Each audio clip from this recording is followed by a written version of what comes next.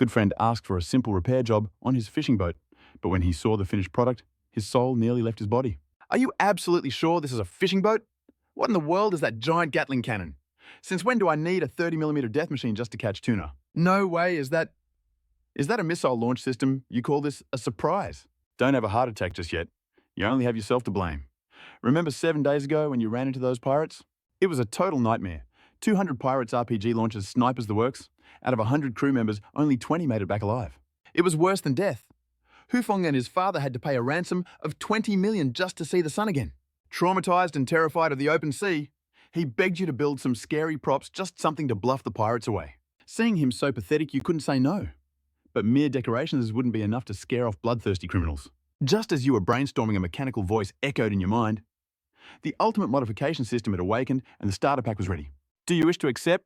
Without a second thought, you shouted yes in pure ecstasy. System initialized. Congratulations, host. You received the blueprints for a futuristic Type 055 nuclear destroyer complete with a portable fusion reactor. Instantly, the schematics flooded your brain like muscle memory. With this golden finger ability, you were unstoppable. Confidence surged through your veins like fire. Huu Phong wanted his deep-sea trawler upgraded. The specs were decent, 6,000 tons, 103 meters long. But you decided to go big and upgrade it to 50,000-ton warship standards. The system was clear higher customer satisfaction means better rewards. So screw it, we are turning this fishing tub into a naval beast. 5 days flew by in a blur. Standing before your steel masterpiece, you wiped a tear of satisfaction from your eye. You summoned Huu Phong for the reveal. When he arrived, his jaw hit the floor so hard it nearly cracked the concrete. Is that really my boat? It looked like it sailed straight out of a blockbuster movie. Brother, to what have you done? You waved it off casually. Relax, they're just props to scare people. They can't shoot. Telling him about the live ammo would probably kill him. Terrified his heart might explode, you decided to keep the lethal capabilities a secret for now and wrapped an arm around his shoulder. Come on, old Jenga, let me give you the grand tour. On the deck, you pointed to the beast. This is a 130mm main cannon replica. Looks like it could wipe out a battalion, right? Don't worry, strictly cosmetic. I also added some close-in weapon systems for extra flair. And even the radar is just a prop. Huu Phong was trembling like a leaf. Isn't this a bit excessive? Trust me, I'm a pro. But wait, there's more. Look at these beauties, vertical launch cells for anti-ship missiles and rockets. Plastic, all of it, just for show. Hearing that Huu Fong's legs finally gave out and he collapsed onto the deck. Big brother, this is supposed to be a fishing boat. Why does it look like we are ready to start World War III? He gasped for air.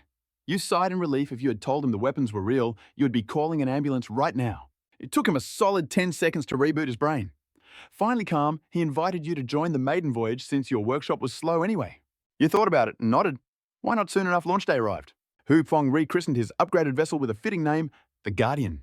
To avoid causing a panic, the heavy artillery on deck was covered with tarps before hitting international waters. Huu Fong's father, Captain Truong Thien Chi, took the helm. The captain eyed the mysterious tarps with suspicion but didn't pry. He just gripped the wheel and prayed, "Please, let's just avoid pirates this time."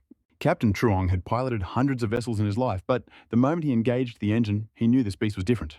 First off, the stability was insane. It cut through the waves like a fortress, twice as stable as any ship he had ever steered. Then there was the dashboard. It was packed with so many high-tech displays, it looked like the cockpit of a spaceship, making him dizzy just looking at it. And the raw power, holy smokes. The speedometer was already climbing past 40 knots. The massive trawler was moving like a racing speedboat, and he hadn't even pushed the throttle to the max yet. Even spookier was the silence. The engine purred so quietly you could hear a pin drop. The captain gasped, "Did that kid replace the entire power core?" 2 hours later, the Guardian arrived at the fishing grounds. The crew wasted no time and deployed the nets. Suddenly, Captain Truong's eyes narrowed. On the radar to the southeast, a medium-sized vessel appeared out of nowhere, tailing them aggressively. "What kind of idiot pilot's like that?" he muttered. "Are they trying to rear-end us?" He immediately grabbed the radio broadcasting on the international channel, warning them to back off to avoid a collision. Static crackled with the foreign language at first. 10 seconds later, a rough voice cut through in English. "We are tracking a school of fish directly beneath your vessel. We are deploying nets immediately. Change your course now. Do not steal our catch." Stealing their catch, tension exploded in the command cabin like a bomb. Zhang Tianji and his officers went pale as ghosts. If those nets hit the water, the propellers would be sucked in instantly. We would be sitting ducks with a dead engine. Basically, fresh sashimi waiting for hungry pirates. Realization hit Zhang Tianji like a truck. He roared at the first mate to smash that alarm button and recall the fleet. Return to base. Even the first mate sensed the Grim Reaper knocking at their door. As the sirens wailed, Zhang Tianji took a breath deep enough to inhale the ocean. No time to think, he slammed the throttle to max to get the hell out of this cursed zone. The word pirates sent shivers down everyone's spines. They are the literal boogeymen of the high seas for honest fishermen like us. The radar screen went from peaceful to panic mode instantly. One blip became two, then three. Long story short, we were totally surrounded. Chaos erupted on deck. They've got us boxed in. I don't want to die yet. Someone save me. Even the captain felt the icy grip of fear clutching his heart. Zhang Yufeng was shaking like a leaf but yelled, "The gear under the tarps! It has to work!" Ignoring his dad, he scrambled to rip the covers off the secret cargo. Meanwhile, you stepped up to the main console like a boss. Scanning the system data in a split second, you formulated the perfect battle plan. For these trash-tier pirate dinghies, anti-ship missiles would be like nuking a mosquito. Let us test out the naval guns and anti-air cannons first. Your fingers danced across the control panels with god-tier speed. The entire dashboard lit up like a Christmas tree. The deep mechanical groan of gears grinding into action echoed through the ship. The heavy machinery roared to life. Everyone on deck froze their jaws, hitting the floor in pure shock. Terror turned to awe as they spun around. Looming over them was the cold steel barrel of a 130mm cannon. The massive barrel swiveled with terrifying precision, locking onto its prey.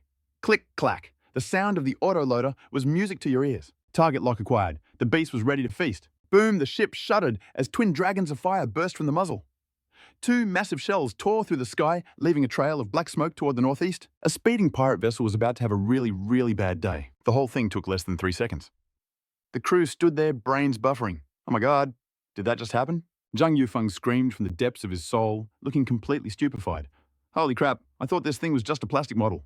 Was not it just for show? Why is it blowing stuff up? It was not just him. Captain Zhang and 30 sailors looked like they had seen a ghost. Captain Zhang grabbed his son. His face twisted in confusion. Spill it! What the hell is actually going on here? I thought they were fake guns. How are they shooting real ammo? Yufeng looked like he was about to cry. I don't know, Dad. My brain is fried too. Over in the northeast, a scrap metal canoe was charging at 40 knots. 6 armed thugs were crammed on board, just your average low-level pirate mob, looking for trouble. 2 with AKs, 1 with an RPG, and a guy manning a heavy machine gun. They were armed to the teeth and feeling lucky. Their leader, Sun Long, peered through his binoculars and laughed like a maniac. Look at those trembling sheep. It is dinner time, boys. The pirates howled like wolves, eyes burning with greed. But their celebration was cut short by 2 gifts from your 130mm cannon. Splash! A massive column of water erupted into the heavens, just missing their boat. The pirates instantly started questioning their life choices. Sun Long's grin vanished faster than a ninja. Before they could blink, the sky turned dark with incoming fire. It looked like a meteor shower of death raining down on their heads. The sheer pressure was crushing them into oblivion. Boom, boom, boom. The explosions were a continuous wall of noise that rattled their very bones. Sun Long froze his brain, failing to process the reality. That is a naval cannon, he screamed, his voice cracking. It is a trap. That is not a fishing boat. It is a warship. Abandoned ship? Ignoring his crew, he dove into the ocean to save his own skin, but he was too slow. Judgment Day arrived. 6 high-explosive shells slammed directly into their tiny boat with pinpoint accuracy. The vessel disintegrated instantly. The fuel tank ignited, creating a magnificent fireball that lit up the sea. A 10-meter radius of the ocean turned into a blazing inferno. Meanwhile, back on your ship, having deleted one target, you calmly rotated the turret to find the next victim. The other pirates went from "let's rob them" to "mommy help" in record time. Seeing that cannon fire turned their adrenaline into pure terror. Their war cries turned into screams for mercy. The other pirate captain shrieked, "Retreat! Get us out of here now!" But you can't outrun a shell moving at supersonic speed. Another boat turned into a floating torch meanwhile in the southeast waters. Nguyen Than Tuyen stared, his eyes popping out like anime comic relief. A combat frigate. Seriously, that old geezer? Lai explicitly said this was just some harmless offshore fishing tug from the Dragon Nation. Since when do fishermen pack naval artillery? Damn it, we played ourselves. Those foreign backers totally set us up as cannon fodder. The pirate lord's expression went darker than the bottom of a burnt wok. Meanwhile, 70 nautical miles away, inside a high-tech US cruiser, Commander John Loren was chilling, watching the pirate raid in 4K resolution via military satellite. His mission was simple: team up with the local sea bandits to harass the borders and bully some poor Dragon Nation fishermen, just to teach them a lesson about who really owns the seas. He'd done this dirty work 1,000 times, a true veteran of bullying. But this time the prey had teeth. Big, nasty cannons. John lost his cool instantly. What the hell is Intel doing to sleep at the wheel?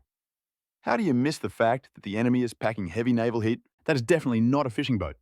No way is that just for fighting pirates. Those Dragon Nation folks are definitely plotting something shady in these international waters.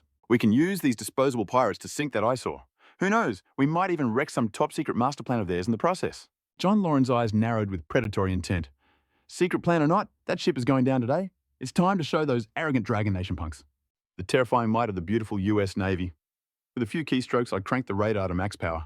Everything within a 120 nautical mile radius lit up on the screen crystal clear. Even my own cruiser was just a blip on the map compared to what was coming.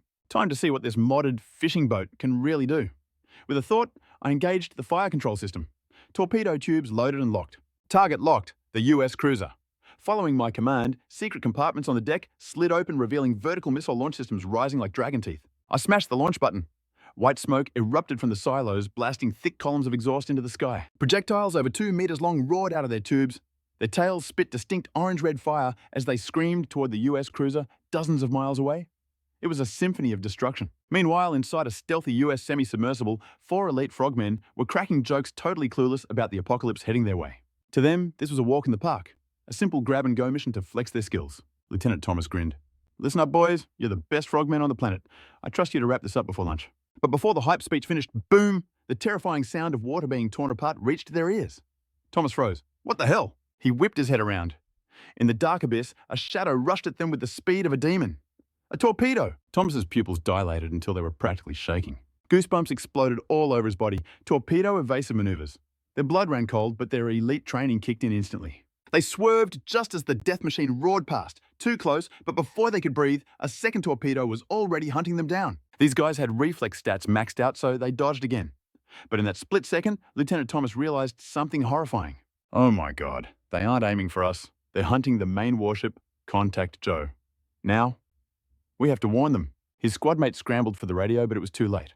Whoosh, whoosh, whoosh. 4 anti-ship missiles skimmed the water, ignoring the small fry, and rushing straight for the US cruiser. And right behind them, a swarm of nearly 30 rockets trailing smoke like angry hornets, all hungry for American steel. Back in the command center, John Loren was glued to the radar monitoring the frigate situation. Then he saw it. A barrage of death closing in at Mach speed. Load torpedoes, launch countermeasures. The entire bridge crew stood frozen in shock. Jesus Christ, that's supposed to be a fishing boat. Since when do fishermen have military-grade hardware? Are the Dragon Nation people insane? They don't even have enough gear for their actual navy, let alone a random trawler. Joe screamed orders. John Loren went into full panic mode. Activate the CIWS, shoot those damn things down, fire torpedoes, do something. 10 seconds of chaos later, the sky lit up. Massive fireballs erupted as interceptors collided with the incoming doom, spraying shrapnel like rain. The ocean wasn't safe either. Torpedoes clashed in the deep. Boom, the underwater collision sent a massive shockwave to the surface, creating a 3.5-meter tsunami that surged toward Nguyen Thanh Thuyen's fleet. The pirates, screaming on their speedboats, were charging in, only to get picked off one by one by the frigate's autocannons. They were popping like balloons. Then the artificial tsunami hit the wall of water, swallowed the speedboats whole, flipping them over instantly. Even their medium-sized command ship got slapped by the ocean, rocking violently like a toy in a bathtub. The pirates went from cursing to crying. Absolute terror took over the crew. Seeing an anti-ship missile lock onto them, Nguyen Thanh Thuyen screamed in rage. Those American scumbags! They used us as bait. I'm so pissed I could spit blood. Our ancestors us. We all got played. Panic spread like a virus. Grown men were wailing, knowing there was no escape. Against an anti-ship missile, jumping overboard just makes you wet before you die. Kaboom! The front half of the pirate ship was vaporized instantly. Pirates were deleted from existence. The survivors were dragged down into the cold embrace of the sea. On the advisor's boat, everyone was statue still. Truong Thien Chi gasped his soul, leaving his body. Wait, is that seriously my fishing boat? Bro, you call this a fishing boat? It is a straight-up warship. Truong Huu Phong stared at Brother Su, jaw hitting the floor. I said renovate the ship, not turn it into a floating fortress of doom. The crew didn't care about logic, though. After a split second of shock, they erupted into cheers like a stadium crowd going wild. Everyone was screaming, blast 'em! Brother Su! Hit 'em with everything. They didn't care if it was the Japanese or the Americans. They were ready to throw hands with the whole ocean. The tension was ramping up to level 100. You were glued to the radar watching the enemy activate their interceptors. Every missile and torpedo you launched was getting swatted out of the sky. Playing hard to get, huh? Interesting. You narrowed your eyes into dangerous slits, fingers dancing across the console to double-tap 2 more torpedoes into the water. 4 anti-ship missiles versus dozens of interceptor rockets. Yeah, they were blocking them for now. But you had enough ammo stockpiled for a medium-sized war. This was a battle of attrition, and you weren't about to blink first. Who's afraid of who? Captain John Loren clocked your game immediately. He wanted to tactical retreat, but his pride as a US Navy officer wouldn't let him. Running away now would be a fatal blow to his reputation. Gritting his teeth, he ordered them to keep intercepting and radioed the nearby patrol ships for round 2. It was a stalemate. Round 3, round 4 firepower lit up the ocean surface like a deadly light show. Shrapnel was flying everywhere like rain. The poor pirates, stuck in the middle, were getting absolutely shredded by the crossfire or blown out of the water by the ship's cannons. Just like that, hundreds of pirates deleted from existence. Total wipeout. Meanwhile, to the west, near the Dragon Nation's coast, a massive 120-meter Dragon Nation warship was tearing through the waves at max speed. Captain Hua looked frantic, eyes locked on the military radar. 10 minutes ago, a red alert had screamed through the comms. A military clash near Dragon Nation waters. Confirmed participants 1 Dragon Nation vessel versus 1 American ship. Knowing the overpowered strength of the US Navy, the Dragon Nation ship was probably already toast. But Captain Hua was confused. There shouldn't be any Dragon Nation warships in that sector. No patrols, no drills. So who the heck was fighting? 30 minutes later, 17 nautical miles out, assisted by satellite imaging, Captain Hua took a closer look and nearly had a heart attack.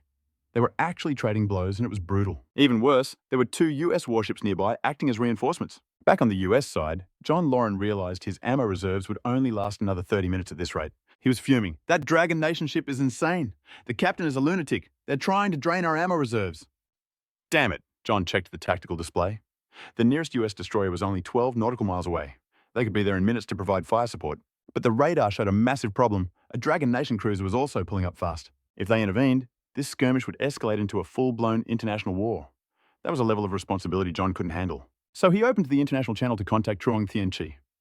This is Captain John Loren of the USS Anvaro. Listen closely. This conflict is unnecessary. For the sake of world peace and stability, we should both withdraw 50 nautical miles. This isn't a request. It is a warning. If you don't comply, you will pay a heavy price for your actions. Truong Thien Chi thought, classic arrogant tone. He paused, covering the mic, and looked at you. Little Ngim, what is the play? You didn't even look up typing away like a hacker god. Accept the demand, but tell them they have to pay a $5 million peace fee. Money is good, right? Fuel isn't free, compensation is mandatory, bro. When John Loren heard the condition, he roared in anger. Impossible! The noble American Navy doesn't pay extortion money. Your response to that outburst was simple. Then no deal. Resume fire. Instantly, 2 anti-ship missiles launched roaring toward John with a vengeance. He had met rule breakers before, but never someone this lawless. On the other side, Thomas ordered a high-speed submersible to deploy frogmen for a sneak attack on your hull. But against your sonar and radar systems, useless. You immediately dumped depth charges and sea mines into the water. Faced with mines and depth charges, the dozen elite frogmen were stunned. Bro, we are just divers. Is this necessary? You dropped so many explosives, it was overkill. Mines weren't enough. You had to add depth charges too. Out of the dozen divers, only 3 reacted in time. The rest were either crushed by the shockwaves or turned into red mist by the explosions. The scent of blood triggered a feeding frenzy, drawing in sharks from miles away to finish the job. Of the 3 who survived the blast, 2 more died right there. Only Thomas managed to retreat completely traumatized. At that exact moment, 7 nautical miles behind you, the Dragon Nation destroyer Long Nam finally arrived. On the bridge, Captain Hua was using military binoculars to scan the chaotic battlefield in the distance. He watched in disbelief as missiles and rockets launched from a fishing boat, screaming toward the US fleet 20 nautical miles away, targeting the cruiser. The US troops were fighting for their lives, launching interceptors like they were free. The explosions were deafening, shaking the very heavens and earth. Captain Hua stood there, his ears ringing, absolutely gobsmacked by the scene. This ain't a warship, folks. It's clearly just a humble fishing trawler, complete with dragnets and rusty cranes. Looking at the hull, it's 100% a civilian vessel. But then how do you explain those jet-propelled rockets screaming toward the American cruiser? What in the world is actually going on here? It wasn't just Commander Shu on the Dragon Tooth. Every single officer and soldier was completely shook. Old Shu, do we need to jump in and assist? Chief of Staff Sun Wenlong spoke up, forcing down the shock rising in his chest. Not yet. Let's wait and see how the Yanks react to this madness. Besides, the higher-ups have definitely been notified. Hold your position. On the radar screen, a destroyer symbol had already appeared. If the heavy hitters decided to intervene, this situation was about to get messier than a tangled fishing net. Sun Wenlong nodded, his expression heavy. But honestly, they were giving the Americans way too much credit. Over on the US side, seeing a Dragon Nation warship appear on the radar sent them into full-blown panic mode. They only had 2 ships and they were way too close to Dragon Nation's coastline. If the enemy sent reinforcements, they'd arrive at light speed. After a split second of thinking, before John Loren could even give an order, his superiors sent a frantic message: retreat immediately. John Loren was furious. He slammed his fist onto the table so hard that papers went flying like confetti in a hurricane. If it was just that one lone boat, he would have blown it to smithereens by now. Meanwhile, seeing the enemy turn tail and run, our MC casually tapped 2 fingers on his keyboard, shutting down all those lethal weapon systems. Click. The crew on the boat watched the radar, and when they realized the Yanks were actually fleeing, the hype was unreal. Everyone looked at him with eyes full of worship and gratitude. For Brother Su, you're literally a god. You made the American fleet run away with their tails between their legs. Unbelievable. Brother Su, that was too OP. I'm seriously suspecting you're a secret super soldier raised by the state or something. Captain Zhang Tianji walked up to him, beaming with a huge smile. Little Yan, great work. You really saved our skins today. And everyone else on board too. Though Uncle Zhang is still confused. Where on earth did you get these weapons of mass destruction? Hearing this, Zhang Huifeng, who had just recovered his soul, squeezed in. Yeah, Brother Su. Didn't you say this stuff was just for show? I almost wet myself thinking we were doomed. He just gave a faint smile. It is for show. But when it's life or death, you gotta do what you gotta do. The captain, Huu Phong, and the whole crew were left totally speechless. Just then, a broadcast boomed. "This is the Dragon Nation Navy. This is the Dragon Nation Navy. Fishing vessel ahead, cut your engines and drop anchor immediately. Cooperate with the inspection. I repeat, cut engines and drop anchor immediately. Cooperate with inspection." A dry, authoritative voice rang out as a massive Dragon Nation warship loomed behind them like a mountain. "Oh, thank heavens we're saved. Looks like we're finally safe. But aren't these warships a little late to the party?" True that. But wait. The lethal toys on our boat have definitely been spotted. The Dragon Nation is super strict about this. Hiding a handgun is enough to rot in jail. With this heavy arsenal, we might be looking at the death penalty. Thoughts raced and panic started to spread among the sailors instantly. Even the Zheng father-son duo looked terrified. Finally, everyone's eyes turned to Zheng Tianji. The captain walked up to our MC, hesitating for a second. "Little Yan, there's a speedboat on deck. You take little Qian and flee to another country. Don't come back to the Dragon Nation." Hearing this, a bittersweet expression crossed his face. "Uncle Zhang, haven't you heard the saying, kill one person and it's a crime. Kill 10 and you're a monster." But if you kill 100, 1,000 or 10,000, then you become a hero." Zhang Tianji scratched the back of his head. That actually makes sense. He didn't argue anymore and dropped the anchor, stopping the boat right there. In no time, the Dragon Tooth warship pulled up alongside. A pontoon bridge was set up and squads of Marines marched onto the fishing boat to secure the perimeter. Commander Shu and Chief of Staff Sun Wenlong walked up together. As soon as their boots hit the deck, they saw the 130mm cannon that looked scary enough to kill someone just by looking at it. Commander Shu frowned, stepped forward to inspect it, and instantly froze. "It really is a 130mm naval gun. Wait a minute. Isn't this tech only found on Type 052 destroyers? Why is it on a fishing boat?" Even more deadly was the smell of gunpowder stinging their noses and the heat radiating from the barrel proof that this beast had just unleashed hell moments ago. Looking further ahead, there was another cannon installed in the cabin. He checked the magazine. Over 200 shells, still loaded. Then both officers locked eyes on a square object 10 meters away. Badump! Commander Shu's heart skipped a beat. He rushed over. It was a steel hatch reinforced with heavy bolts. Commander Shu waved a Marine over and ordered him to crack it open. The soldier pried open the reinforced lid and boom! A 16-tube rocket launcher caliber 44 stared back at them. Next to it was a round cover. They pried that one open too. A vertical missile launch system. No mistake, actual missiles. Commander Shu took a deep breath, his face a mask of absolute shock. You have to understand, this is just a fishing boat. Where did they dig up this god-tier military hardware? It wasn't just Commander Shu. Sun Wenlong was equally flabbergasted. "Old Shu, if I hadn't seen this with my own eyes, I wouldn't believe such monstrosities were bolted onto a fishing trawler." Officer Long took a deep breath, his face twitching like he just saw a ghost in broad daylight. His expression shifted from shock to pure rage. This was absolutely ridiculous. Heavy military hardware on a fishing boat. What is Captain Fan planning starting his own private army? Long laughed bitterly. "I don't know, but we're finding out. Hey, get every single engineer down here. I want this floating fortress inspected from top to bottom." Moments later, they stormed the main control room. Over 20 fully geared Marines locked the place down tight. Black muzzles pointed at every corner. The tension was so thick you could cut it with a knife. Commander Hua stepped in like a boss, clearing his throat loudly. "All right, who's the captain of this vessel?" Captain Truong was shaking like a leaf. Seeing the Dragon Country Navy swarm his ship, he knew there was no escape. He slowly stood up, raising a trembling hand. "Greetings, officer. I'm the captain." Commander Hua narrowed his eyes, scanning the man. "Hello there. Name Truong Tien Chi." "Okay, Captain Truong. Spill it." Truong gritted his teeth, taking a deep breath. "I did this alone. The crew knows nothing. I bought the missiles, I installed them. Punish me, but let my crew go. I'll take full responsibility." That was Truong's only thought, sacrificing himself to save the ship. The crew watched, eyes filled with emotion. Commander Hua just smirked. "Captain playing the hero isn't smart.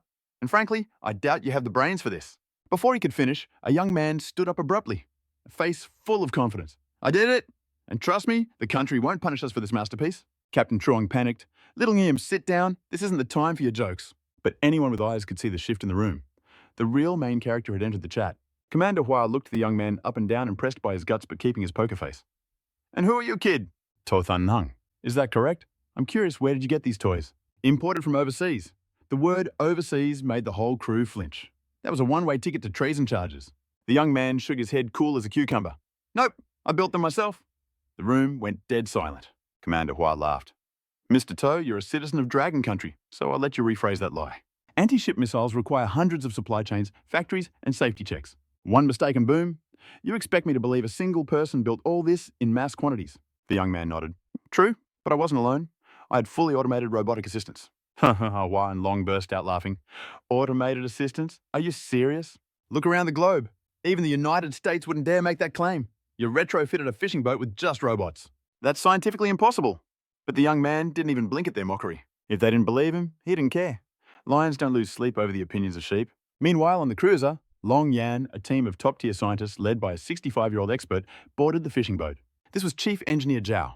He was currently leading his PhD students to inspect the front transceiver. As he examined the tech, his eyes went wide. His hands started trembling uncontrollably. Seeing the old man freak out, Commander Hua walked over. Chief Engineer Zhao, what's wrong? Now keep in mind, Mr. Zhao is a national treasure, a genius in materials and optics. He's the brain behind Dragon Country's science division, a total legend. Even the arrogant Commander Hua respected him. Heck, the Navy's own radar was installed by this guy's team. But looking at his reaction now, it seemed like he just discovered alien technology. Zhao lowered his voice, shaking with excitement. This is a dual-band radar system. What? Hua froze. Even the Chief of Staff standing next to Officer Long stood there like a statue. Listen, current world tech is mostly C-band. Combining waves is a nightmare. Electronic interference usually fries the system. Solving that requires god-tier engineering.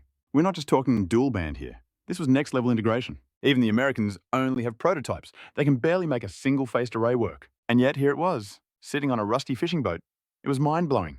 But hold on to your seats, because that was just the appetizer. The real shock was just beginning. Thump, thump, thump! Urgent footsteps echoed down the corridor like a war drum. Everyone snapped their heads toward the noise. A technician in blue overalls burst into the control room, sweat dripping like rain. Panic was written all over his face as he shouted, "Captain Mr. Zhao, it's an emergency. You got to get down to the engine room, ASAP." Move now? Zhao Haiyang was still vibing over the new radar tech, completely lost. What the heck is going on now? The technician gulped down a massive lump in his throat. He risked it all and blurted out, "Captain Shu, Mr. Zhao, I swear on my life, I think I just saw a controlled nuclear fusion engine." No cap. It is definitely a controlled nuclear fusion engine. Boom, it was like a million lightning bolts struck the room at once. Everyone froze, brains short-circuiting. For 20 whole seconds, absolute silence reigned until Captain Shu finally snapped back to reality. He sucked in a cold breath, his aura darkening instantly. He stomped over to the technician and grabbed him by the collar. His face was twisted like a demon's. "What did you just say, soldier? Say that again clearly. And think before you speak, son. If you're lying, I'll have you court-martialed faster than you can blink. Controlled nuclear fusion. Seriously? Are you mocking a veteran commander?" As a man who had lived and breathed warships his whole life, he knew exactly what this meant. Why does the US bully everyone globally? Because they have the big guns. Their nuclear-powered aircraft carriers are the ultimate dream of every superpower. But finding that god-tier tech on a crusty old fishing boat, impossible. He couldn't believe it. He wouldn't believe it. He wasn't the only one. Chief of Staff Sun Wenlong's eyes turned bloodshot, looking like he was ready to devour the guy whole. "Is this a joke? Did you see it right? Speak up." Even the genius scientist Zhao was shaking like a leaf. "Controlled fusion? No way! Absolutely impossible," he stammered, swallowing hard. "Little Chan, you must be hallucinating, right? That's the holy grail of technology, the ultimate national treasure the whole world is fighting for. And you're telling me it's sitting in the belly of a fishing boat, a finished product? You're definitely seeing things." The atmosphere was suffocating. Every soldier stared at him with predator eyes ready to pounce. Poor little Chan felt his heart pounding out of his chest. Honestly, he barely believed it himself. "Captain Mr. Zhao, words can't explain it. You just got to see it for yourselves." They nodded vigorously. This was too big to ignore. Leaving 20 guards on high alert, the brass moved out. Led by little Qian, the heavy hitters marched to the engine room. Meanwhile, Zhang Tianji whispered to the MC, "Lil Yan, what is actually going on?" "Probably just a prank," Su Qingfeng replied, with a straight face, cool as a cucumber. "I just felt this boat was way too slow, so I modded the engine a little bit." "Uncle Zhang, is that a problem?" Zhang Tianji stood there, wind blowing through his empty head, completely flabbergasted. Back in the engine room, the squad arrived. There, wrapped in machinery, sat a miniature reactor. It glowed like a tiny sun. Zhao rushed over, twisting valves and checking gauges with trembling hands. No liquid fuel. Pure energy was radiating from that mini sun in the center. He couldn't believe his eyes and pulled out his scanner. Weak radiation. Massive energy output. Steam generation? It looked just like the American Ford-class engine, but shrunken down impossible. Zhao's jaw hit the floor. He was literally speechless. Captain Shu was skeptical, but seeing Zhao's reaction, his eyes lit up like lasers. He exchanged an intense look with Sun Wenlong. A silent nod confirmed everything. It was real. Captain Shu took a deep breath. A muscular major stepped forward. "Sir, waiting for orders." The captain's face went into full war god mode. "Except for the skeleton crew, lock down the main ship, move all personnel to this fishing boat. Now bring every round of ammo we have. Combat readiness level 1. If any vessel dares to approach this boat, warn them 3 times. If they don't stop, blow them out of the water. No permission needed. Get comms up encrypted line to Beijing. Immediately. Send all this data to headquarters. Move." Orders flew like bullets. Each command was more intense than the last.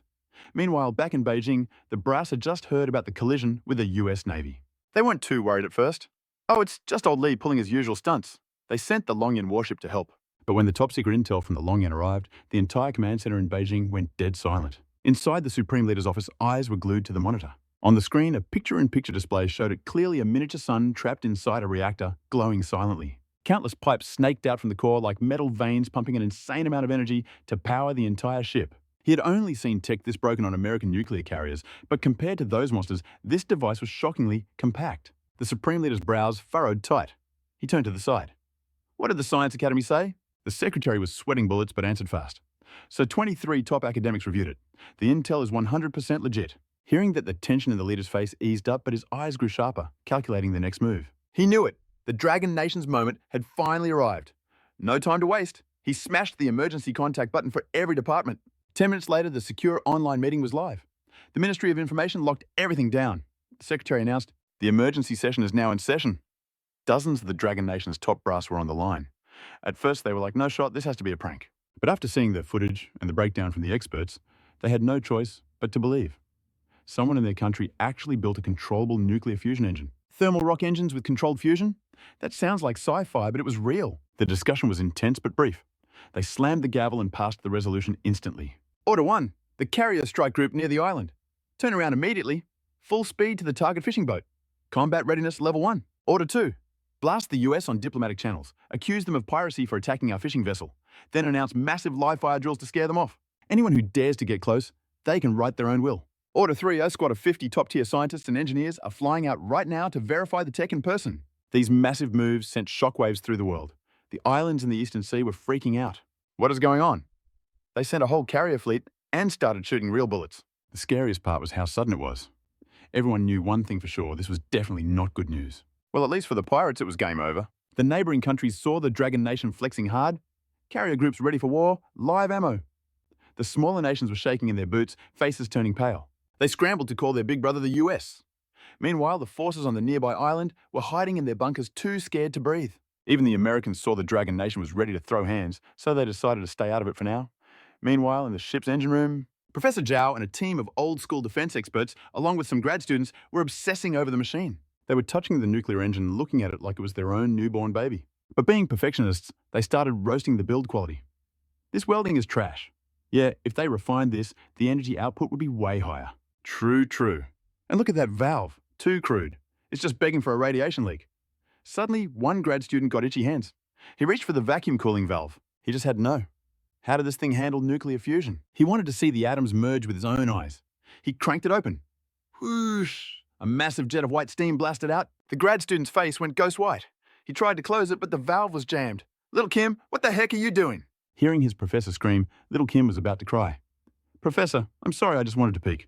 I wanted to see the fusion process. I wanted to understand the cooling tech. I didn't think it would explode like this. Professor Zhao looked like he was going to explode. Are you insane? This is a national treasure. This is the hope of our entire country rising up. Do you have any idea what you've done? Zhao was so mad he almost coughed up blood. General Shi stood nearby, his eyes cold as ice. He didn't say a word. He just looked. 4 soldiers instantly pounced. They tackled the student to the ground hard. As for his future, yeah, consider it deleted. But that wasn't the main problem anymore. Professor Zhao tried to grab the valve and realized even he couldn't close it. It was getting worse. As the white gas hissed out, the stable reactor started shaking. It was losing stability fast. Was the reactor about to blow? General Shi started to panic. He glared again and the soldiers pressed the student down harder. But honestly, that kid's life was the least of their worries now. The real nightmare was right in front of them. Professor Zhao was struggling, but the valve wouldn't budge. The white gas kept venting. The nuclear reactor, which was running perfectly a minute ago, was now a ticking time bomb. It's going to blow.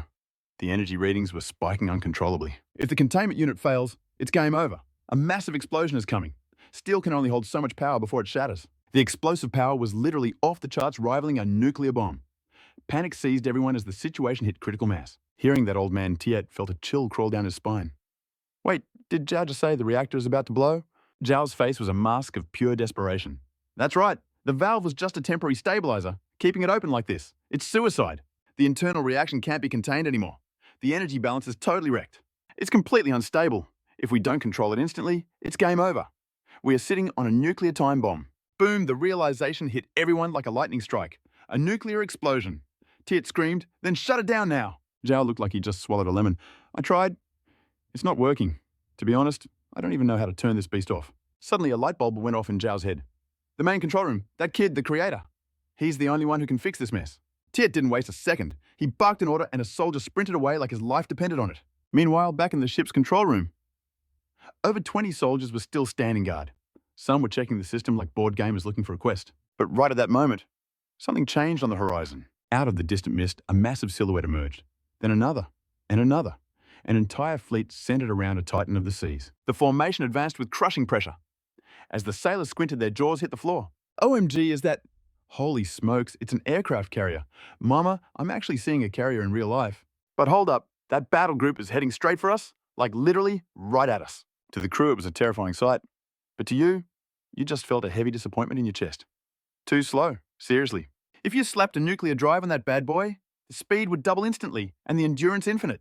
Standing on the carrier deck was Commander Shu, a lieutenant general with eyes like a hawk, a 58-year-old veteran with a soul made of steel. This man was a true alpha of the battlefield. Standing right next to him were the top brains of the Dragon Kingdom, over 10 elite nuclear experts. Leading the pack was Wu Zihua, 71 years old, the absolute godfather of the nuclear industry. When they first heard the news, they were shook. But that shock quickly turned into pure adrenaline-fueled hype. Who knew a genius actually built a controllable fusion reactor and shoved it into a fishing boat? That is legendary behavior. The carrier sliced through the waves, parking near the tiny escort ship. Speedboats dropped into the water like rain. Heavily armed soldiers swarmed out. They circled the fishing boat in 3 tight layers. Talk about overkill. Above the sky was buzzing. Attack choppers, anti-sub units, scouts.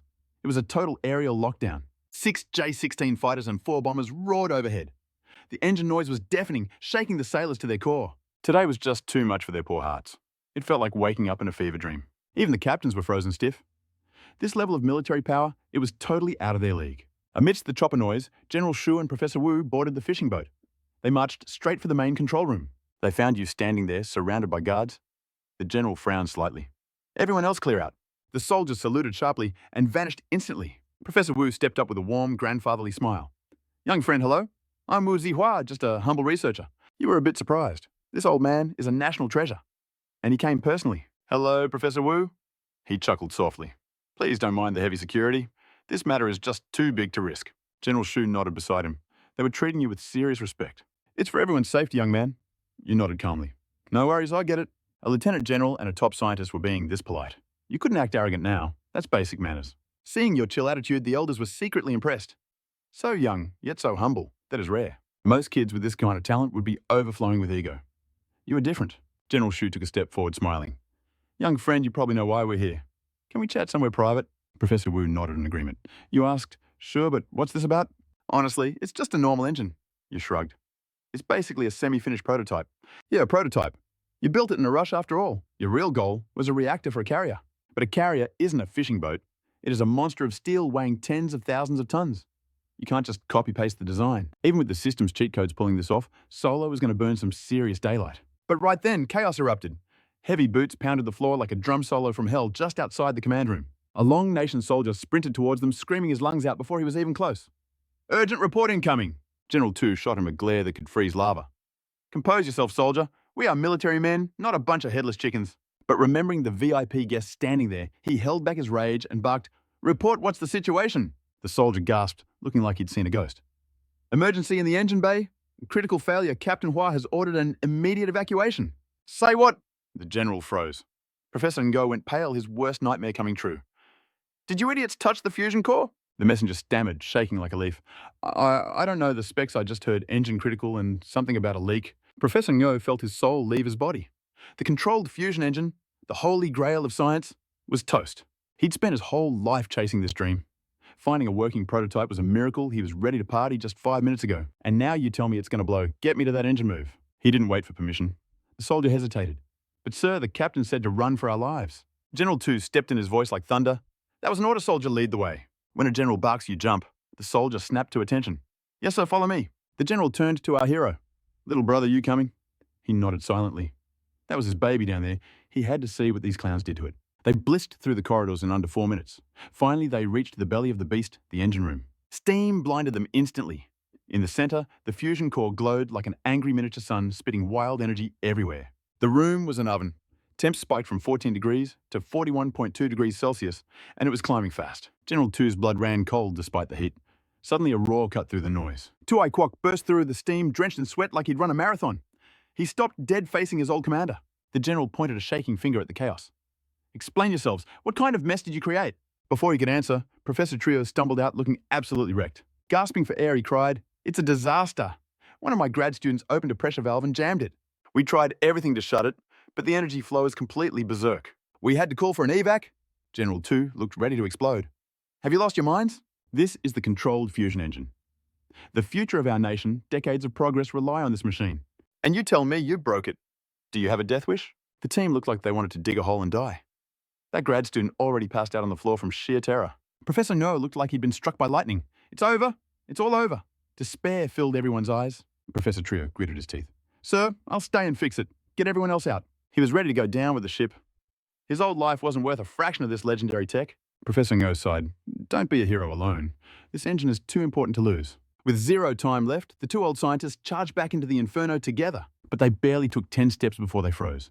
There, standing calmly next to the impending explosion, was our guy. He was chilling, right hand playing on his phone, left hand casually twisting the stuck valve here and there. He wasn't even looking. But under his casual touch, that impossible valve was closing smooth as butter. Professor Ngo's jaw dropped, but Professor Trio looked like he was going to have a stroke.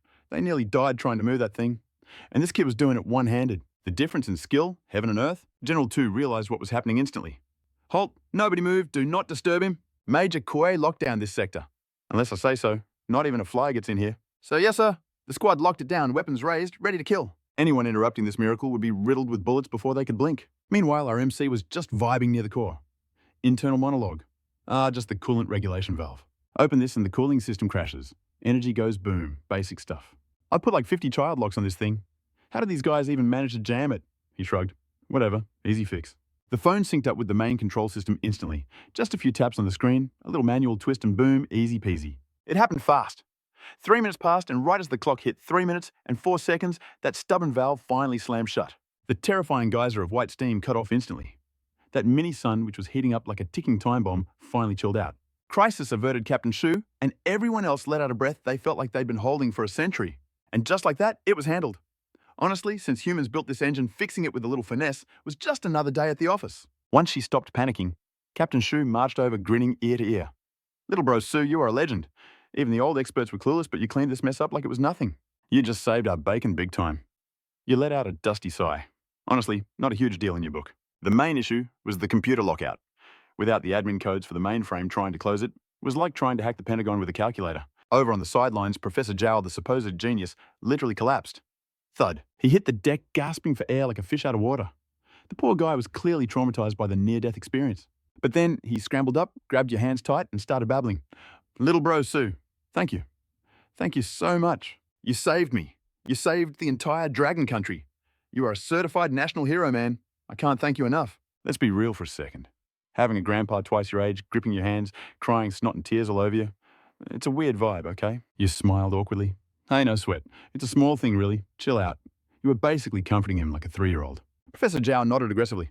"No way you are a hero of the state. Here, take my card. My personal number is on the back. If you ever need anything, anything, just call. I got you." You took the card and nodded, accepting the new connection. Then Wu stepped up to shake your hand too, spouting the same hero of Dragon Country praise. You were racking up fans left and right. 10 minutes later, once the steam cleared and the nuclear energy stabilized, you took them on a little tour of the fusion system. Most of what you said was pure theory, but to make it work in real life, you'd need tech that doesn't even exist on the market yet. That's the thing, this setup required advanced gear that you literally can't buy at the local hardware store. Because this system was a gift from your cheat code ability. The market, they aren't ready for this level of tech. But look at Zhao and Wu. These old scholars whipped out notebooks out of nowhere. Left hand holding the book, right hand, gripping a pen, scribbling away like crazy. They looked exactly like elementary school kids trying to impress the teacher, terrified of missing a single word of your lecture. That level of seriousness, it would put the class suck up to shame. After the basic intro, the nerd out session began. They bombarded you with questions. What is a vacuum tidal device? They'd never even heard of it. And how do you force atoms together without a massive water tank? Where's the water? Sue. You answered every single question without breaking a sweat. Captain Shu stood back, watching the whole scene with a soft smile. In her eyes, your silhouette was looking mighty tall right now. Insane talent, zero arrogance, totally chill. A young guy like this, he's a unicorn. Suddenly, Chief of Staff Sun rushed over and whispered in her ear, "Captain, big call from the capital. It's the higher-ups." Captain Shu's face went from soft to serious in a split second. She spun around and marched out to take the call. About 10 minutes later, she came back to the engine room and walked right up to you. Little bro Su, you were busy explaining a valve to Wu. Hearing your name, you turned around. Captain Shu, what's up? She flashed a mysterious smile. Small thing. We need to have a little chat. Oh, and old Wu, old Zhao, you two come along as well. The three of you followed her into the frigate's private lounge. It was a tiny room, pretty bare bones except for an old VCD player in the corner. After motioning for everyone to sit, Captain Shu poured you a glass of water herself. Then she dropped the formalities. Listen, Su, we soldiers value speed and efficiency, so I'm not going to beat around the bush. I called you here to ask one thing. Are you interested in coming to the capital? Hearing that, Professor Zhao and Wu exchanged a look.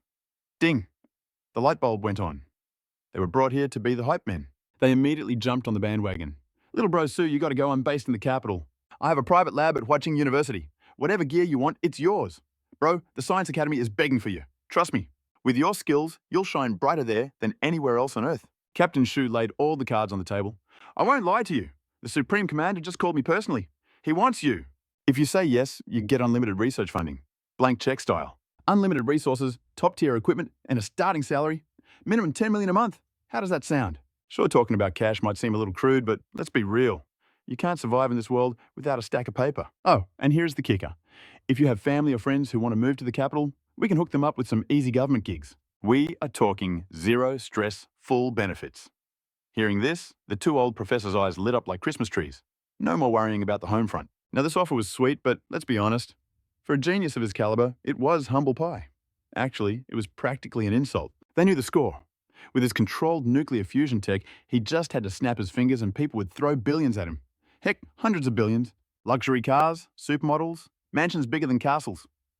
He could have it all. Thinking about that, Officer Shu started sweating bullets.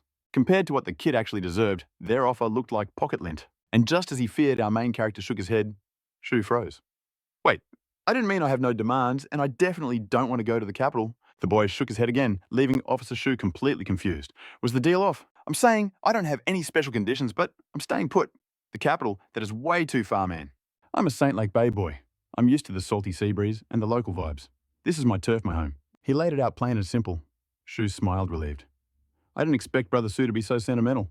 That kind of loyalty is rare these days. That is fine. The higher-ups will understand. You don't have to move, but could you do us a solid on one other thing? You know how it is. The big bad USA is out there fanning flames, causing trouble all over the globe just because they have the biggest guns, especially their Navy. And their ace in the hole? Those nuclear-powered aircraft carriers. So here is the ask, can you take our current carriers and upgrade their engines to nuclear power for the nation? Our hero thought for a second. Sure, I can do it, but a real talk.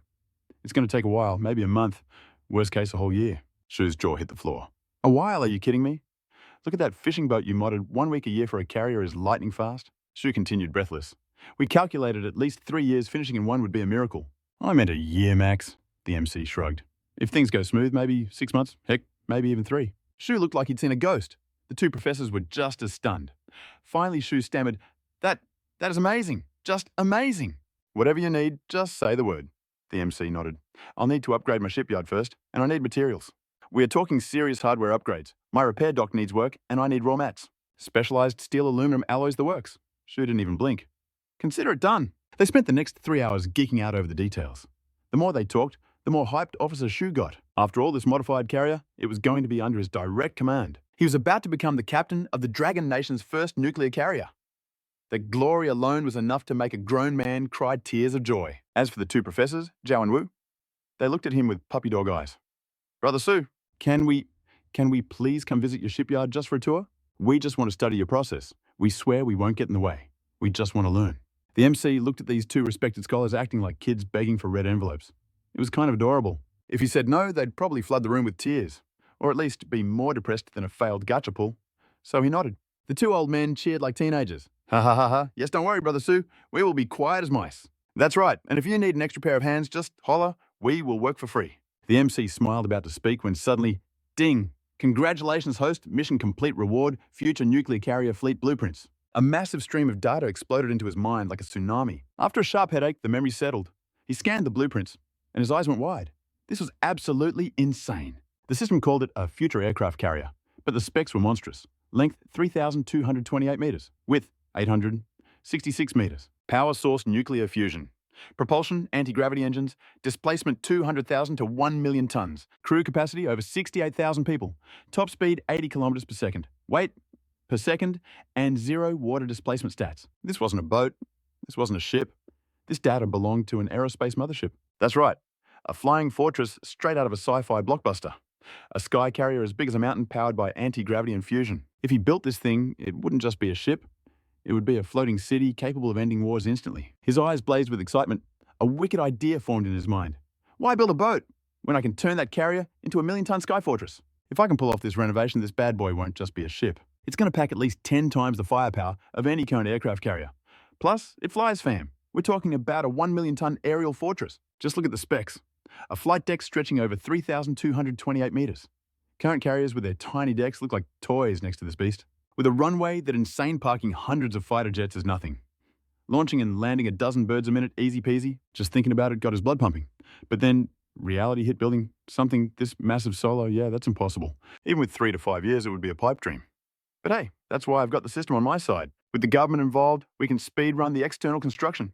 And let's be real, the authorities aren't going to say no to a superweapon. Negotiations were smoother than butter. The deal was sealed instantly. Now my fishing boat is rolling out with a full carrier strike group escort. We headed straight for the northern shipyard under war zone levels of security.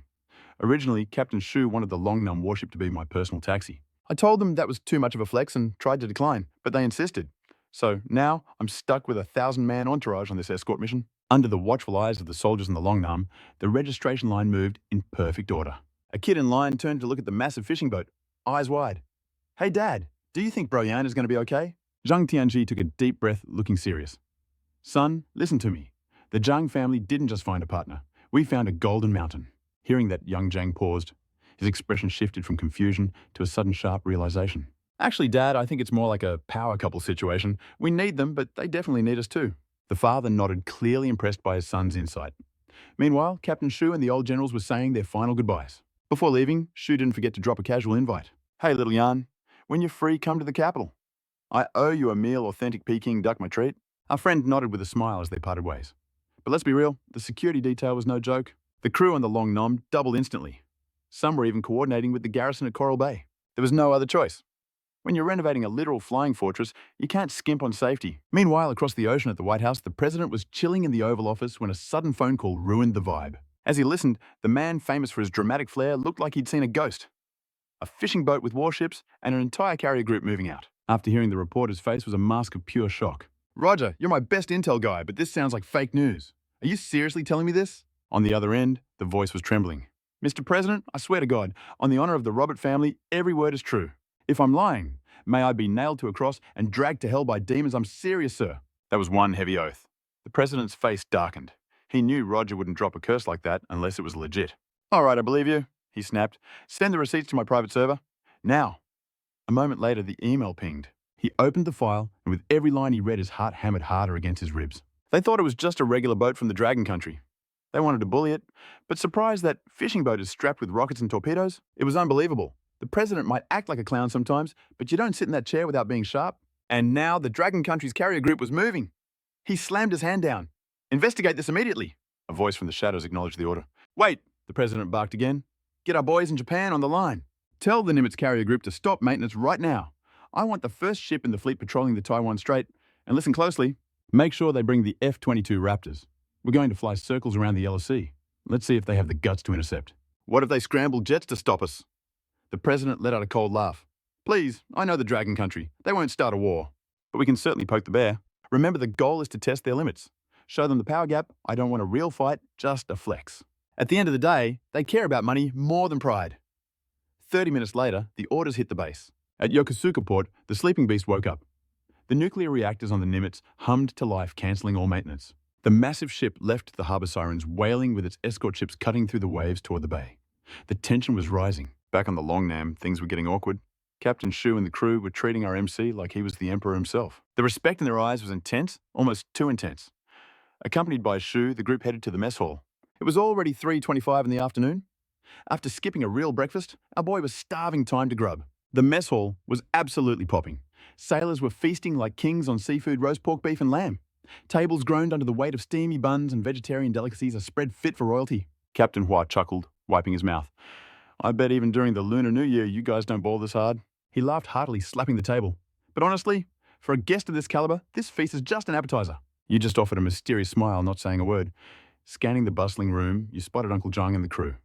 As you walked over, Captain Hua and 4 elite guards shadowed your every step. The sheer pressure of that entourage froze them in place. Uncle Zhang and Yukian suddenly felt like deer in headlights, stiff with nervousness. You grinned, breaking the tension. Uncle Zhang, why the long face? Don't tell me you forgot my handsome face already. Uncle Zhang laughed nervously, relief washing over him. No way, how could you just glowed up so fast my brain couldn't process it? But Yukian was still confused. Bro, Su, I'm lost. Didn't you say we were upgrading the fishing boat? So why are we standing on a literal warship right now? You thought for a second and shrugged. I was worried about pirates, so I added a few upgrades. Who knew it would turn into this? You smirked. Not happy with the results. Happy I'm over the moon. But that was our fishing boat, Yukian mumbled. Captain Hua stepped in with a reassuring grin. Don't worry, boys. The state is buying it back. For 3 times the market price. Yukian wanted to scream. That thing ran on a fusion reactor. It's priceless. 3 times is a total rip-off. But he swallowed his words. Arguing with the government? That's a one-way ticket to trouble, and he knew it. As the feast continued, the mood lightened. Before long, the breathtaking Coral Bay appeared in the distance. Sunset draped over the water like golden silk. The deep blue bay sparkled a scene straight out of a painting. 3 hours later, a steel beast rose from the horizon. The massive warship cast a long, imposing shadow across the ocean as it approached. Flanking it were 7 or 8 fishing boats heading home to the island. But compared to this monster, they were toys. Armed to the teeth, soldiers standing like statues on the deck. This was the pride of the nation, the Dragon Rock warship. Originally, Captain Hua planned a stealth mission. Sneak you back, then start the aircraft carrier project quietly. But let's be real. How do you hide a massive aircraft carrier? It stood out like a sore thumb. So they flipped the script. Make it loud. Make it public. It showed the nation's respect for you. Besides, sneaking around would only look shady to the public. The order came from the very top. The Supreme Commander called the provincial governor personally. This man is a national treasure. Protect him, honor him, treat him like royalty. Let that sink in for a second. Even when foreign heads of state visited, the Supreme Commander never gave an order this strict. The governor was shaking in his boots. Cold sweat dripped down his face as he panicked. Who is this monster? He thought, terrified. Just that one sentence made it clear. Even with his high rank, compared to this VIP, he was nothing but an ant. He knew deep down he wasn't important enough to ever earn those words from the commander. The governor immediately dialed the city mayor. Mobilize everyone now. We are welcoming a National Pillar Special Forces police choppers the works. The mayor nearly dropped the phone. Oh my God, what titan is descending on my tiny city? One mistake and his career was toast. He barked out orders instantly. Every commander, every officer, get to the bay immediately. We are welcoming a hero. It was a chain reaction of panic and duty. The pier was packed with power players. 5 or 6 provincial big shots led the charge. A dozen city leaders, over 100 local officials, 10,000 police officers, 1,200 squad cars, 31 helicopters buzzing overhead, all waiting for one person. The scene was absolute chaos. The pier was overflowing with 50,000 spectators. Thank God for the massive police presence. They held the line, preventing a deadly stampede. On the deck of the Dragon Rock, Uncle Zhang and the crew looked like their souls had left their bodies. They were questioning reality. Is all this really necessary? But you stood there, cool as ice. With the system in your grasp, your mindset was on a whole other level. The Dragon Rock docked with a heavy thud. Instantly, 100 armed soldiers flooded the pier to secure the area. Escorted by Captain Hua, it was time to move. You signaled Uncle Zhang and the others to follow. You walked side by side with the captain, striding with purpose. The rest of the crew trailed behind, trembling. The crowd gasped. A ripple of shock went through the masses. Wait, look at him. He's just a kid. That teenager is the VIP? No way, that's impossible.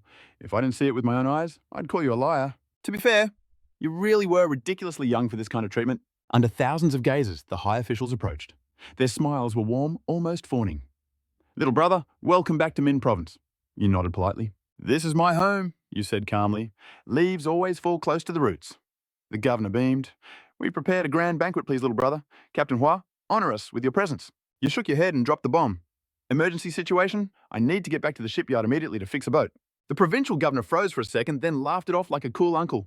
No stress, no stress. Let's roll out together then. You gave a casual grunt and took the lead with the VIPs trailing behind you, like fanboys leaving the crowd completely flabbergasted. Arriving at the self-strengthening shipyard, the officials looked confused. The place looked like a rusted dump on the outside, but once they stepped inside the sci-fi level, tech left them paralyzed with shock. You were used to that reaction, so you led the crew into the director's office, poured some water, and got straight to business about the retrofit. The plan was simple: expand the workshop a bit and drag that aircraft carrier over from Minsei province. Easy peasy. As for assistance, you turned them down cold because, let's be real, your system is the ultimate cheat code. Later, the old crew, Zhao and Wu, started flashing their cash renting places near the shipyard, while I just went ahead and bought a pad straight up. They were like, We're sticking with Brother Su for life. We're riding this tiger. Just don't kick us to the curb, all right? We'll handle the cooking and cleaning. Just say the word boss. Oh, and Brother Su, I've got a niece studying in the States. But you tuned out immediately. Real girls are just too high maintenance. Who has time to comfort a girl every time she gets mad? Being single is the meta. Gaming is way more satisfying than drama. Or maybe just cruising in a fast car. As for being lonely when you're old, just catch a Twilight romance later. Whatever, that's all just a normie fantasy anyway. While you were busy brainstorming retrofit plans with the scholars and big shots, the video of your arrival at the pier blew up the internet. Guys were sighing in admiration, and girls were calculating how to slide into your DMs. Meanwhile, in the eastern seas of the Dragon Nation, a massive shadow loomed as the US Nimitz-class carrier fleet No. 1 slowly approached. The captain was Joseph Gorenko, a 63-year-old three-star general, a veteran of every major conflict from the Gulf to Syria. This guy was the real deal. After getting orders from the White House during the day, he pointed his fleet straight at the Dragon Nation. In the command room, dozens of screens flashed like a cyberpunk nightmare. Joseph stood before the main screen, a tech soldier saluting him with trembling respect on his left. The soldier reported, "Sir, satellite imagery says we hit target waters in 30 minutes. Joseph nodded. "Copy that." The tech guy sat back down, fingers flying across the keyboard, while Joseph's eyes flickered between gloom and sharp malice. He knew the situation. A fishing boat turning into a warship. That wasn't the point. The point was that idiot Lauren lost face for America. American pride doesn't tolerate failure, and someone had to pay the price. A staff officer whispered, "General, the Dragon people are just playing cheap pilot tricks, disguising ships to scare us." "Deception is their only strategy, sir. But we brought a whole carrier strike group, a nuclear-powered beast. Against this firepower, their tricks are useless." Joseph's eyes went cold as ice. "True, but their arrogance has pissed me off. The Eagle has landed and it's angry. Give the order in 30 minutes to launch the birds. 2 F-22 Raptors, full reconnaissance around the perimeter. Keep it up for 2 weeks, minimum 4 sorties a day." "Yes, sir." The bridge crew roared in unison. 30 minutes flew by in a heartbeat. Just as ordered, 2 F-22 fighters screamed off the deck, scouting the area and daring to fly dangerously close to the coast. Boom, boom. The engines roared like dragons tearing the sky apart with sonic booms that shook the earth. On the beaches, tourists covered their ears. When they saw the US insignias slicing through the clouds, their blood boiled instantly. Phones came out, cameras rolled, and the footage hit the web. The internet went nuclear. "What the hell are the Yanks crazy? They have a death wish, don't they? They're literally stepping on our necks. This isn't just bullying, it's infinite arrogance. The stupidity is off the charts. I can't take this. I need to vent." On social media, keyboard warriors were smashing their screens in rage. Some hot-blooded netizens hopped the firewall to YouTube to flame the West, but the Westerners just laughed at the news. "Look at the poor Dragon people crying. Where's your confidence now? Where's the counterattack? Ha ha ha, I see nothing but tears. Oh my God, this is the best entertainment all year, like watching a dog get cornered. So sad, too bad. Hey, Dragon netizens, save your breath. Your anger just makes us laugh harder. Jesus, what a great day." Seeing these comments, the Dragon Nation bros went berserk and started typing furiously. "You brainless morons!" The insults flew fast and furious. But ironically, the more they cursed, the more the enemy enjoyed the clout. Meanwhile, the situation was escalating at breakneck speed. The urgent report landed squarely on the desk of the supreme leader of the Dragon Nation. The big boss slammed his hand down boom. His arrogance was terrifying. His eyes crackled with lightning and fire, looking ready to destroy the entire world. He roared in absolute fury. "This behavior acts like the sky is a mere pot lid. It is a provocation to the Dragon Nation. It is a slap in the face to 1.4 billion of our people." The secretary stood in stunned silence. It was rare to see the supreme leader raging like an erupting volcano. But honestly, in a situation like this, who wouldn't be mad? Even the secretary wanted to throw hands. It took over a minute for the boss to finally cool his jets. But calm didn't mean safe. His voice dropped to a terrifying low, every word hitting like a warhammer, rumbling like a dragon. "Get Shu Rotiang on the line. Tell Gile to scramble 4 Type 2 fighters immediately. Kick those buzzing flies out of our territory." The secretary hesitated, sweating bullets. "Sir, regarding that, right now we only have 6 J-20 jets in the carrier docked in the province. Plus, that carrier has been towed to the Sacred Lake Bay for upgrades. Rough estimates say it'll take at least 3 to 5 years to be battle-ready." The subtext was clear. We are weak right now. With the controlled fusion engine tech just appearing, this is the critical moment to overtake them. But the Supreme Leader wasn't having it. This man didn't rise to the top by being a pushover. He cut him off coldly. "Ruoxiang, a nation needs a spine. If we hide our claws now, winning later means nothing. We lose our honor. We lose our soul." The secretary shut up instantly. His eyes hardened with resolve. He understood the assignment. "I will relay the order immediately." "Sir, roger that." 10 minutes later, a red alert order flew from the capital. Meanwhile, Commander Shu Rotiang was bored out of his mind doing logistics paperwork on the battleship. He was just moving ammo and supplies, preparing for the refit at the bay. Basically glorified moving duty with some escort ships. But right then, boom, the order from the absolute top came crashing down like a thunderbolt. Shu Rotiang didn't hesitate for a microsecond. He shouted, "Roger! Old Guo already told us about their bullying." "It's not just bullying. It's like they walked into our house, took off their shoes, and slapped us in the face while asking if we liked it. Dirty, arrogant, and disrespectful. There's nothing left to say. Kick them out now. Scramble 4 fighters. Chase them out at any cost. The command center exploded into action. The commander roared on the deck. 8 pilots sprinted to their jets, checking the cranes, strapping on oxygen masks. System checked. Runway aligned. The live feed was instantly beamed to the screen in front of the enemy commander, Joseph. Looking at the screen, Joseph laughed like a maniac. Only 4 jets. If there were a swarm, I'd be worried. But this? Too few. It's pathetic. Send 4 F-35 fighters to intercept. We're taking back all of American pride today. Yes, sir, his minions shouted in unison. The electromagnetic catapults on the carrier deck lit up like Christmas. 4 F-35s launched heading straight for the target. And then, a scene that would make anyone's blood boil happened in the Dragon Nation's sky. As soon as the 4 J-2s arrived, the pilots switched to the international channel. Get out! This is your final warning! They didn't just talk. They fired warning shots with their cannons. Pop, pop, pop. The message was clear. Leave now, or these bullets won't be aiming at empty air next time. They'll be shredding your fuselage. But the 2 F-22s, they didn't budge. They kept spying like they owned the place. Even worse, the enemy pilot raised his middle finger through the cockpit glass, a total disrespectful taunt to the Dragon pilots. The camera caught it all in 4K resolution. Back at base, Shu Rotsiang saw the insult. They think they are God's open fire. Shu screamed the order, his voice cracking with rage. They are too arrogant. Shoot them down. The J-2 pilots were already seeing red. Order received. It's go time. 4 fighters locked on. Attack formation set. Missiles primed. But suddenly, Zoom 4 F-35s arrived at supersonic speed. They didn't even bother with stealth. They were here to flex and protect their boys. The situation flipped instantly. The squad leader had to slam on the brakes. Hold fire. Intercept the new bogies. They had to stop the F-35s from advancing any further. But the enemy wasn't in a rush. The spy planes kept filming while the fighters just played a staring contest in the sky. Seeing this, Shu Rotsiang nearly passed out from anger. He started cursing in his hometown dialect.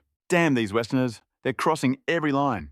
He didn't want a stalemate, but he was stuck. When the Supreme Leader heard this update, his expression turned dark and unpredictable. It was obvious that if the Dragon Nation launched their jets, the other side would clap back immediately. Escalating things like this would only add fuel to the fire. But here's the kicker. This is our turf. Every second those American fighters buzz around our airspace is a slap in the face to our people. And looking at their cocky attitude, it seems they plan to turn our sky into their personal runway just to flex their dominance. How could anyone swallow that disrespect? Letting it slide once is fine, but getting punked repeatedly? Who can handle that? But if we can't handle it, do we fight? Right now, our J-20 fighter count is pitifully low. We definitely get cooked in a head-on clash, but doing nothing feels even worse. Meanwhile, our main character wasn't paying attention to the spicy drama unfolding online. He was chilling at home, staring at his WeChat. The screen was blowing up with red notifications like a Christmas tree. Most of them were from distant aunties and relatives he had literally never met in his life. They were all asking the same thing since the May 1st holiday is coming up. Are you coming home? And if so, come visit us honestly. He had zero interest in playing family with strangers. As the old saying goes, when you make it big, suddenly everyone wants to be your best friend. However, for this May 1st break, he actually did want to visit the countryside. He was curious to see what the original owner's hometown actually looked like. While he was lost in thought, reality hit him. He checked the time. It was already past 11 p.m. He remembered that when they parted ways, Shu and Old Man Shu mentioned something urgent. The carrier, the Spirit of the Sea, was supposed to move to the Mail-in dock today. Since they were in a rush, the retrofit preparations were scheduled to kick off first thing tomorrow morning. The plan was to run the design phase alongside the heavy lifting, like expanding the port and the shipyard. They had no choice. Time was tight, and the Dragon Nation's first nuclear carrier couldn't be delayed. But why was there total radio silence until now? Sensing something was sus, he whipped out his phone. He couldn't hold back his curiosity and dialed Shu first. On the other end, hearing the question, Shu tried to play dumb. That the captain had some urgent business, so it might be delayed a bit. The MC frowned. His gut told him something was definitely off. Shu wanted to hide it, but realized the internet was already going wild with the news anyway. So he decided to spill the tea. The Americans have lost their minds? After hearing the full story, the MC was confused. Shu explained that the American military acting like bullies was just business as usual. It would be weirder if they weren't acting up. Don't worry about the drama, Shu said. Just focus on your research for the carrier upgrade. The government is taking this seriously. Whatever budget you need, we got you. Just as the MC was about to reply, ding, a system mission appeared. The arrogant Americans demand a lesson. Mission use modified weapons to drive them away. Reward future automotive technology data. He froze for a second, then a grin spread across his face. Originally, he didn't want to step into this muddy water, but for that sweet system reward, he purposely asked, why aren't we fighting back? On the other end, Shu sighed heavily, sounding helpless. There are a million reasons. International pressure, diplomatic standing, blah, blah, blah. But the core reason is simple. We aren't sure we can win. The MC had hit the nail right on the head. Shu fell into a heavy silence, basically admitting defeat. The MC then asked if our fighters were upgraded by a whole generation. Would we stand a chance then? Shu thought for a moment and replied, "We only have 24 J-20s. At best, we can deploy 12. The win rate is only about 20%. Even with ground-to-air missiles, maybe 40% max. The odds are just too trash." The MC dropped the bomb. "What if I turned 2 of those J-20s into nuclear-powered beasts? Of course I'd have to modify the airframe to handle the new engine." On the other end, Shu completely froze. "Little Yan, are you saying even the aviation engine will be nuclear?" He nodded. The system's future carrier fleet package naturally included the specs for the fighter jets. The most insane stat was the flight duration. These future fighters could fly continuously for up to 3 months. In other words, the fuel in this engine allows it to stay airborne for a quarter of a year. Obviously, that's ignoring the pilot's bladder and the material durability limits. On top of that, flight speed and performance metrics would get buffed by at least 30%. He laid out the facts calmly.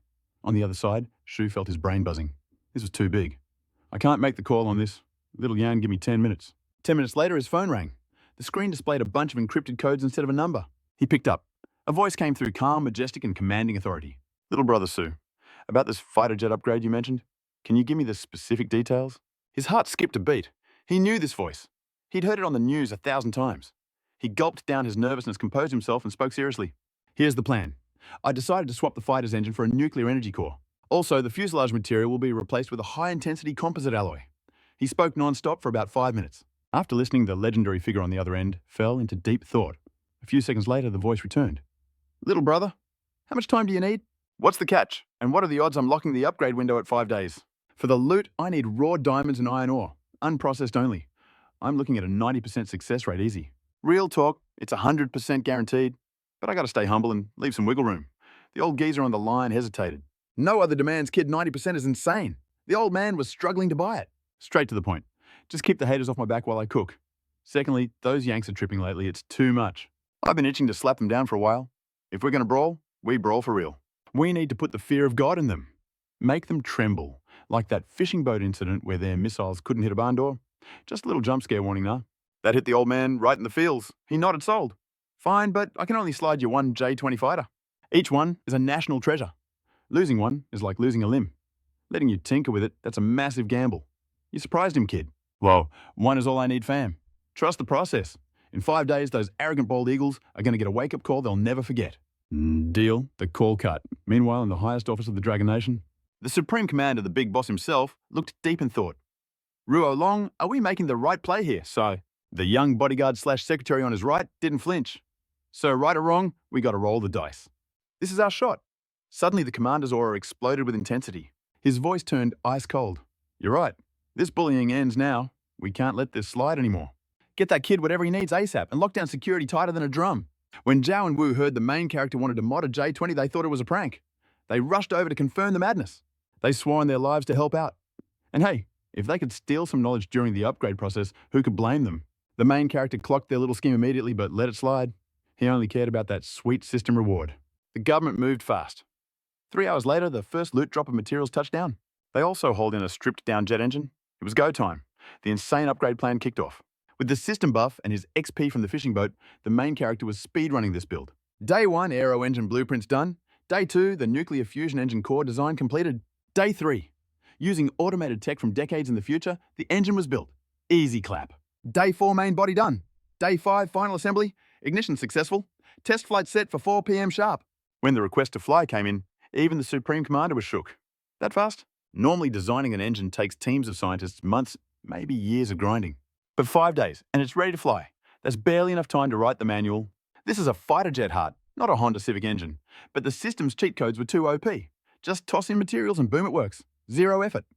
The Air Force top brass were losing their minds. 5 days for a nuclear-powered jet? Are you kidding me? They thought it was a joke. You can't even take apart an engine that fast, but the results were real. It was actually happening. Chapter 19, The Maiden Voyage. Inside a massive modified warehouse at the Merlin docks, Su Qingfeng stood in the center of his creation. Before him stood a beast, straight out of a sci-fi blockbuster, a silver-grey steel dragon. It was breathtakingly badass. Finally, the masterpiece is complete. Su Qingfeng let out a heavy sigh of exhaustion written all over his face. He'd barely eaten for 5 days. His cheeks were sunken dark circles under his eyes like a panda. He felt drained, but the grind paid off. Stats check empty weight 31 tons. Combat weight 58 tons. Max takeoff 75 tons. Length 24.3 meters. Wingspan 14.77 meters. Height 5.62 meters. Max speed Mark II+. Range 2,160 hours. And the heart of the beast? First-generation controllable nuclear fusion aero engine. Su Qingfeng's eyes lit up. A flight range of over 2,000 hours. That's time, not distance, folks, and a takeoff weight of 75 tons. That's illegal. For context, the standard J-20 maxes out at 37 tons, and 12 of that is just gas. That means way less room for the boom-boom sticks. Little Feng, is this really the jet? The hangar doors slid open. General Shu Jiawu, the whole squad walked in. Behind them, a mob of aerospace scientists and even the original chief designer of the stealth fighter. The audience had arrived. Laying eyes on that steel beast parked in the center was pure visual overload. A spiritual shock that sent goosebumps rippling down everyone's skin. It was handsome, too handsome, looking more like a sci-fi dream than any military hardware currently in the server. It was as if it just warped out of a futuristic blockbuster. Even the American F-35 looked like a cheap plastic toy next to this masterpiece. Tan Fong glanced at their stunned faces, a confident smirk playing on his lips as he nodded. That's right. Huang and the squad nodded in sync, bypassing him to march straight toward the fighter jet, while one officer held up a phone live streaming to a VIP. The voice of an old man echoed from the screen. It was the Supreme Consul himself, peering through the camera, completely unable to look away from this mechanical beauty. Meanwhile, the chief engineer looked like he was about to physically pounce on the plane and give it a hug. It took a solid half hour for the excitement to cool down enough for the chief engineer to approach Tan Fong and say, "Little brother, let me introduce myself. I'm surnamed Huang, the chief designer of the J-20 program." Tan Fong looked at the legend nearing his 70s and shook his hand warmly. "Hello, teacher Huang. I saw you in my middle school textbooks. You were my idol back then." Chief Engineer Huang laughed heartily. "Ha, the new waves always push the old waves forward. Let's skip the small talk, little brother. How about you give me the grand tour of this bird?" He gave a confirmation noise, then led the group forward to begin the breakdown. As I mentioned before, this fighter jet uses a controllable nuclear fusion reactor as its core, so let's talk about flight endurance first. The specific data is 2,160 hours. Chief Engineer Huang paused. Wait, did the kid misspoke? No, he meant literally 2,000 hours. The power source allows for continuous flight for over 2,000 hours. Of course, that's ignoring the durability of the fuselage and whether the pilot's bladder can handle it. Also, we were rushed for time. Otherwise, the engine performance could have been leveled up a few more tiers. Chief Engineer Huang felt his brain trembling. Huang was equally shook. Everyone else stood frozen. Usually, fighter jet range is calculated in kilometers, but this kid is measuring it in months. Converting that math means flying 24/7 for 3 straight months. That is absolutely broken. Tan Fong remained calm. Actually, the real flex isn't just the endurance, it's the firepower. Since we use nuclear energy, we deleted the weight of aviation fuel entirely. That means this bad boy can carry a massive inventory of weapons and ammo, allowing for multiple rounds of devastating attacks on the enemy. The crowd was getting dizzier by the second, standing there like laggy NPCs. Tan Fong continued his presentation. Next up is the flight speed. Everyone knows a slow fighter jet is just a flying coffin for target practice. But this model is built different with a max speed reaching 502 kilometers per minute. Even the cruising speed hits 4,331 kilometers per hour. With that kind of god-tier velocity, the old American F-22 and the trash-tier F-35 are only fit to eat our dust. What's wrong with everyone? Why are you guys glitching out? Thud legs turned to jelly as the whole group collapsed to the floor. Tan Fong was a bit speechless. No need for the drama, guys, it's just a plane. If I wasn't crunched for time, I could have optimized it even further. Stay calm. Stay calm. Huang fought the urge to scream profanities. Good heavens, this single jet creates a power gap wide enough to dominate the entire world. Server basically a 1 versus 10 raid boss, and you tell me to stay calm. How am I supposed to chill? My chill has gone reduced to atoms. For decades, the Dragon Nation has been nerfed and bullied, first by the superpowers, then by the entire Western Alliance. The memory of the Northern armies gathering 1 million troops at the border is something no citizen has ever forgotten. Later, the bear in the north weakened, but the Americans in the west kept the pressure on sending spy planes to violate our airspace and carrier groups to flex on our doorstep, especially recently. What could we do? Fight back. We couldn't win the head-on clash, so we swallowed the bitterness and grinded in silence. But now, with this fighter jet in our inventory, do we still need to hide? Hide what exactly? It was time to deliver the ultimate clapback. That was the burning desire in everyone's heart, especially Chief Engineer Huang, who took a moment to reboot his brain. Scrambling up from the ground, he rushed to the jet touching here, peeking there, before shouting, "From now on, I declare my permanent residence is this workshop." Little brother, don't mind me. I'll sleep on the floor if I have to. Hearing this, the other veteran scholars reactivated instantly. This was a once-in-a-millennium learning event that they couldn't miss. For scientists who lived and breathed research missing, this would be more painful than game over. Immediately, an aero engine expert stepped up, tapping to Tan Fong's arm. "Little brother, I want to camp out here too. Please don't kick me out." Another one pushed forward. "Little brother, I don't need a mat. I'll pay my own way. Just let me stay. I'll pay. Take my money." Tan Fong flashed an awkward, helpless smile. These adorable old scholars truly cared for nothing but science. In the end, he didn't stop anyone. Having too many geniuses around was a chaotic blessing. Next on the agenda was giving this legendary beast a name. After a heated council meeting, the beast was christened Long Dang, the soaring dragon, ready to conquer the heavens and its heart. The long tin engine, the shining star guiding its path. Time skipped forward to 4:30 in the afternoon. Under a perfect sky, an ace pilot took the helm. Whoosh! The soaring dragon tore through the atmosphere like a silver bolt of lightning. 20 minutes of pure aerial dominance later, the metal bird touched down. The runway erupted. Cheers echoed like thunder. It was a total victory. This wasn't just a test. It was the dawn of a new golden age for the Air Force. Meanwhile, tension at the Taiwan Strait was boiling over with enemy jets circling like vultures. Those arrogant Americans flexing their muscles. Perfect. They just volunteered to be the punching bags for our grand debut. Welcome to Chapter 20. The engines roared. The next day, the sun cast long shadows while chubby fish splashed happily in the strait, oblivious to the storm brewing above. Weather flawless. The upgraded soaring dragon launched at exactly 9:30 in the morning, leaving the Hatan Air Base in the dust. Talk about strapped short, medium, and long-range air-to-air missiles. Check. Rockets and cannons? Double check. This bad boy was a flying armory. The ammo count was absolutely broken. Who said we have weight limits? This monster carries tens of tons of destruction. The crew screamed, load it up till it bursts. Get this 6,000 rounds for the machine gun alone. Usually you get a few hundred, but today we're packing enough heat to level a mountain truly terrifying. The Commander General Tu Ngoc Tuong gave the green light with a savage grin. Go wild, hit them with everything you've got. If you punks can't turn those enemy jets into scrap metal, don't bother coming back. You can hand in your pilot wings right now. I gave you a god-tier jet. If you can't crush that flying trash, you're demoted to cleaning toilets for the rest of your life. Over in the territorial waters, the air was thick enough to cut with a knife. The stare-down was intense. Since Su Qingfeng was busy tuning up the beast, the Dragon Country had been quiet for 5 whole days. Just a few J-20s playing tag, keeping eyes on the prize. Of course, the warning sirens were blasting non-stop, and the ground units were locked and loaded, just waiting for the signal. At first, the foreign pilots were shaking in their boots. But after days of silence, they started cackling like hyenas, thinking we were too scared to pull the trigger. Inside, a sleek US F-22, a pilot named Jack was strutting through the sky like he owned the place. Creeping right behind him was a massive J-16 fighter, sticking to his tail like a shadow of death. Jack glanced at the radar, spotting the green blip. He smirked into his comms. Yo, Peter, you seeing this clown behind me? These guys are hilarious. They just sit there eating my exhaust fumes. Man, I can't believe how passive they are. Crackle. On the other end, Peter burst out laughing. Haha, I love your style. Jack, keep preaching the truth, brother. Another voice chimed in. Hey boys, check it out. Our recon plane is dancing circles around them. How long can they take this humiliation? Jack scoffed. Listen up, faced with our glorious American might. They've lost their spines. They're crawling on the ground like terrified worms. We're pulling the strings now? The squad nodded in agreement, high-fiving over the radio. Total arrogance mode engaged. However, Captain George wasn't smiling. You fools, they aren't worms. They're like silent assassins hiding in the void. You'll never see it coming. One slip up, and they'll materialize out of nowhere to deliver a fatal strike straight to the heart. The laughter died. A chill ran down their spines as the captain's words sank in. The vibe shifted instantly. George continued, his voice grim. If they were barking and posturing like usual, I wouldn't sweat it. That's predictable. But this just quietly tailing us. No major ground movement. That's the calm before the storm. That silence is what keeps me up at night. The pilots felt their hair stand on end. The predator had become the prey. Jack rolled his eyes, unwilling to lose face. Captain, respectfully, you're paranoid. That's ancient history. They've been living under our shadow for too long. They're paralyzed by fear. They wouldn't dare dream of fighting back. Peter nodded vigorously. Jack's right. You're overthinking it, Cap. They're harmless. They can't fight.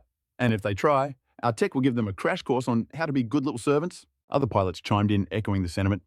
Meanwhile, inside the cockpit of the lead F-35, George frowned deeply. Just stay sharp. Patrol ends in 1.7 days. Then we bail. But over at the command center, Lieutenant Colonel Nam Quoc Phong was losing it. His icy demeanor had melted into pure molten fury. His composure was shattering like glass. Standing tall in the war room, he gripped the phone, shouting at his superiors. Sir, why aren't we engaging? Those clowns are walking all over us. How can we let our national pride be trampled by these jumping jesters? A weary, ancient voice crackled back. Endure what must be endured. But when patience runs out, unleash hell. You'll understand one day. Nam clenched his fist until his knuckles turned white. Sir, this isn't just me talking. The entire base is screaming for blood. My pilots are out there being taunted by those enemies. They've complained to me a dozen times already.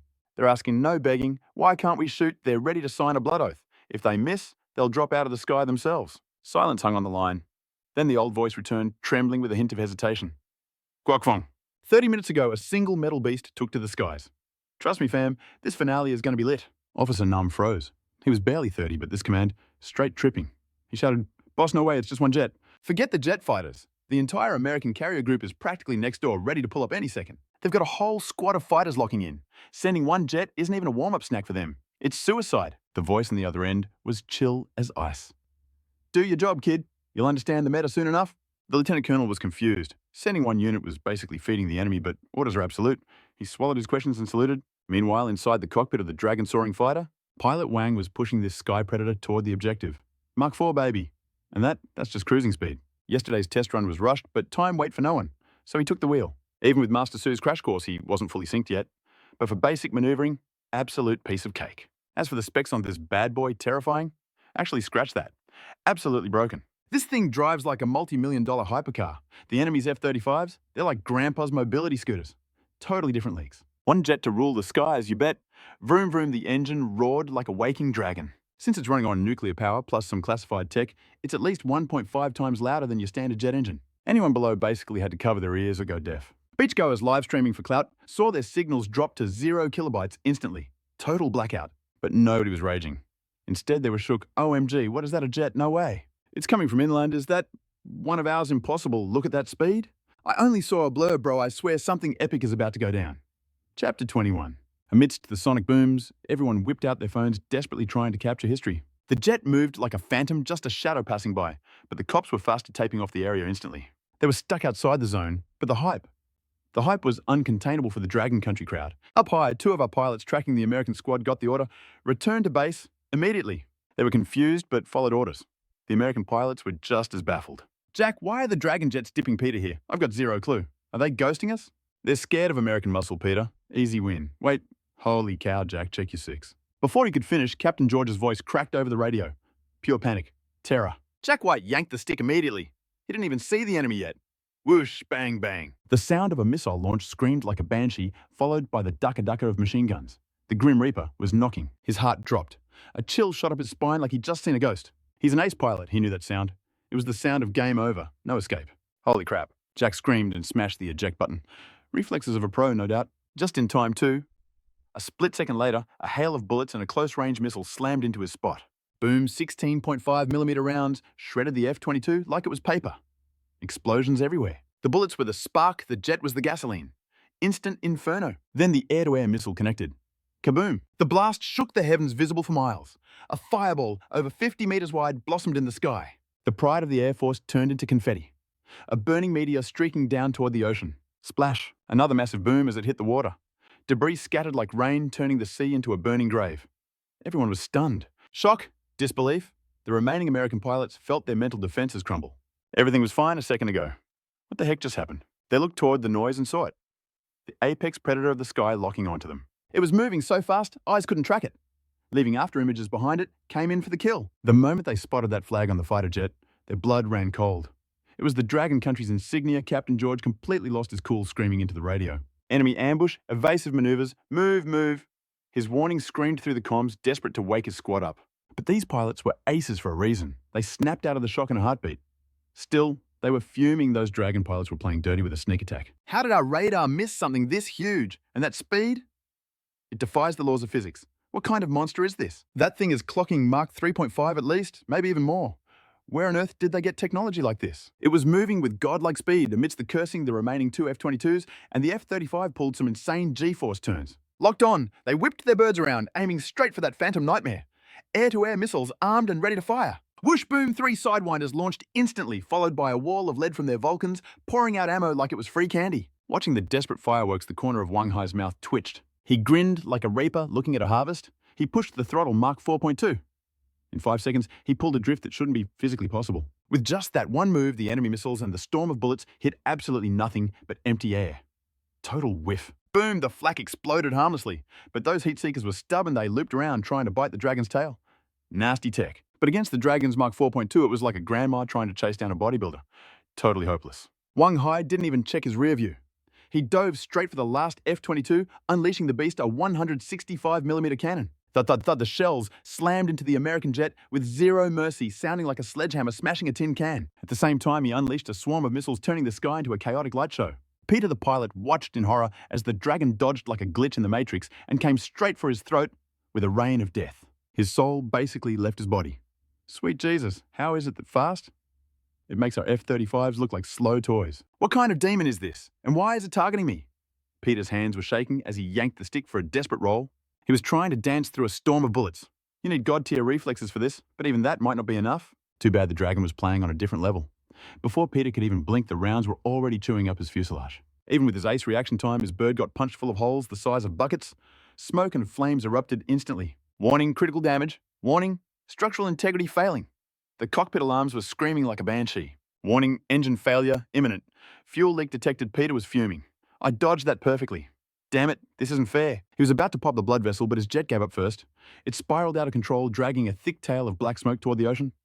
Peter's face went completely grim. He looked like he'd seen a ghost, his expression darker than the abyss. With no other choice, he punched the eject button. Yet, less than 30 seconds into the fight, a second parachute bloomed over the strait. 2 top-tier F-22s turned to scrap metal just like that. The remaining American pilots were absolutely shook. Their brains short-circuited, and they literally forgot to breathe for a second. Chapter 22. Usually in a massive dogfight, losing 2 jets is whatever. War is messy, right? But they were facing a single opponent. The sound of that monster tearing through the air at hypersonic speeds was enough to make their teeth ache. Captain George stared at the aerial predator terror gripping his heart. He watched as that mechanical dragon, having just swatted the second fly, locked onto the third target instantly. Run, Ron, get out of there! George screamed into the radio like a maniac, jamming his throttle to get back into the fight. Inside the third F-22, Lieutenant Ron was sweating buckets. It was raining inside his helmet. He didn't even dare to look back. He just pushed the stick forward, running for the carrier like his life depended on it, because it did. He just wanted to escape this demon, but the F-22 caps out at Mach 2. Even if he burned the engine to ash, he couldn't go faster. Meanwhile, the Dragon jet tuned up by the genius Su Qingfeng cruised casually at Mach 4. That's double Ron's top speed. You think you can run in your dreams? Wang Hai pushed the Dragon forward and caught up to him like he was standing still. The prey had already given up hope. Switching to the public channel, Wang Hai shouted in English, "Land immediately. I repeat, hit the dirt. Land immediately." His accent wasn't winning any awards, but the message was clear. Lieutenant Ron's eyes blazed with fury. He cursed the despicable Dragon pilot.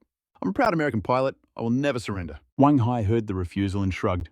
"Fine, if you don't want to be a prisoner, you can go for a swim to cool off." He squeezed the trigger. The 160mm cannon roared boom, boom, boom like a sledgehammer smashing a glass wall. Bam, no time to react. Those lethal rounds tore through the sky like reapers. Zot's mind just went totally blank. "Holy sh!" he screamed, yanking the stick of his F-22 for a desperate dodge. But bro, he was way too slow, like lagging in real life. The last 6 rounds shredded his wing. Bam! It lit up like a bonfire. That steel wing snapped like a twig, and his jet started death, spiraling toward the ocean. Triple kill. I said triple kill. This combat record isn't just insane, it's earth-shattering.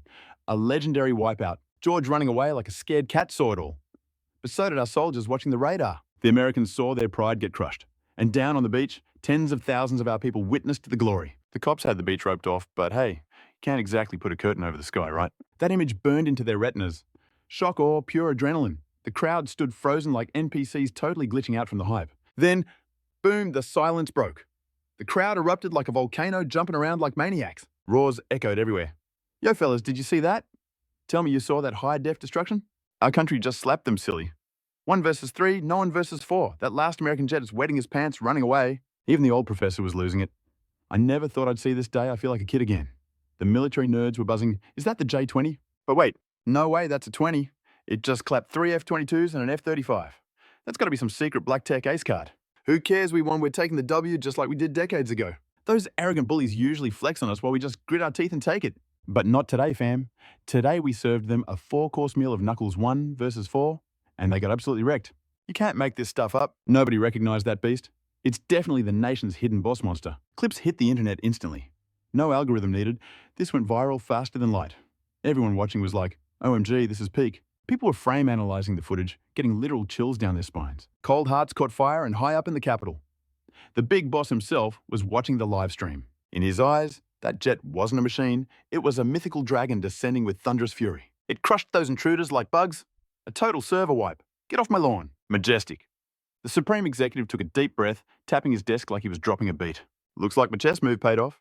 Beside him, the Secretary's eyes were practically glowing. "Sir, the blade is out. Do we chase them down and finish the job?" On screen, the scout planes had already rage quit. Only that last F-35 was sprinting for the horizon. The big boss stared for 2 seconds, then dropped the hammer. "Hunt him down." The assistant panicked. "So going in solo, what if they're camping? It could be a trap." The boss frowned. The assistant caught the vibe instantly and patched through to Commander 2 on the front lines. Commander 2 was watching the carnage live. That jet didn't just meet expectations, it broke the power scaling. Old generals were tearing up. They waited a lifetime for this W. Even if they died right now, no regrets. Suddenly the red phone rang. 30 seconds later, Commander 2 saluted the phone. "Consider it done, sir." He smashed the comms button to Wang inside the Dragon jet. Wang was already asking, "Round 2. The order came down from the heavens. "Dragon Rise, this is command, chase that bandit down. If you spot their carrier group, you are cleared to slap them once, then get out." "Roger that, chase the bandit. If I see the carrier drop a present, then bounce." Wang dropped the mic. His eyes locked onto that fleeing F-35 like a predator. Vroom. The engine roared, speed boosted to Mach 5 instantly. A metal dragon tearing through the sky to deliver pure destruction. Chapter 23. Humiliation, now we call that a warm-up. But ground control was sweating. Chief Sun looked nervous. "Hey, Tu, that jet is our only SSR item. Is the boss really risking it all like this?" Tu Nuoc Tuong glued his eyes to the massive display screen and declared, "It's not about whether it's worth it or not. This is a gamble we have to go all in on." Hearing this, Ton Van Long looked like a light bulb went off in his head, but he kept his mouth shut. The Rising Dragon fighter jet was still wet behind the ears, barely 5 or 6 days old like a newborn baby, whose stats, combat potential, and glitch risks were still a total mystery. This battle right here? It was the ultimate power leveling session to turn the Dragon from a rookie into a legend. The battlefield is the only classroom that matters. Plus, the American ego had been swelling up like a balloon lately. The show just now wasn't enough. They needed to inflict some serious emotional damage on the enemy while giving the rest of the world a chill pill. Just this one match, and I bet all those fence-sitting NPCs will finally calm down. The international toxic chat and the pressure on the Dragon Nation would lighten up big time. Everyone knew that ever since the Big Rabbit took a hit because of its special status, the whole server, except for the homies in Africa, didn't want to play with it. They even bullied it while it was down sanctioning everything and stealing all the loot left and right. In this setting, if this little rabbit could roll up its sleeves and smack the designated school bully, the street cred would be absolutely legendary. Basically, their international ranking would skyrocket, like it was riding a Tesla to Mars. After weighing the pros and cons, the Supreme Leader dropped the banhammer. Pursue. But would that super jet crash by accident looking at those god-tier specs? Probably not. Even if it did crash, they'd just get that genius kid to mod another one. Whatever the cost, the Supreme Leader whispered to himself. Meanwhile, up in the sky, Pilot George, the leader of the fighter squadron, was now a lone wolf running with his tail between his legs. He was pushing his jet to the limit, sprinting back to the carrier group like his life depended on it. His frantic voice cracked over the radio. "Wolfden 02, I've got a bogey on me 6. Damn it, I can't shake this guy off." "Wolfden 02, are you returning to base or just doing donuts? Please respond." Inside the carrier command room, things were chaotic. Joseph Rose stood there absolutely shook, taking forever to reboot his brain.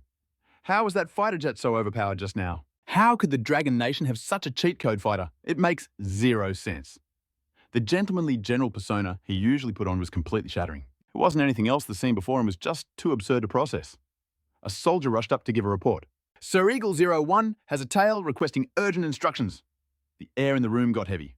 Hearing this, Joseph stared daggers at the radar screen. The F-Series fighter was fleeing for its life while the Dragon jet was sticking to it like superglue. The gap was closing fast. In less than 30 seconds, he'd be toast. And when that happened, it would be a total nightmare scenario for their prized fighter. Should we scramble interceptors? It wasn't that he hadn't thought about it, but the sheer power the Rising Dragon showed earlier had him trembling in his boots. Sending out more jets now would just be feeding the enemy free XP. After hesitating for a moment, he finally gave the order.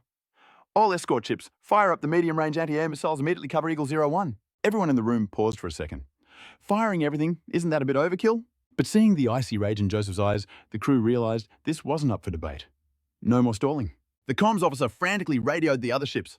"Activate medium-range surface-to-air missiles now."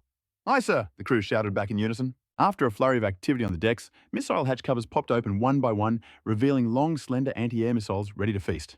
Whoosh, whoosh, whoosh! Following ignition, fueled by terrifying power, the tails spit out massive plumes of orange-red fire as they roared into the sky, accelerating to Mach 3 to 5. These weren't the continent-crossing doomsday types. With an average range of 20 miles, that speed of Mach 3.5 was pretty standard for fleet defense. Even the most advanced ones only hit Mach 7 to 9, but those were reserved for special ops tech. Up in the sky, Wang Haishan piloted the Dragon jet, but he didn't shoot immediately. He was herding the enemy like a farmer, driving cattle. To be precise, his mission wasn't to delete the target, but to chase it down using this method to crush the arrogant pride of the Americans and shatter the fragile hearts of their lackeys.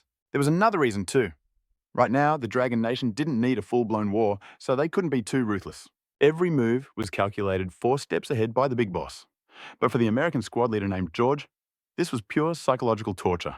At first, he thought he was a kite in a hurricane about to be shot down and farmed for points. But the enemy just stayed on his tail, occasionally spraying machine gun fire to the left and right.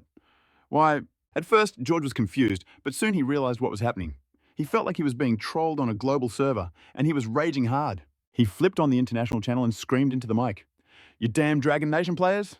Do you only know how to bully the weak because you're winning? You guys are destroying world peace? God is going to banhammer you for this behavior." Wang Haishan thought, "Who is this kid? Destroying world peace?" He almost laughed out loud, but as a disciplined soldier, his poker face was immaculate. Wang Haishan didn't say a single word. He just tailed him like a silent reaper. Every now and then he'd pop off a few rounds, chasing that plane down like a wolf hunting a terrified rabbit. It was total humiliation, straight up disrespect. Rob's vision went dark, and he was so mad his face twisted up like a pretzel. "You piece of trash. If you've got guts, just kill me already. Stop hiding behind me and taking pot shots, you coward." But Wang Haishan just ignored the noise. Bang! Another burst of cold steel whizzed right past the F-35's wing. Josh was sweating bullets, but there was absolutely nothing he could do. He couldn't fight back, and he couldn't run away.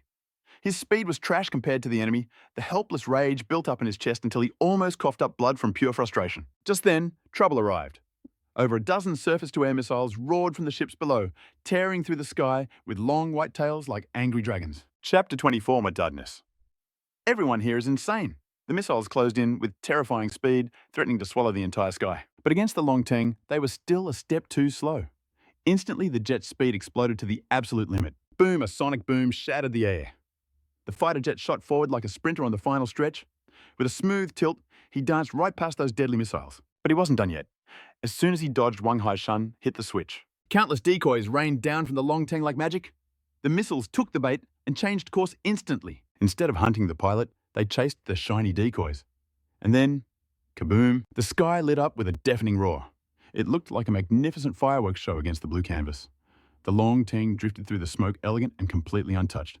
A perfect performance. Seeing this impossible feat, the enemy pilots were totally dazed. Their expressions went from shock to horror in high definition. Suddenly the radar screen lit up.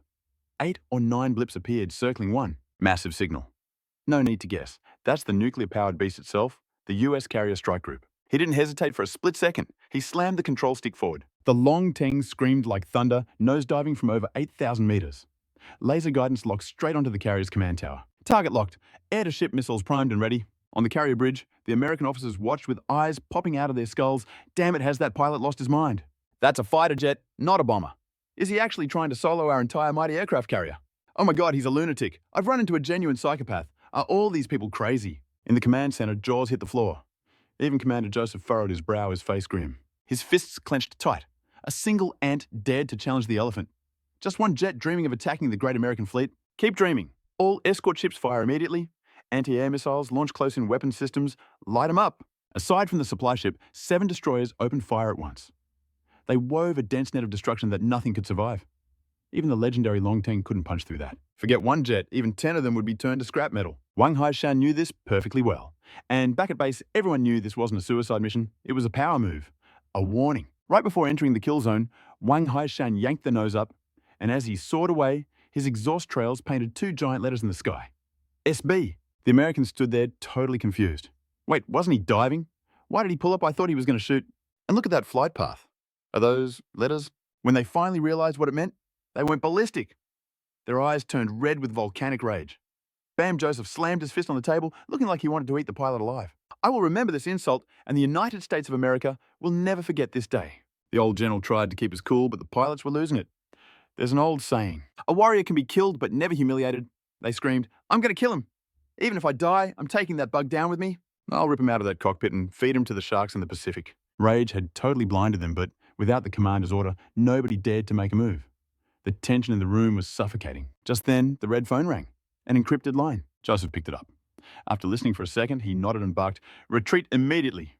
The crew looked at him like he was crazy. Commander, why? We have the absolute advantage here. Joseph didn't explain. He just glared. That is a direct order. The officers ground their teeth in frustration, but had to obey. Meanwhile, mission accomplished, Wang Haishan flew the Long Teng back to the Xiamen Air Base like a boss. Thousands of comrades and officers led by the beautiful Shu Ruoxiang were waiting on the tarmac to welcome the returning hero. Facing this massive crowd, Wang Haishan actually felt a little shy from all the praise. He quickly waved his hands explaining, hey, honestly, it's all because of this beast of a machine. If I didn't have such an insane fighter jet, there's no way I could have pulled that off. Hearing this, the soldiers' curiosity went through the roof. Big brother, hi, come on, spill the beans. Tell us about the specs. Endo speed at least Mach 3. Even the F-22 Raptor would look like a toddler trying to race a Ferrari next to it. Wang Haishan smirked, leaning back with a casual shrug. You guys are way off. That speed, that's just the warm-up lap. He suddenly cut himself off, realizing he'd said too much. That data was classified level red loose-lip sink ships after all. He caught the intense stare from Shu Ruotiang and the others. Even if his squad begged on their knees, he wasn't spilling another drop of tea. Shu Ruotiang looked pleased with the silence. The Long Teng fighter was the Dragon Kingdom's ultimate ace in the hole. Keeping the enemy guessing was part of the game. Orders were barked for a celebration feast, while he took his inner circle straight to the source of the magic Su Qingyan shipyard. Meanwhile, at the self-strengthening shipyard, Su Qingyan was dealing with a very persistent caller named Zhang Huiqian. Bro, you know that fishing boat from last time? Can you mod another one for me? Just one more, I swear on my ancestors. Relax, I won't go crazy with it. It's purely for self-defense, please, man. Zhang Huixian was practically begging on the other end. Let's be real. A fishing boat modified by Su Qingyan probably had anti-ship missiles tucked under the deck. Who wouldn't want a toy like that? Su Qingyan laughed awkwardly. Bro, the Coast Guard has you back now. You don't need a boat that can start World War III anymore. The government had actually played it smart. To keep Su Qingyan focused on big projects, they had sent backup directly to the fishermen. 2 patrol ships were already assigned to Zhang Huixian's fleet, so modifying another fishing boat was totally unnecessary. After realizing his pleading wasn't working, Zhang Huixian finally gave up the ghost and hung up. Just then, WeChat blew up. It's the relatives from back home. Everyone suddenly remembers we're related now that the holidays are coming. Talk about fair weather, friends. Su Qingyan knew exactly what was up. After the stunt at Mailin Port went viral, everyone wanted a slice of his newfound glory. He ignored the clout chasers, but one name popped up that made his heart skip a beat: Chen Jingyi. It wasn't about looks or romance, it was the memories. In this body's original poor childhood, she was the one bright spot in a dark world. She was the neighbor's kid 2 years older. When the village bullies came calling, she was always the one standing in front of him. That girl was his guardian angel. But after high school life pulled them apart and he hadn't seen her since she went off to college. Rumor had it her family hit a rough patch, forcing her to move back to the countryside. Nostalgia hit him like a truck. Su Qingyan shook his head to clear the fog and typed a reply to big sister Jingyi. Are you really back in Donghua? Ding dong. The reply came instantly. Yeah, been back for a few days now. How are your parents? Her reply was heavy. Dad passed away from cancer last year, but Mom is still hanging in there. A wave of guilt crashed over Su Qingyan. His chest tightened, and for a moment, he didn't know how to comfort her through a screen. Then she sent a message. Xiaofeng, that guy in the viral video? That looks a lot like you. Is it us, see? She sent the clip of Mailin Port. Su Qingyan admitted it with a sheepish grin. Yeah, that's me. People are just making a big deal out of nothing.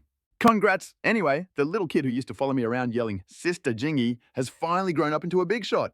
Su Qingyan felt his face heat up. Sis, please tell me you forgot about my cringe phase. Don't expose me like that. Never I remember everything? Hey, I'm actually swinging by your area in a few days. Don't worry, I'm not stalking you.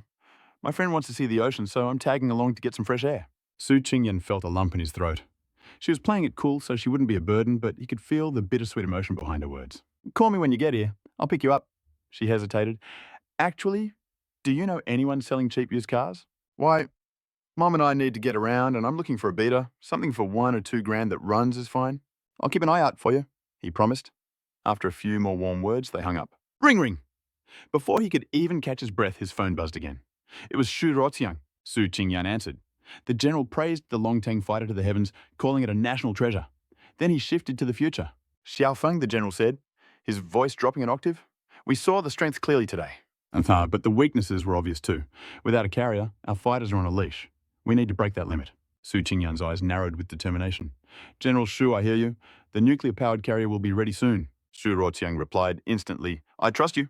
Su Qingyan paused, sensing an opportunity to check his progress. By the way, General, regarding the modification of the fighter jet, are you satisfied with the results? He needed that customer satisfaction rating for the system rewards. As expected, Shu Ruotiang laughed. Satisfied? I'm giving you 5 stars and a gold medal. Relax, Yaofeng. Whatever you need from now on, the state provides. Just name your price, and it's yours. Su Qingyan was about to be humble, but then he remembered his childhood friend. Actually, back in Donghua, I have a friend named Chen. Shu Ruotiang was like, oh, I got it, don't worry. Consider it handled. To Tan Fong dropped a quick thanks. A few more words then, click. And right at that second, ding, congratulations host, renovation mission complete. Ding. Since the customer dropped a 5-star rating, rewards are doubled. Congrats host. You just unlocked the full blueprint for future automobile technology. Zing system mission, activated car modification. Score a 5-star rating and you unlock the holy grail, mecha manufacturing tech. Chapter 25, the ultimate ride. The system's voice echoed out. Just like before, information flooded his brain like a tidal wave. The headache vanished in a flash, and Tu Tan Fong's chill expression morphed into pure shock. Why? Because this reward was absolutely broken. The specs were straight up insane. First off, this isn't your grandma's sedan. It's a tri-environment beast. It cruises the streets like normal, but check this. It's got undercarriage jet thrusters. Flip a switch and boom, you're flying like a spaceship. But what about water? Easy game. Engage full seal mode, activate the tail propeller, and you're tearing through the waves like a torpedo. And the build, we're talking nanomaterials. Thin as a hair, but strong enough to tow a 4 or 5 ton truck without breaking a sweat. Basically, sit inside, buckle up, and you could crash into a mountain and walk away without a scratch. It's practically invincible. Then there's the core. The engine efficiency creates a gap so wide, it leaves traditional combustion engines in the dust at least double the power. It saves twice the fuel of any gas guzzler out there and comes fully loaded with perfect autonomous driving. Too bad Dragon Country is still stuck in the 4G era. Without widespread 5G, the self-driving feature is kind of useless right now. Tu Tan Fong's eyes lit up. He thought of Chen Jingyi. Perfect timing to build one and sell it to her. If he secures that 5-star review, the Mechatech is as good as his. But let's be clear, he's selling it, not gifting it. Because, let's be real, simping never leads to a happy ending.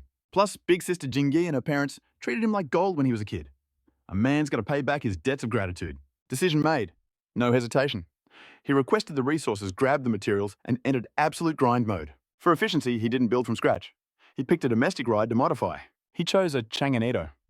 You got to admit there's usually a gap between domestic rides and the big joint venture brands. But under the lens of future tech to Tan, Fong scanned the engine and instantly spotted over 70 flaws. None were fatal, just tiny issues, but add them all up. It was like finding sand in your ice. No choice but to overhaul everything. Engine swap chassis, reinforcement jet thrusters and waterproofing. Let the surgery begin. Inside the self-strengthening dockyard, To Tan Fong was spinning like a top buried in work. Under his hands, that Chang'an evolved into a masterpiece. 3 days flew by in a blur. Meanwhile, on the west coast, a high-stakes meeting was going down. In the last dogfight, the Longtang fighter jet had unleashed absolute hell. The Americans were panicked, but more than that, they were confused as hell. They knew that fighter jet was world-class, but where on earth did Dragon Country get tech like that? Until they figured it out, they had to freeze. Nobody wanted to serve their head on a platter a second time. At the venue, the US spokesperson took the mic first. Ladies and gentlemen, we sent ships there solely to maintain regional peace and stability. And yet, Dragon Country reacted to a minor movement by shooting down 4 of our precious jets and capturing our elite pilots. This is unforgivable. Representing the great United States, I propose immediate sanctions on Dragon Country. Hearing that shameless speech, Brother Shuang raised an eyebrow, letting the disgust show clearly in his eyes. Little Zhuang, you're new here. You're not used to their dirty two-faced games yet. I've been watching this show for decades. The 50-something veteran whispered. Brother Shuang gritted his teeth. Teacher, can't we do anything? Watching this is making my blood boil. The old man replied calmly, we have the right of veto. Brother Shuang sat up straighter, muttering, yeah, we do. But what about countries that don't? It's not that simple. If they want to bully you, they bully you. Just like the Gulf War back in the 90s. Saddam was tough, but for oil, the US schooled him like a helpless chick. 2 months. Hundreds of thousands of troops wiped out. That war woke the world up, and it woke up the sleeping dragon within our country too. But right now, the frustration was suffocating. Brother Shuang clenched his jaw, swallowing the anger. As the US rep stepped down, the Japanese spokesperson rushed up. With a solemn face, he declared, Japan stands with the US. They must pay the price for their mistakes. Japan had basically become Uncle Sam's obedient lapdog. Naturally, the global stage was holding its breath. Dragon Nation was a titan of economy after all, so the rest of the world sat on the fence weighing their bets like cautious gamblers. Chapter 26. Extreme car mods and the high-speed rail. What's up, fam? I'm live at the Stone Lion high-speed railway station. And guess what? I'm here to pick up my soul sister today. So chill out, chat. It's not a boyfriend. Reveal. Standing in the station square was a total baddie clutching a power bank and selfie stick like weapons of mass influence. She was a stunner, a quintessential internet queen with fiery red hair, 24 years young. This was Shu Yeli online handle Goddess Yeli. Her fan base was massive. Over 6 million viewers were swarming the live room. Thousands of simps were spamming 666 and begging for a shout out from their waifu. She brushed off the thirst comments like a pro, just another day in the life of a star. Just then, the high-speed train pulled in, unleashing a tsunami of passengers. Her phone buzzed in her hand, incoming call, Chen Jingyi. Yeli picked up instantly. Jingyi, you off the train? Chen Jingyi, hey, where you at, girl? I'm at the South Square, bestie. Hurry up, I'm waiting. Geez, with that attitude, no guy's ever going to date you. Yeli hung up, and moments later a figure emerged from the exit. Unlike Yeli's spicy firecracker vibe, this girl radiated pure, elegant class. She had that innocent girl-next-door energy that you just couldn't fake. Jingyi! Yeli screamed, waving her arms like a maniac. Hearing her name, Chen Jingyi turned her face lighting up like sunshine. She giggled, waving back before dragging her suitcase over for an emotional reunion. The two besties were finally back together, chattering away like there was no tomorrow. After catching up for a while, Yeli laid out the plan. Hotels booked tomorrow, we hit the ancient city, then a drive by the sea. Don't worry, my driving skills are legendary now. She dropped that last part on purpose, trying to make light of Jingy's dad's car accident. Jingy play-slapped her arm. I'm not made of glass, silly. Don't worry about me, I've moved past that trauma. But first, can we swing by Mylin Wharf? Yili blinked confused. The wharf, you trying to catch a boat or something? Jingy shook her head. Nope, a friend of mine is there. Just want to say hi. Yili smirked. Friend, huh? Male or female? Judging by that blush, it's definitely a guy. Is he hot? My bestie only deserves top-tier eye candy. Jingy blushed harder. He's just a neighbor from back home, you dummy. He's nice. We're cool. Just friends. Yili put on her detective face, ready to spill the tea. Neighbor, so, childhood sweethearts, say no more. I smell romance. Jingy gave up trying to explain. They hopped in a taxi, dropped their bags at the hotel, and headed for the wharf. But caught in their excitement, the girls were completely oblivious to the danger lurking behind them. A shady, modified van had been tailing them since the moment they got in the car. Inside, the vibe was pure menace. Riding shotgun was Scarface ball-jacked and looking like a bodybuilder who chewed glass for breakfast. The driver was a heavy-set guy, but he moved with scary precision. One look at his cold eyes told you he was a killer, hiding in plain sight. In the back sat two men who looked average, but their eyes held the weary, dead look of veteran spies. Well, boss, are those the two chicks we need? Scarface grunted, his voice low. He was a street thug, but even he felt uneasy facing these foreign agents. The two spies in the back, looking deceptively normal, nodded silently. One agent spoke up, his voice robotic. Intel says one of them is close to the target. Tail them, capture them. Don't worry, our Japanese connections will cover your tracks. In reality, the Americans were pulling the strings from the shadows, using the Japanese dogs to do their dirty work because of sensitive reasons. Scarface didn't want this heat messing with these guys was a death wish, but they had too much leverage. Their methods were brutal. He literally couldn't refuse. He hesitated, sweating slightly. Big bros, listen. The street is packed with people. Making a move now is way too risky. The Japanese agent cut him off cold. Then wait for an opening. Get it done and there's $1 million in it for you. Scarface grimaced. $1 million. That was an offer he couldn't refuse, no matter how bad the vibes were. Meanwhile, Yili and Jingy had left the hotel. They grabbed a taxi to Mylin Wharf and settled into a nearby cafe to call Su Qingfeng. On the other end, Qingfeng looked like he'd crawled out of a grave. Bloodshot eyes, hair like a bird's nest, and dark circles that rival a panda. He hadn't slept in 24 hours. It was enough to scare the other researchers. Thankfully, his body held up and that insane grind had finally paid off. Reflected in Qingfeng's tired eyes was his masterpiece, a car that looked deceptively simple. But the center console, that was straight out of a sci-fi movie. On the outside, it was a standard Chang'an model, white paint red interior. But underneath the engine and chassis were built with technology from the future. The dashboard was the real showstopper. It was packed with so many buttons and switches, it looked more like a fighter jet cockpit than a sedan. No gear stick, no steering wheel, just pure, unadulterated technological madness. Look at this dashboard. You'd think it's a cockpit for a fighter jet, but it's actually a beast that can run, fly, turn into a submarine, and even eat bullets for breakfast. The specs are insane. Body durability is at 10 million total weight, 2,434 kilograms. 4 fuel tanks holding 72 litres, engine efficiency at 82%. Top land speed, 350 clicks. But in the air, a hypersonic 7,000 kilometers per hour. Switch to aquatic mode and you're cruising at a max of 40 knots with a massive operational range of 1,200 kilometers. Of course, those are just the standard specs for land travel. Take it to the skies and you get a max range of 700 kilometers. Plus, it's decked out with luxury configurations, electric seats, massage functions, a mega screen, you name it. But the funniest part, since it's a modified Chang'an, the original logo is still hanging right there on the grille. Tan Fong pondered for a second. Should I swap the badge? He thought it over and decided, nah, forget it. Gotta respect the original manufacturer, right? Just then, ding-ling-ling, his phone started buzzing with a call from Tran Tin Di. Tan Fong tapped the answer button. On the other end, Tran Tin Di, the girl he used to call Snotty Nose, spoke up. Hey, we just arrived at Milan Wharf. Is your place still near that ship repair yard? My best friend and I are coming to find you. Fong panicked internally. No need, you guys wait right there. I'm coming to you. Because if they tried to come here, they'd never get in. Chapter 27. This car ain't right. That repair yard was crawling with military guards. Tran Tin Dai replied, oh, okay then. I sent you the location. Just follow the GPS navigation. Tan Fong confirmed, got it. By the way, weren't you looking to buy a car? I managed to snag you an old second-hand Chang'an. Tran Tin Di sounded genuinely grateful. Tan Fong laughed, don't thank me yet. I'm definitely charging you a fee for it. Tran Tin Dai giggled. Deal. I can handle a little expense. The call ended. He drove his ride out of the self-strengthening shipyard. Shadowing him instantly were several agents from the National Security Bureau. Security work never sleeps. Meanwhile, at Milan Wharf, Tung Yili was still live streaming to her fans. Hello, fam. How gorgeous is my best friend today? The chat went wild with simps cheering. Add me on WeChat. Sister, look at me just once. One look is all I need, Yili. I only have eyes for you. Don't try to distract me with other girls. Ha ha ha ha ha, Tung Yili burst out laughing. You want her WeChat dream when she's taken. Her boyfriend is the boss of a ship repair yard. The entire live stream chat let out a collective sigh of defeat. Oh my god, a shipyard boss. We can't compete with that level of power. Must be filthy rich. Us poor folks should just give up now. True that. I'm just a sales rep at a 4S showroom. No chance in hell. I still like Annihilated the best. Comments flooded the screen like a waterfall. Right on cue, ring ring. Tran Tindy's phone lit up. She checked the ID, it was to Tanfong. Hello to Tanfong, I'm almost at the spot. Are you guys on the right side of the road or the left? Tran Tindy replied. Right side. To Tanfong said cool and hung up. Moments later, a white Chang'an rolled up slowly, blinker flashing right, and pulled over to the curb. The driver's door opened and Tanfong stepped out. Hello, Sister Tindy, long time no see. His smile was warm as sunshine.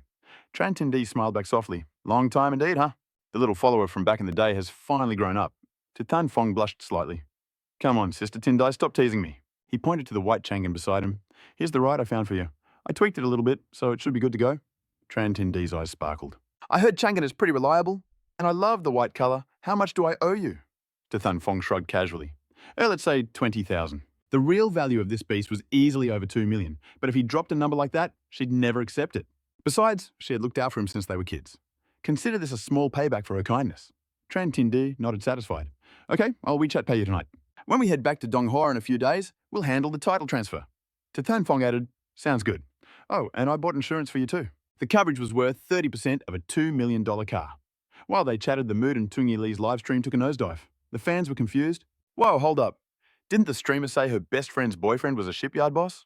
And he gives his girl this cripple mobile. I mean, it looks shiny and new, but it's still just a domestic brand at the end of the day. Major turnoff. Huge red flag. The comments were savage, but Tungi Lee didn't see it that way. After all, Tran Tindy and Tanfong weren't officially dating yet, so an expensive gift would be awkward.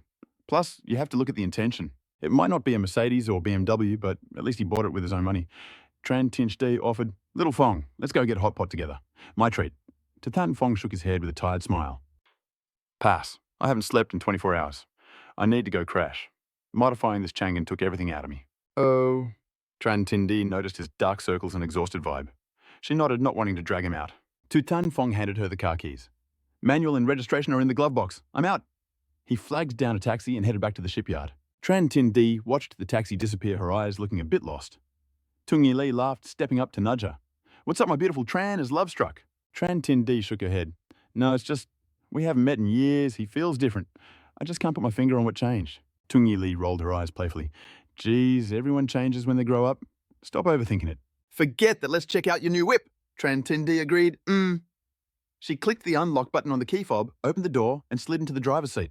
But the moment they looked at the dashboard filled with dense alien-looking symbols, both girls froze in total shock.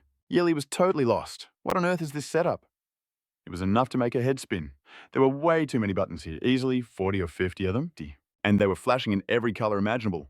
But wait, there were actual labels, initiate flight mode from Yili, her flight mode. She leaned in closer and sure enough on the bottom row sat a button labeled flight mode.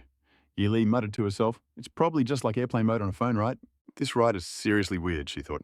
It's completely different from anything else on the market. Jing Yi was just as confused. All right, let me try firing it up. It was an automatic, so she keyed in and hit the push to start. For him instantly, a roar erupted that put a Porsche 911 to shame. Jing Yi didn't know much about cars, but Yili, who knew her supercars, was frozen in shock. That exhaust note was definitely modified.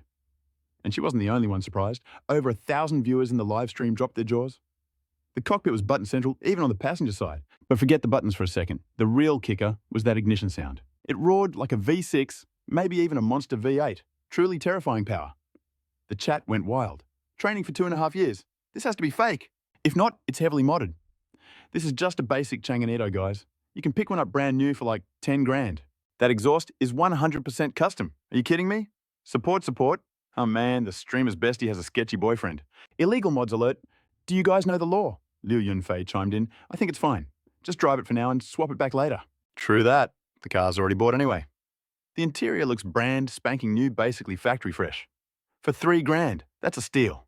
Don't even start. My new car isn't even this nice. Actually, Su Qingfeng had used a brand new car for these mods. Look at the odometer. Whoa, only 5 kilometers. The comment section instantly blew up. OMG, that rollback is way too obvious. Strong suspicion the streamer's friend got scammed. I demand the boyfriend's WeChat right now. I need a word with him about this car.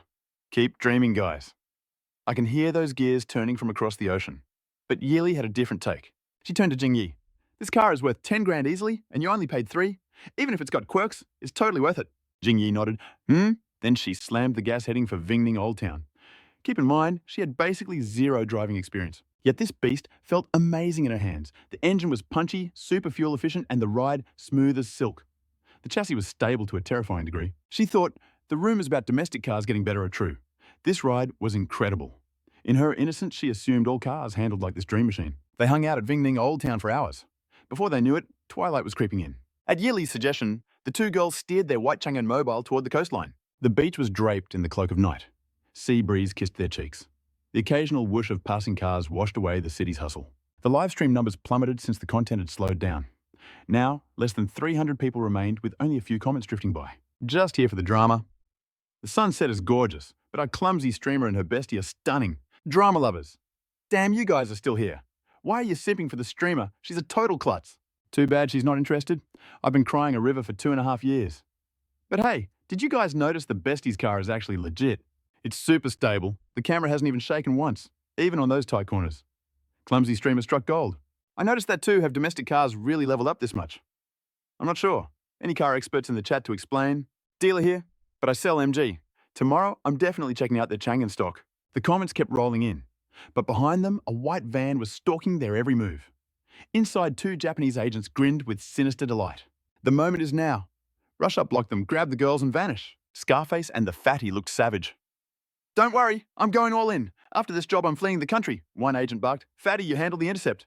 Scarface Tan Tianjun, take 2 men with me. Grab the steel pipe, smash the car, and snatch the targets. Roger that. The plan is locked. The fat driver stomped the pedal to the metal, vroom vroom. The van's speed exploded instantly. They aggressively closed in on the white Chang'an, swerved right, flashed the hazards, and slammed on the brakes. The girls were terrified out of their minds. They screamed in unison. Jingyi's reflexes were lightning fast. She slammed the brake pedal. The stopping power was insane. The car froze instantly. She gasped for air, her heart pounding like a drum. Yili's spicy temper flared up instantly. She stuck her head out the window and screamed at the vehicle ahead. Hey, how did you get your license? Do you know how dangerous that was? If my friend's brakes weren't god tier, we'd be dead meat. But before she could even finish her rant, the van's door slid open. 3 hulking figures stepped out. Steel pipes gleamed in their hands. One of them had a suspicious bulge at his waist. Maybe a gun, maybe worse. The agent Murata gripped his steel weapon tight. In fluent local dialect, he roared, "If you want to live, get out of the car." He pointed the cold steel straight at the girls. Jingyi and Yili were frozen with terror. What was happening? Close the window right now. Call the cops! Yili shrieked, her voice cracking. Jingyi's hands were trembling uncontrollably as she frantically fumbled to roll up the window. But she knew deep down resistance was futile. Steel pipes versus glass windows. That's a match made in hell, and the glass was about to lose big time. Zhu Yili gripped her phone hands, trembling like a leaf in a hurricane. She was frantically dialing the police, but the terror was freezing her veins. Amidst the chaos, the live stream was still rolling. Over 300 viewers stared at their screens, jaws on the floor. 2.5 years of training. Bro, what is this drama? A daylight robbery? Ma Daiha was raging behind the keyboard. You think you can bully our streamer goddess? Think again, punks. Do laws mean nothing to you clowns? Liu Yunfei here. Everyone spam the police hotlines right now. Help is on the way. Any security bros nearby? We need backup. Our girl is in danger right under the sun. These lunatics have officially lost their minds. Police have been alerted. Hang in there, streamer Chan. The cavalry is coming. The 300 viewers went feral, but for once, the internet wasn't being toxic.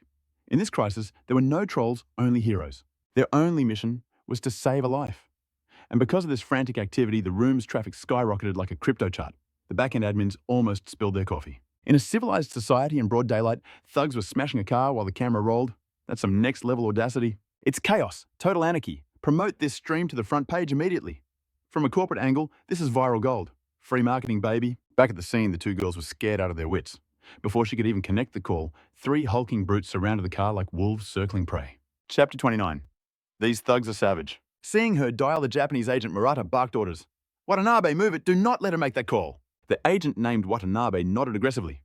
He planted his feet, wound up his arm, and swung that steel pipe at the window with the force of a grand slam. Bam! A deafening boom echoed, but the shockwave backfired instantly. Watanabe's hand went numb, and the pipe nearly flew out of his grip from the recoil. His tiger's mouth web throbbed with pain. But the window, that glass, was tougher than tank armor. It didn't budge. It didn't crack. There wasn't even a microscopic scratch. Watanabe froze like a glitching NPC. His face was a mask of disbelief. Nani, how is this possible? Not even a scratch. You idiot, move. Murata joined the fray, smashing his pipe wildly until the steel actually bent from the impact. Yet the glass remained pristine. Even the scar-faced thug joined in using all his brute strength, but the result was the same. All three were dumbfounded. This defied physics. Even Shu Yili inside was so shocked she forgot she was holding a phone. Shu Yili, what kind of car is this? I don't know, Chen Jingyi, this is terrifying. Snapping back to reality, Shu Yili focused on the call. Finally, a voice connected. It was a female dispatcher. Hello, this is the emergency dispatch center. How can we assist you today? Officer, there's an attempted murder happening right now. We're at the High Village outside Vingning, ancient city opposite Wu Island. The dispatcher's voice turned steel serious. Understood.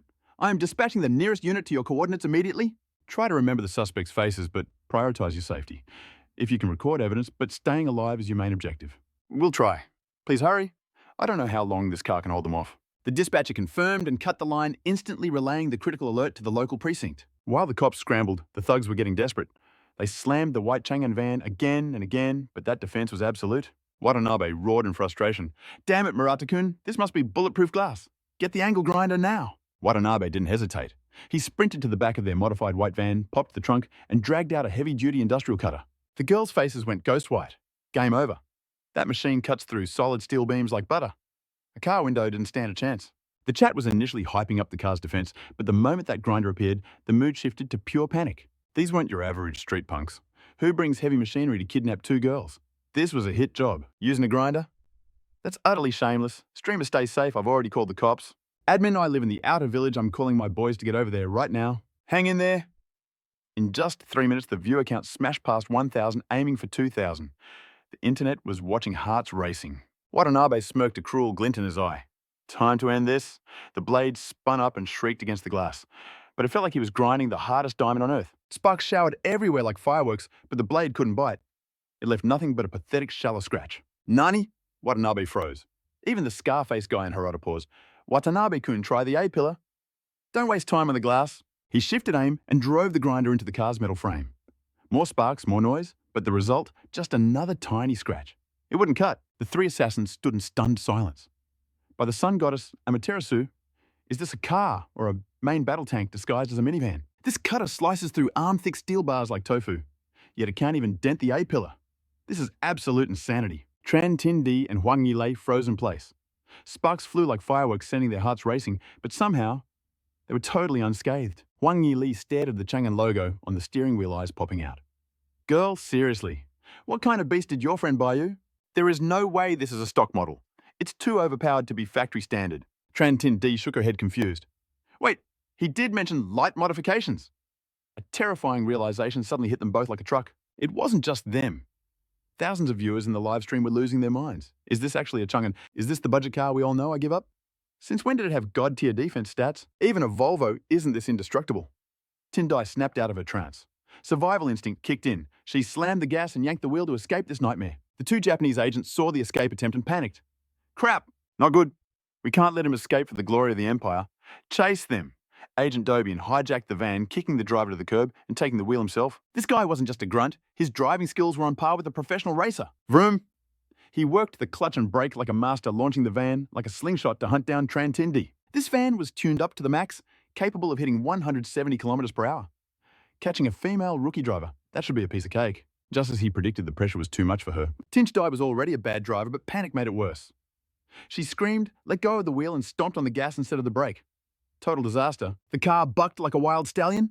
It jumped the curb and went rogue. It slammed straight into the rear of an innocent Volkswagen CC cruising down the road. Boom, the impact was insane. The Volkswagen was sent flying like a kite in a hurricane, its rear end completely crushed, but the white Chang'an not a scratch. The bumper was pristine, only the license plate got a little bent. What is this thing made of? It didn't stop there. Tindai lost control at a sharp turn, and the car aimed straight for a concrete utility pole. Normally that pole would slice a car in two like a hot knife through butter. But in a twist of fate, the pole got yeeted 7 meters away. The white car still invincible. Just a tiny paint chip. But gravity is a cruel mistress. The momentum carried them over the edge, plunging straight into the ocean. The steel beast finally stopped its rampage. But the live stream chat, it went absolute nuclear. The locals were stunned and the Japanese agents were baffled. Chapter 30. The car is underwater now? What? What kind of tank is this? It smashes everything and takes 0 damage. Any other car would be scrap metal by now. Agent Dobian grinned like a villain. Perfect opportunity, Murata. Get in the water and capture them. Call logistics for a boat. Understood. Murata nodded. Meanwhile, inside the white car, the ocean was rushing in. It wasn't a flood yet, But at this rate, they would be drowning in 5 minutes tops. To make matters worse, the doors were jammed. Terrified, Tindai dialed the only person who could save them to Thunfong. Ring, ring. The phone screamed for 30 seconds before finally waking the main character to Thunfong. Rubbing his sleepy eyes, he glanced at the screen. Caller ID Tindi. He picked up. On the other end, Tindai sounded like she was about to break down. Xiaofeng, did you mod the doors too? Why won't they open? We're gonna die. To Thunfong's eyes snapped open. Wait, Dai! What's going on? Tindai sobbed. We were driving and these guys attacked us. I panicked and drove off a cliff into the sea. The doors are stuck. The water is pouring in. What do we do? Am I gonna die? To Thunfong realized the gravity of the situation instantly. Sleep mode off. He commanded, don't freak out, listen to my voice, do exactly as I say. Okay, Tindai cried. I'm listening. Look at the second row right side. Third button. The blue one? See it? Yes, I see it. Press it now. Now first row red button, then the second button and finally the white one next to it. It says sealing system. Yes, that's it, press it. Tindai smashed the buttons frantically. Suddenly a robotic voice echoed through the cabin. Sealing system online. Submarine mode activated. Clank whir, heavy mechanical locks engaged, and the rushing water instantly stopped dead. A hum like an air conditioner filled the air. Fresh oxygen hissed into the cabin, while pumps flushed the water out through the floor like magic. Before Tindai's eyes, the dashboard transformed. The speedometer vanished, replaced by high-tech sonar and submarine controls. The sudden transformation left everyone completely speechless. She froze completely. Brain offline, total system crash. In Shu Yuli's livestream room, thousands of viewers were witnessing a real-time glitch in the Matrix. Chen Jingyi stammered into the phone, her voice trembling. Feng bro, what is this sorcery? I thought I was driving a car, not a spaceship. It is a car, Su Qingfeng replied, cool as a cucumber. I just added a few light mods for safety. Pretty sure I mentioned that right. Chen Jingyi choked on air. You call this light beside her? Shu Yuli was staring like he'd seen a ghost. His vocal cords had officially left the chat. Over 5,000 viewers watched in awe. Gears whirred and water purged automatically from the chassis. It wasn't a car crash anymore. It was a sci-fi blockbuster coming to life. The training arc was over. Holy smokes. Is this for real? No cap. My eyes are deceiving me. I was ready to type RIP in the chat, but now I'm speechless.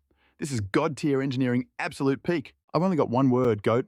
This ride defies the laws of physics. It's chaotic, it's cute, it's legendary. The defense stats are maxed out, crashing did 0 damage. And the kicker? It's literally swimming like a nuclear sub. Logic has left the building. Does it have to be this swaggy? Save some cool for the rest of us? User Liu Yunfei is losing it. Since when did Chang'an make tanks? If I whipped that bad boy, insurance companies would go bankrupt. Safety isn't even a concern anymore. Bro, you're new here. The streamer just called her mechanic, and the dude literally said he just tweaked it a little. Say what? Hold up. This underwater tank is a light tweak. That's some serious cap. Insane, fam. My vocabulary is broken. I've got nothing left but raw hype. 2 words only. It's lit, absolutely fire, mind-blowing. This is the peak of human evolution. The coolness factor is over 9,000. The chat was moving so fast it was a blur. Viewers skyrocketed. 10,000, 20,000, 30,000. We're going viral, baby. Boom, trending #1 on TikTok instantly. The whole internet is watching this escape. Employees at the Chang'an dealerships froze. They didn't know they sold Batmobiles. Management was shook. Even Chairman Liu Jun got wind of it. He opened the stream and nearly dropped his phone. What the hell is this? That big Chang'an logo on the steering wheel, unmistakable. The interior, definitely our Yidong model. But the performance, alien tech. Since when do we build submarines, he muttered. Then the gears turned. His shock turned into pure adrenaline. This is a once-in-a-lifetime goldmine. He barked at his secretary, transfer 10 million Bitcoins, boost this stream to the moon. And get me everyone on the phone, police, mayor, local contacts, I don't care. Protect those streamers and secure that car at all costs. And find me the genius who built it. I need to shake that man's hand personally. The secretary scrambled out like her hair was on fire. Liu Jun was glued to the screen, eyes wide. He knew it. The golden age of Chang'an had officially begun. Chapter 31. Let's roll.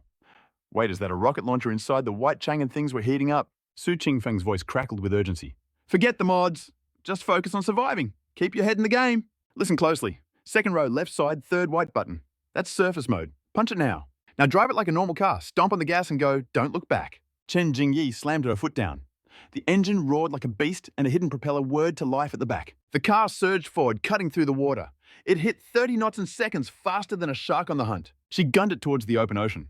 No way was she going back to shore. Those psycho hitmen were waiting. Behind her, Agent Watanabe was about to dive in when he froze. That wasn't a car. It was a speedboat. It rose up, leaving a white wake as it zoomed away. What in the actual hell? Watanabe's brain broke. Bulletproof glass. Fine. Uncuttable metal, sure. But crashing off a cliff and turning into a boat? That's cheating. You've got to be kidding me. It fell into the sea. They were supposed to be fish food. Instead, it's cruising like a luxury yacht. Watanabe felt his sanity slipping away.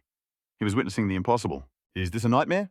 Scarface and Fatty were equally traumatized. Their worldview was crumbling. What is that thing? A car, a submarine, a tank without a cannon? It makes no sense. The shame of failure hit them hard. Eyes bloodshot, they grabbed the radio. Execute Plan B, get the speedboats now. Coordinates locked. I'll meet you in open water. Watanabe tossed his gear and dove. Staying meant prison, and he wasn't going out like that. Scarface and Fatty stood there, jaws on the floor. Did he just ditch us? We're screwed, totally played.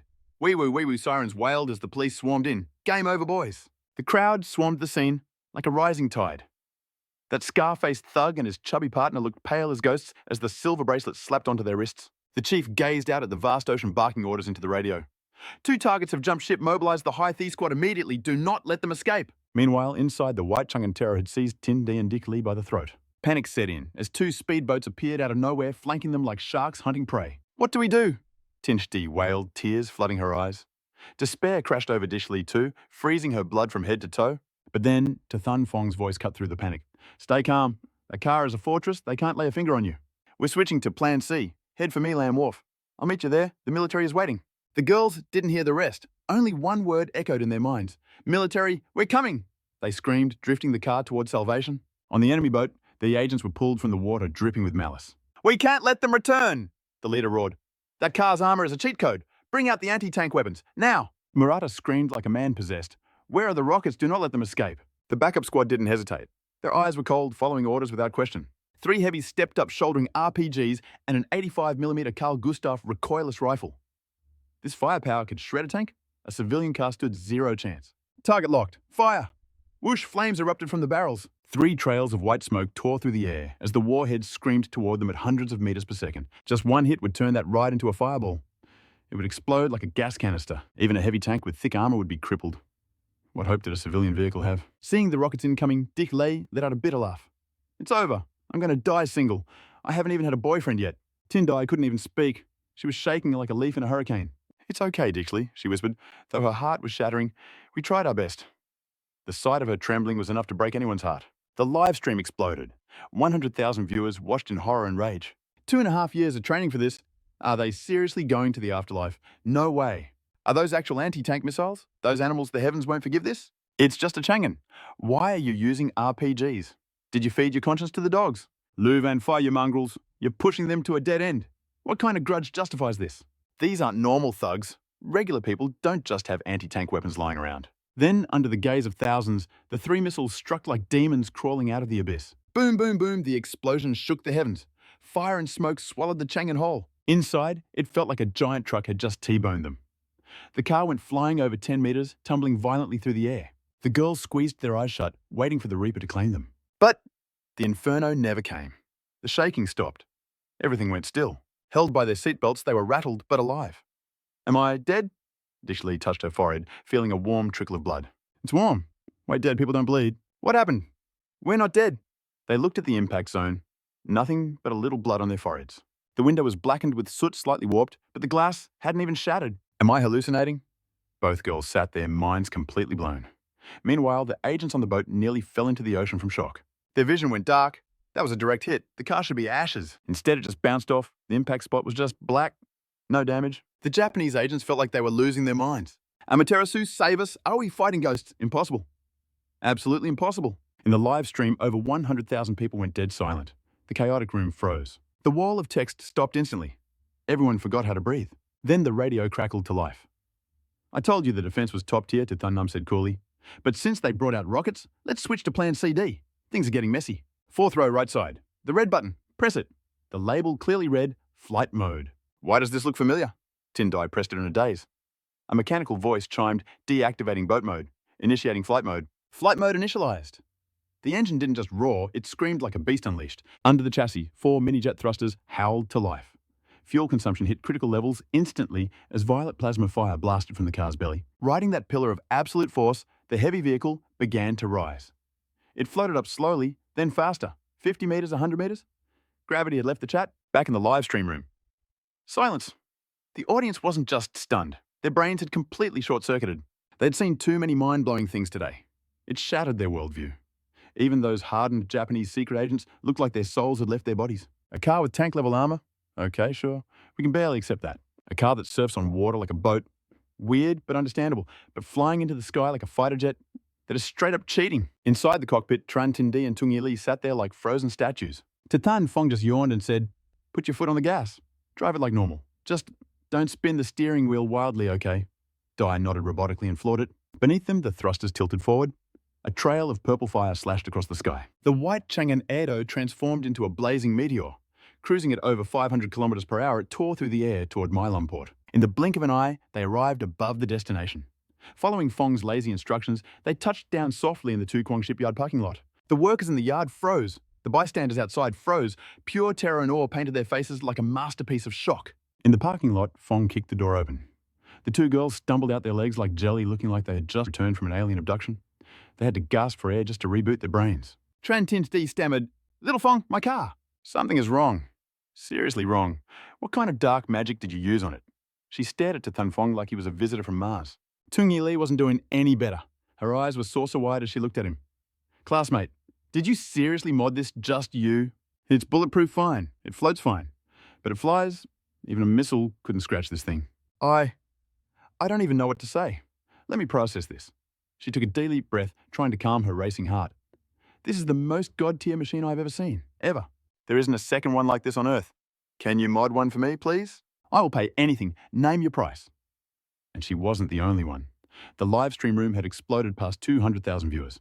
The chat was going nuclear. "OMG, OMG, OMG, I repent. I apologize for my sins to then you aren't a mechanic, you're a god. I mocked him.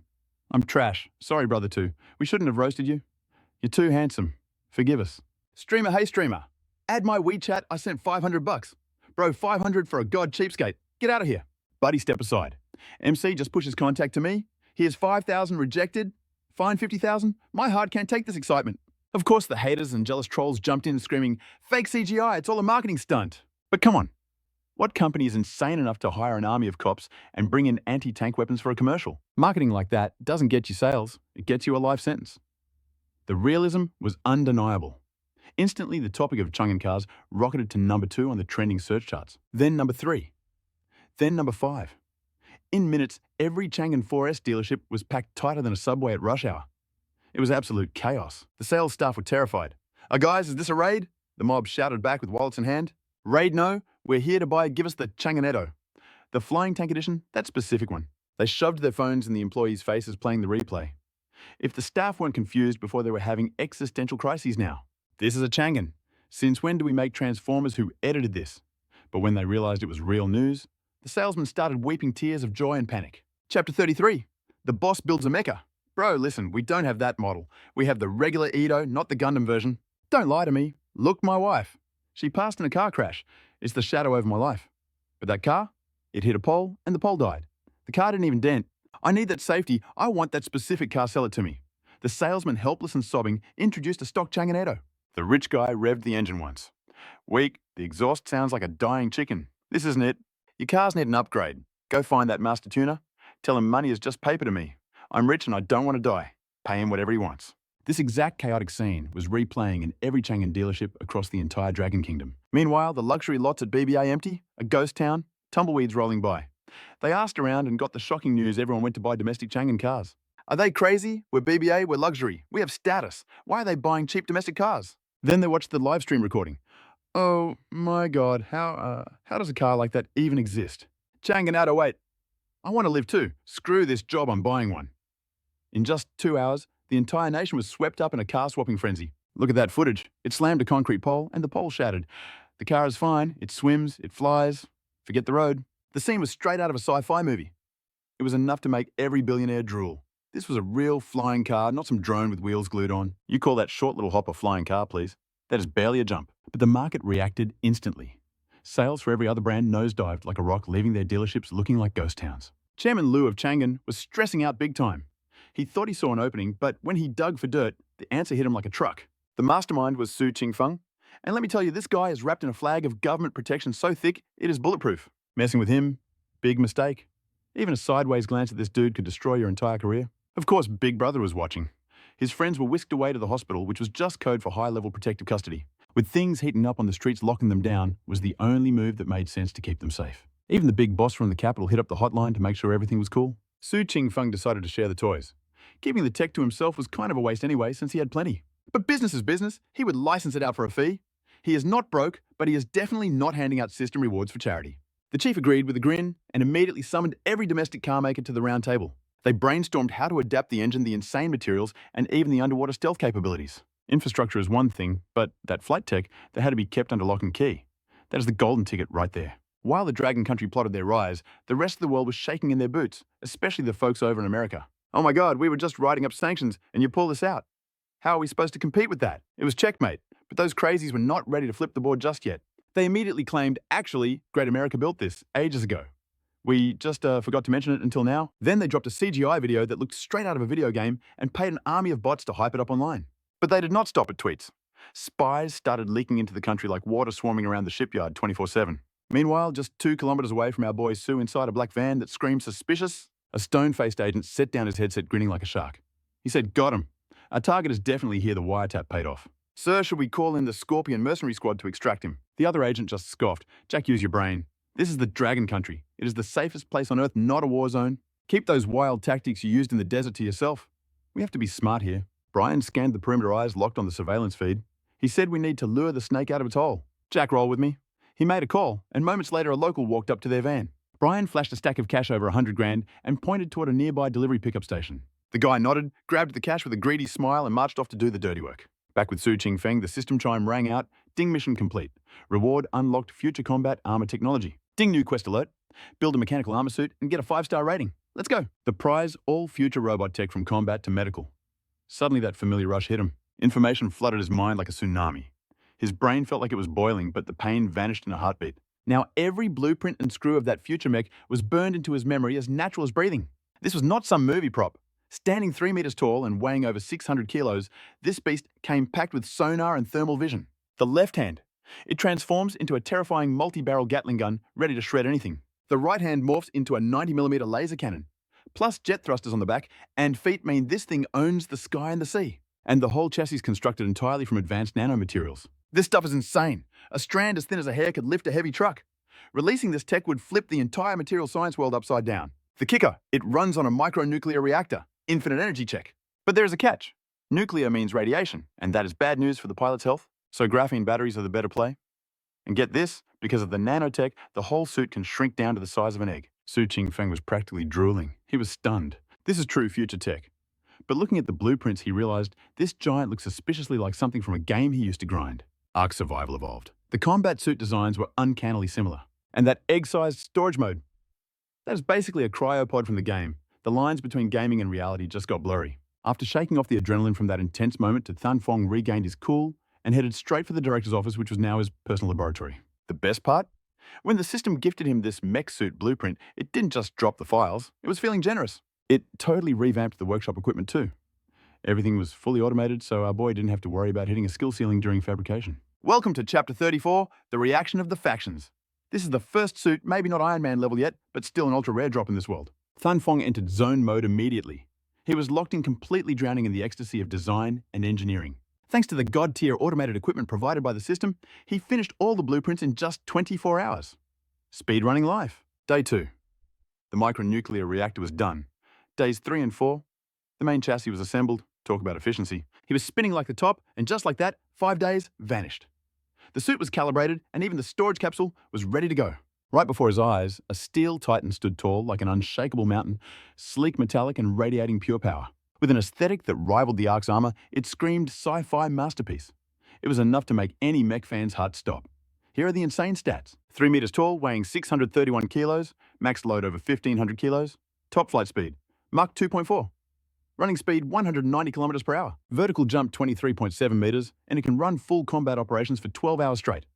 That battery life is no joke. Powered by a micronuclear reactor, it's packing a tactical comm suite, a 90mm laser cannon, and a dual-barreled heavy machine gun that fires energy rounds. Throw in a compact phased array radar, low-light night vision sonar, and thermal imaging. These specs are absolutely broken. Even Huu Phong was shook by his own creation. This isn't just a mechanical suit. The firepower alone is enough to delete an entire light infantry battalion. In some scenarios, this single unit could probably go toe-to-toe with a whole Mountain Special Ops Brigade. He's basically a one-man army now. And here's the kicker. As the system rewards get better, the upgrade potential for this bad boy is going to skyrocket.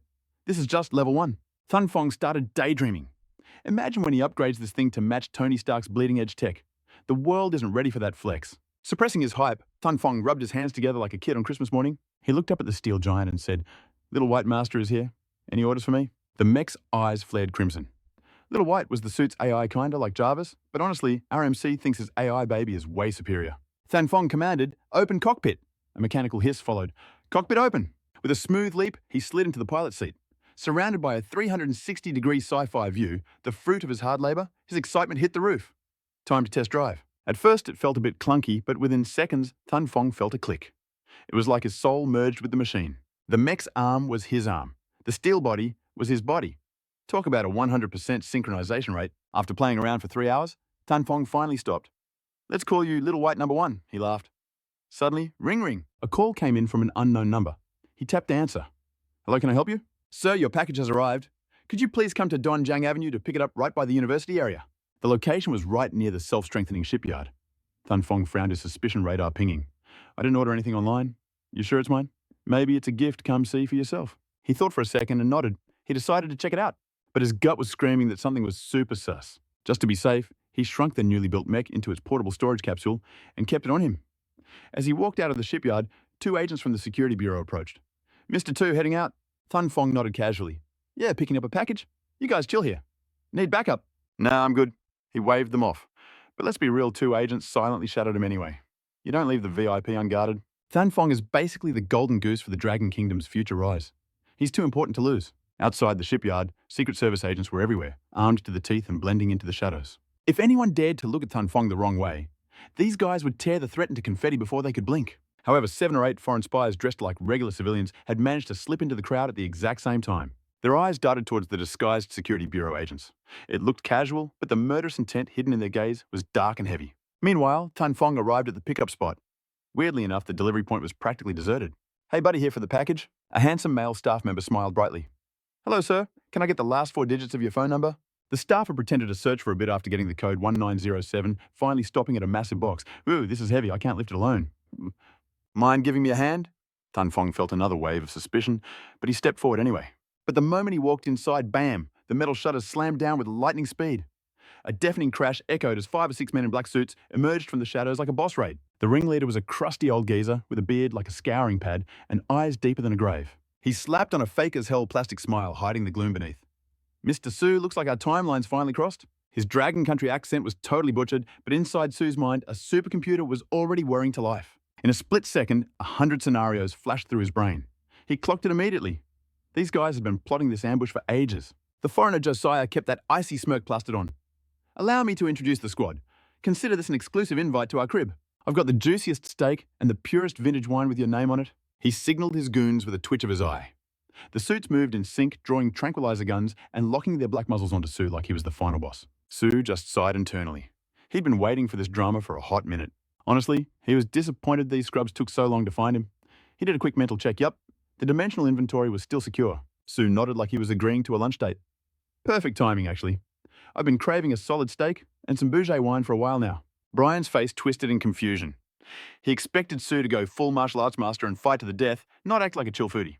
Was this a trap? The dude was acting way too sus. Brian scrambled for his phone, syncing with the radar to sweep the perimeter. The 2 security bureau agents already taken out of the equation. Once he confirmed the coast was clear and nobody was peeping, Brian gestured for Su to move, sweating bullets despite the wind. Su didn't waste breath. He strolled down the stairs and hopped into a blacked-out Alpha van like a VIP compliant as a lamb. "Package secured. We are rolling out," Brian whispered into the button mic on his collar. The gears of war started turning instantly. A massive carrier strike group in Japan mobilized, aiming straight for Dragon Country waters. To sell the bluff to US subs near Prophecy Island, kicked into overdrive, lighting up the sonar to draw all the heat. On Prophecy Island, 4 chopper pilots sat ready on the tarmac. The second the bait was taken, they'd launch those birds and gun it straight for the Japanese military base. Back in the van, Brian kept the Alpha at a steady 80 kilometers per hour. Not too fast to attract cops, not too slow to look suspicious. Just typical elite agent moves, keep cool when the heat is on. Chapter 35. Capture the prisoner and crush the opposition. The rendezvous point had 2 semi-submersibles waiting. Once they hit the water, the mission was basically a W. Any hiccups on Sam's route? Brian's voice was grim inside the car. The earpiece crackled back. "Shanghai clear. Everything's green, sir." But Brian wasn't buying it. He demanded updates on even a fender bender. If Su had thrown a punch, Brian would feel better, but this silence, it was stressing him out big time. One of the rookies in the squad definitely didn't pass the vibe check. "Yo, boss, chill out. The mission is basically in the bag. Why are you so high-strung? Loosen up a bit. Brian looked like he wanted to scream, but he swallowed the rage and glared at the guy with eyes that promised murder. He gritted his teeth. You moron, Dragon Country has a saying about the calm before the storm. Underestimate the enemy, and the Grim Reaper is going to come knocking for your soul. The rookie shrank into his seat, terrified by the sudden intensity. Loud and clear, sir. Continuing surveillance. He promised to report even a mosquito flying by and kept the comms open. Meanwhile, a Dragon Country security captain was trying to hail the escort team on the daily check-in. But no matter how much he shouted into the radio, he got nothing but static. Total silence. The captain's scalp went numb and his blood turned to ice. He knew instantly it was a total wipeout. He slammed the emergency alarm and led a heavily armed SWAT team to the last known location at breakneck speed. Every security agent had a biochip tracker embedded in their body. Tracking the signal, they found the guards stuffed in dumpsters. Bodies intact, but throats slashed with surgical precision by Kevlar wire. The captain mumbled a curse, his aura freezing the air around him. But the body count wasn't even the worst part. The real nightmare Su was gone. The news hit the high command like a nuke. The Supreme Leader, midway through a session at the Great Hall, abruptly paused the meeting. Situation report, now. Sir, he's vanished, like he evaporated from the earth.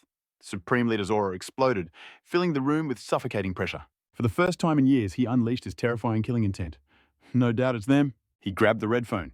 Activate my special code. Initiate total lockdown immediately. I want every checkpoint tightened. Check every car, boat, and plane. I don't care if you have to drain the ocean. Bring him back alive or bring me his corpse. Nobody leaves. Every word dropped from the old man's lips like a heavy gavel, striking the sound block dead serious. Listen up, Su is the Dragon Nation's ultimate ace in the hole. You touch him, you're inviting the wrath of an entire empire. The order went out, and the whole country snapped into gridlock mode. The machinery of the state started grinding, and it was terrifying to behold. Vacations cancelled. Every agent at the checkpoints got the call. Get your butts back to base now. Special ops flooded the streets like a swarm of angry hornets. From Brian's view, the city was suddenly crawling with cops and government rides. Brian just smirked ice cold. Reacting now. A little late to the party, boys. He turned to his captive. Mr. Su, play nice and you won't get hurt. Surprisingly, Su just nodded and flashed a little smile. Creepy. Brian couldn't explain it, but that grin sent a shiver straight down his spine, like a rabbit staring at a wolf. Probably just my imagination. He shook it off. 15 minutes later, they rolled up to a desolate beach. Nothing but a few random cars passing by.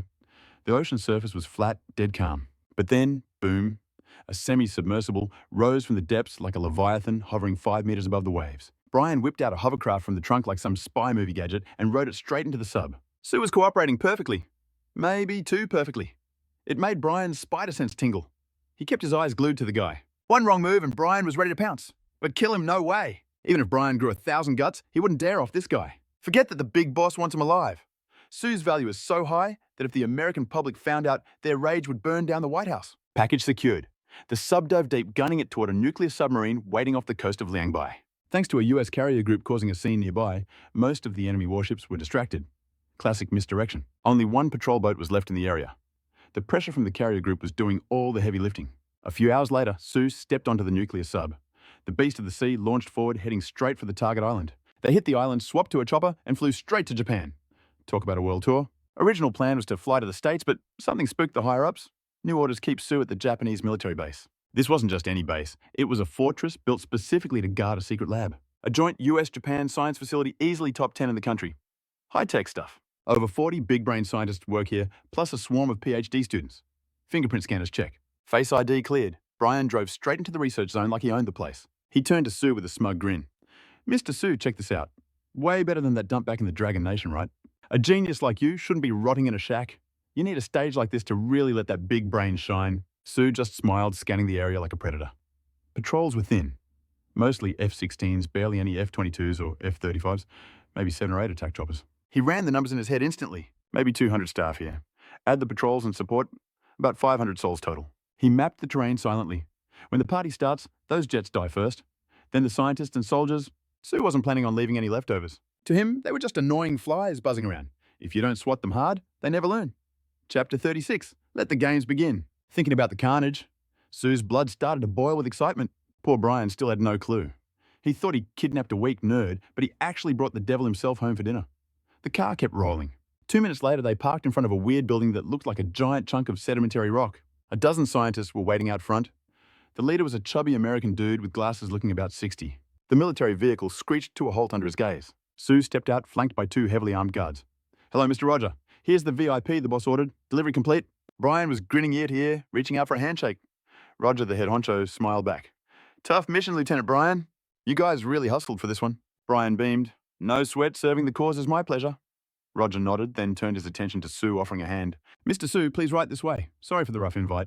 I'm Roger, I run the show. He expected Sue to slap his hand away or talk trash like a typical arrogant genius. Unexpectedly, to Thun Fong extended his right hand, a calm smile playing on his lips. Mr. Roger, it is an honor. I've actually quite enjoyed this little trip. Roger's expression shifted a smile that didn't reach his eyes, masking his confusion. Mr. Toe, I am baffled. Shouldn't you be trembling in fear? Shouldn't you despise us for bringing you here? Thun Fong merely shook his head, his gaze piercing. Fear and hatred are the crutches of the weak. The strong simply face reality head on. Roger burst into laughter. Well said, sir. I couldn't agree more. We have been watching you closely. Your spectacular performance back in the Dragon Kingdom has not gone unnoticed. The reason for this invitation is simple. We want your artificial intelligence and that cutting-edge graphene technology. Of course, if you could also enhance our fighter jets and warships, our gratitude would know no bounds. Thun Fong nodded slowly. Naturally. However, I have recently shifted my focus to something else. Mechas. He paused, eyes glinting. Tell me, Mr. Roger, do you have an interest in mechanized armor? Hearing the word mecha greed ignited in Roger's eyes like a wildfire. Like the ones in anime. Thun Fong shook his head. No, not those clumsy giants from sci-fi movies. Think closer to the Iron Man suits from your own pop culture. Roger froze, stunned. Good Lord, mister. To you have actually researched such technology that is unbelievable. Thun Fong smirked. Not just researched. I have a finished prototype right here. Would you like to see it? Roger nodded frantically like a bobblehead. Absolutely. Oh my God, a real mecha. The excitement was contagious. Brian and the entire CLA. Scientific team leaned in their faces, glowing with pure fanboy anticipation. Under their eager gazes, Thun Fong activated his spatial inventory. In a flash of light, his first creation, Little White, materialized. Standing 3 meters tall, it loomed over them, like a steel titan. Its armored body radiated raw power, a magnificent design that looked like it had torn through the fabric of reality straight from a blockbuster movie. The silence was deafening. Brian, Roger, the soldiers, and the agents stood paralyzed. But the scientists were entranced. Staring at the mechanical masterpiece, they looked like parents reuniting with a long-lost child. Roger's lips trembled. With shaking hands, he reached out to caress the cold metal tears welling up in his eyes. Oh God, I cannot believe my eyes. It is real. A genuine maker. This circuit layout, this intricate design, no model could replicate this. And wait, he conjured this out of thin air. What kind of god-tier technology is this? It was beyond imagination. But while they marveled, a cold realization struck Brian like a bucket of ice water. If Thun Fong could summon a mecha from nothing, could he also summon a nuclear warhead? The threat level just skyrocketed to infinity. Just as the thought crossed his mind, Thun Fong vaulted into the cockpit. Little White engaged combat mode. Yes, Master. Combat mode engaged. The mecha's eyes flared crimson. Brian's face went pale. Damn it, it is a trap. Before the words could fully leave his mouth, the mecha's hydraulics hissed. With a massive stomp, Thun Fong launched 20 meters into the air. Simultaneously, the 90mm laser cannon on the right arm charged up light, gathering in a blinding display before condensing into a single pillar of pure white destruction. It slammed directly into Brian and Roger below. There was no explosion. Instead, a 10-meter radius instantly turned to charcoal. The concrete floor melted into slag under the terrifying heat and kinetic force of the laser. As for the humans caught in the beam, the energy was too overwhelming. They were vaporized on the spot, erased from existence. Inside the cockpit, Thun Fong's eyes lit up with delight. Now, that is what I call firepower. He shifted his gaze to the sprawling military base below. It was the perfect testing ground. The mecha's electronic eyes flashed an ominous red once more. The microjet thrusters on the back roared to life. With a sound like a screaming fighter jet, he dove toward the airfield and helicopter pads at breakneck speed. The sudden chaos triggered the base's air raid sirens. Troops poured out of the barracks, panic written on their faces as they scanned the sky. What the hell is happening? Where is the enemy? Who has the guts to attack a US military base on our own soil? Do they have a death wish? Show me the target, I will turn their skull into Swiss cheese? Chaos reigned as orders clashed with confusion. The commander screamed until his veins popped. Enemy attack, enemy attack. To their credit, the American response was swift. In just 3 minutes, the 1st Marine platoon arrived, weapons locked and loaded. But what they found was a nightmare. Scorched earth, shattered concrete, and a pile of ash where their leaders used to be. The burly Marines stood there dumbfounded. What on earth happened here? The officer barked, "Get the surveillance footage now." "Sir, yes, sir." The comms officer saluted and sprinted toward the control room. More troops arrived, staring at the devastation and horror. But suddenly, boom! A pillar of fire erupted from the direction of the airfield, painting the sky orange. The earth-shaking explosion snapped them back to reality.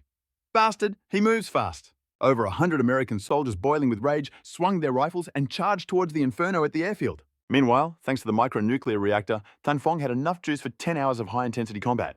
That meant he could spam his laser cannon like it was a video game with infinite ammo cheats enabled. Of course, strapping a nuclear reactor to your chest comes with a tiny downside called lethal radiation. Sitting inside that metal shell is basically asking for a glow-up you don't want, so researching graphene batteries is still on the to-do list. But right now, Thun Phong didn't have time to worry about cancer risks. Lasers started blasting everywhere. F-16s and F-22s were dropping out of the sky like flies. He was popping these multi-million-dollar toys like they were cheap plastic models. By the time the backup pilots arrived, Phong had already clapped 9 out of 10 jets and wiped out every single chopper. Seeing the carnage, the American pilots literally started crying. That's pure despair, folks. Chapter 37, War Declared. Time to smash. Every single one of those birds cost a fortune, and now they're just burning scrap metal raining down on the base. Through the smoke, they finally saw it. A weird floating silhouette hovering above the chaos. It looked like a mech suit. Wait, is that Iron Man? No, this is something way more terrifying and very, very real. While the soldiers stood there with their jaws on the floor, Phong wasn't about to give them a coffee break. The laser cannon on his right arm lit up. A beam over 3 feet wide tore through the air like a pillar of judgment. Dozens of soldiers screamed as they were caught in the blast, but it was game over before they even knew what hit them. Anything the light touched turned instantly to ash. The commander screamed, "Counterattack! Shoot that thing!" Panic mode engaged. The surviving troops scrambled, raising their automatic rifles to shoot at the floating demon. Bang, bang, bang. A storm of bullets hit the armor, but they just pinged off like hail hitting a tank. 0 damage. "Sir, our bullets ain't doing jack squat. What do we do?" A soldier yelled after emptying his clip. The commander, looking frantic, screamed, "Open the armory! Get the magnetic vehicles! Bring out the heavy cannons and tell the rest of the Air Force to get their butts in the sky right now." Following orders, a suicide squad stayed behind to distract Phong while the others rushed to grab the big guns. But Phong saw it all in 4K resolution. He didn't hesitate for a split second. Boosters engaged. He dashed forward to block their path. He raised his left arm. The Gatling gun spun up. Fire, a torrent of lead unleashed hell. It sounded like a swarm of angry hornets or a chainsaw ripping through bone. In just 3 seconds, hundreds of rounds were pumped out. 7 or 8 soldiers didn't even have time to blink. They did a death dance as the bullets turned them into Swiss cheese. But the massacre didn't stop there. In their dying eyes, Phong looked like a mechanical Grim Reaper crawling out of hell, smiling a cold, metallic smile. It was a complete slaughter. Phong didn't want to be this brutal, but the rule is simple. If you cut the grass, you got to dig up the roots so it doesn't grow back. He wiped the entire base clean. Not even the guard dogs were spared. An hour later, he blew the ammo depot for the grand finale. Boom, boom. It was louder than New Year's Eve fireworks. The explosions ripped through the night sky like a celebration of destruction. A pillar of fire shot dozens of meters into the air, turning the base into an active volcano. Phong watched the flames, but his eyes were ice cold. Absolute zero. A chill that would freeze your soul. Slowly, he turned his head towards the north, toward Tokyo.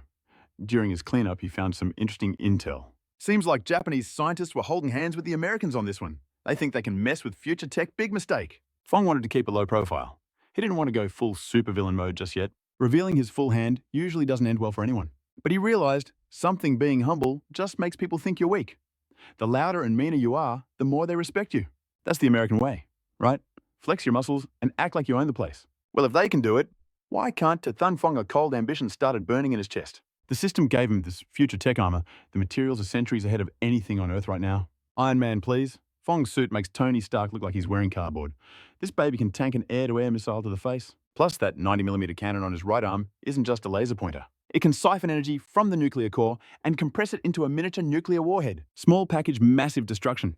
Sure, it's not a city killer, but it hits way harder than any repulsor beam. Yield is about 10 tons of TNT, tiny for a nuke, but plenty for a bad day. He just needs to prep some fuel. Muttering to himself, his sensors locked onto a new target, the Japanese nuclear power plant. The jet thrusters roared. He hit Mach 2.2 instantly, tearing through the sky like a meteor, heading straight for Fukushima. 5 minutes after our main character dipped out, amidst the wreckage of the military base, one survivor remained. A Japanese scientist looking like extra crispy barbecue. Covered in blood and soot. Trembling, he struggled to lift his walkie-talkie. His voice was raspy like he swallowed sandpaper. Plan failed. The Royal Army wants it done. Then his hand dropped. Game over. Chapter 38. Killing you needs no reason. The radio crackled with panic instantly. Nani Dr. Goto, you failed. What's the situation? Who is he? Hello, is anyone there?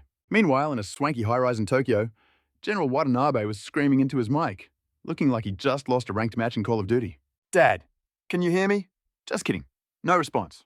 He slammed the table, his face darker than a thunderstorm. Beside him stood a CIA agent from the States. And let me tell you, the vibes were absolutely atrocious. And dang it, how could the plan flop? It was supposed to be foolproof. Watanabe mumbled. That's not even the scary part, bro. The scary part is, Gotta said, he is coming. The CIA guy looked confused. He who is he? The boogeyman? The American scoffed, looking down his nose. If he comes to Japan, he's basically in Ting, walking right into a trap. Mr. Watanabe just sent a squad. Capture him or delete him. Easy peasy lemon squeezy. Watanabe looked at the CIA agent like he had a single brain cell bouncing around like a DVD logo. You think he escaped that explosion just to die here? The guy has main character energy. He didn't run home to the Dragon Kingdom. He came straight for us. Even if he didn't know where the confidence came from, he wasn't about to be an NPC about it. He totally ignored the American. He started barking orders to his minions. Get the Prime Minister on the line, now. Tell him everything. No cap? The aide nodded and Naruto ran out of the room. Cut to a humble yet bourgeois office. Prime Minister Aban was on a secret call with the big boss Trump. Aban here. Mr. Trump, listen. I think we should keep this guy in Japan for a bit. You guys are too far away. It's for safety reasons, I swear. He's totally trying to hoard the loot. Trump's voice was ice cold on the other end. Nope, 1 month. I'm sending a private jet to pick him up. A talent like Tan Fong belongs to the US of A. We can't lose him. Just like the West can't lose Jerusalem. Do you hear me? Aban looked like he just bit into a lemon, but he tried to negotiate one last time. Mr. Trump, please, just let us handle security for this month. Trump ain't having it. No need, just stay in your lane. Aban got left on read, basically. The bitterness was real. He was doing all the work while Big Brother America took the credit, but he nodded anyway. Understood.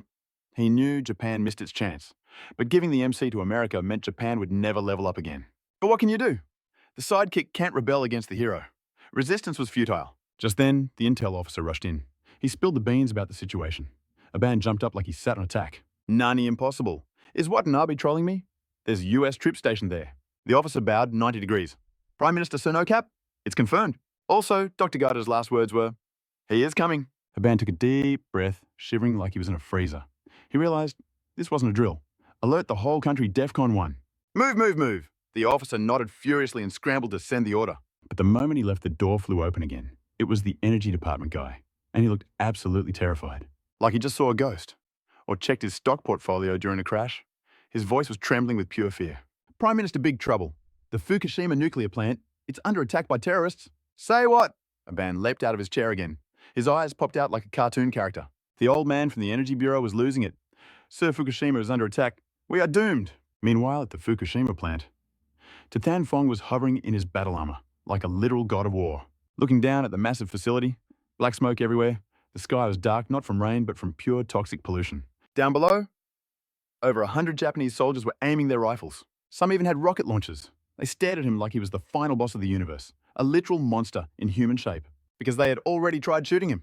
And guess what? Their bullets bounced off like rubber bands. Sir, why are you attacking Great Japan?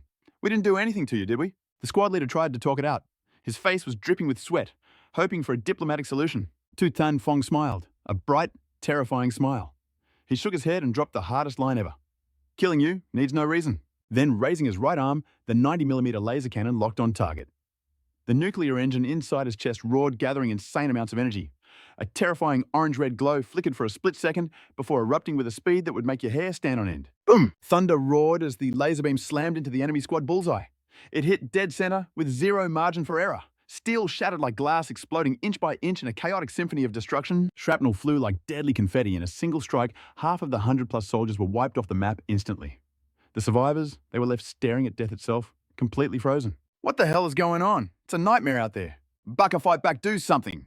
The surviving squad leader screamed like a maniac, but it was useless. His men were too busy wetting their pants to pull a trigger. These guys aren't the fearless samurai of the past. Nope, that brainwashed warrior spirit is long gone. These dudes are soft, letting fear take over their bodies, completely paralyzed like statues. Mummy, it's a monster! One soldier shrieked before turning tail and running for his life, not daring to look back even once. A few stubborn idiots tried to stay, but rat, tat, tat. Kim Fong's left-arm machine gun mowed them down like grass. Thrusters engaged with a sonic boom, he rocketed toward the nuclear power plant's core. 30 minutes later, the bag was secured. He stuffed the nuclear fuel into his armor's tank and prepared to bounce. But here's the kicker. He didn't blow the place up. Why? Because physics. If the radiation leaked into the ocean currents, it would poison the waters of his own homeland, hurting the enemy just to hurt yourself. Yeah, our main character is way too smart for that primitive tactic. The jet thrusters screamed as he tore through the sky. But suddenly, Kim Fong ran into 2 Japanese recon jets. The pilots were just cruising oxygen masks on doing their routine patrol. Then a weird green blip appeared on the radar coming in hot. Is that a bird? No way. Birds don't fly at Mach speeds. Am I hallucinating? The pilot shook his head, but the blip was still there. It wasn't a glitch. The scary part, it was closing the distance fast. Less than 50 kilometers in a blink, it's over. A chill shot down the pilot's spine. Heart skipping a beat, he yanked the stick banking hard to the north to dodge the unidentified flying object. At the same time, he screamed into the radio to his command and his wingman. The wingman responded, "I see it too. What in the actual hell is that thing?" He flipped on the high-speed camera just in time to catch a red streak of doom rushing toward them. It was moving faster than a hypersonic missile. Before they could blink, bam! Both jets were smoked, spiraling into the sea with trails of black smoke. But now the Japanese military knew exactly where Qingfeng was heading. Commander An Bei-san was shaking in his boots. He immediately ordered the main brigade to scramble. They had to stop Qingfeng outside Tokyo. Every available fighter jet took off from the military base in a panic. The commander tried calling Big Daddy America for help, but you know how that goes. The US hit him with the classic excuse. Mr. An Bei, the great United States refuses war and conflict. We love peace, you know. The commander nearly coughed up blood from rage. He had to handle this armored monster alone. Even if the enemy was weird, surely numbers would win, right? Or so he thought. High in the sky, 12 fighter jets arrived on the scene from a distance. Whoosh whoosh 12, air-to-air missiles launched instantly. They painted white trails across the sky like the Reaper's scythes aimed right at Qingfeng, using missiles immediately without even trying machine guns. They were desperate. Looking at it another way, they were absolutely terrified. Facing certain death, Qingfeng just smirked. Cute! He cranked his mini-fusion reactor to the absolute limit. Boom, he didn't run. He charged straight at the 12 jets with godlike speed. He closed the gap instantly. The 90mm laser cannon locked on target. One shot right in the center. Smoke everywhere. The Japanese jet spun out of control, falling to Earth like a broken kite. As for those 12 missiles, Qingfeng danced around them like they were standing still. Not a scratch. The other pilots were losing their minds. 90, oh my god, this is insane. This is way too much. They couldn't believe a humanoid suit could fight like this. Wait a minute, isn't this stuff only in sci-fi movies? Even Iron Man couldn't pull off moves like that. Chapter 40. Don't stop now. Beat them until they're too terrified to speak. It looked like a blockbuster movie scene, leaving the civilians watching the live stream completely frozen in shock. People were streaming it live and the chat rooms went absolute silence from awe. One down, one to go. Ghosting through the sky. To Thanfong flashed like lightning, instantly teleporting to the right side of the second jet. No laser beams this time, fam. He raised his right fist, the thrusters on his arm roaring like a beast in heat, while the back engines screamed in harmony. It sounded like a wolf pack howling at a blood moon, or a dozen jet engines revving at once. Even the exhaust flames turned a menacing purple under the insane pressure. He transformed into a human cruise missile. 0 deviation, 100% accuracy. A straight right hook slammed directly into the body of the second Japanese fighter. Remember, this is nanomaterial we're talking about. Thin as a hair, but strong enough to bench press a semi-truck. Compared to that divine tech, the enemy jet's armor was straight up trash. It was like smashing steel against soft tofu one punch. The fighter jet got backhanded out of the sky, spinning like a top before boom. It exploded into a fireball, making everyone watching stick their tongues out in sheer terror. The pilot was screaming, "Oh, sun gotta save me, it's a monster." Meanwhile, the Japanese civilians below were rubbing their eyes. I'm tripping, right? I have to be hallucinating. There's no way this is real. This has to be a sci-fi movie shoot. But inside the livestream chat, the vibe was totally different. Bro, I'm on my knees. I'm actually worshipping right now. Is this even legal? I'm starting to think this is CGI, no cap. But the show was just getting started. It was officially the To Thanfong solo concert, third jet lasered, fourth jet deleted. By the time he clapped the fifth one, the remaining pilots were looking at him like he was the Grim Reaper himself. Screaming in their cockpits, they pulled hard U-turns trying to rage quit and flee the battlefield. But fate had other plans. Whoosh, whoosh, whoosh, massive plumes of smoke erupted from the ground as the trap was sprung. It was a missile bukkake. Dozens of surface-to-air missiles launched simultaneously. Patriot and Stinger missiles straight from Uncle Sam's inventory, all aiming for one man. In their eyes, it was game over. Even a fifth-generation stealth fighter would get turned into Swiss cheese inside that net of destruction. They thought he would be ripped to shreds. But these NPCs made one fatal mistake. They severely underestimated the power of future technology. Thanfong stopped holding back. All right, no more Mr. Nice Guy. He pulled out his true trump card. Remember that nuclear waste he swiped from the power plant?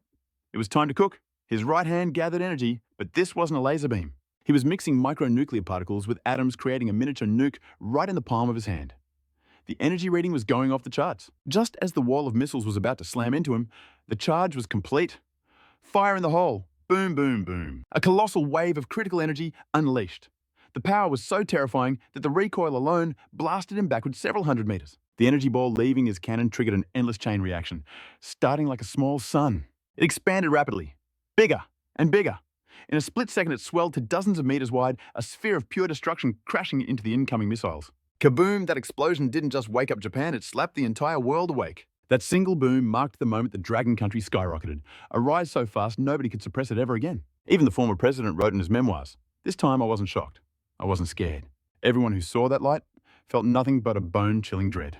But wait, there's more. Riding the momentum, Than Phong rained down micro-nukes on the ground artillery that dared to fire at him. The result? Instant karma. The anti-air batteries and Stinger squads got a taste of the same heat their grandfathers experienced. A mushroom cloud rose up small, sure, but a mushroom cloud is still a mushroom cloud. Inside the Tokyo War Room, Prime Minister Abe stared at the screen, his soul leaving his body. He stood there frozen for a long time. On the display, after smashing the jets and deleting the ground forces to Than Phong, was beelining straight for Tokyo. The Prime Minister's face looked like he just ate a lemon. How can a human exist at this level? Who is he? And what does he actually want? A Major General panicked. Sir, he's coming. Should we activate the emergency protocols? Put the whole country on war footing? Abe shook his head. For one guy, if we declare national war for one dude, the whole world will laugh at us. Do this instead. Send someone to ask him what his conditions are. Sir, yes, sir? The general nodded furiously. Chapter 41.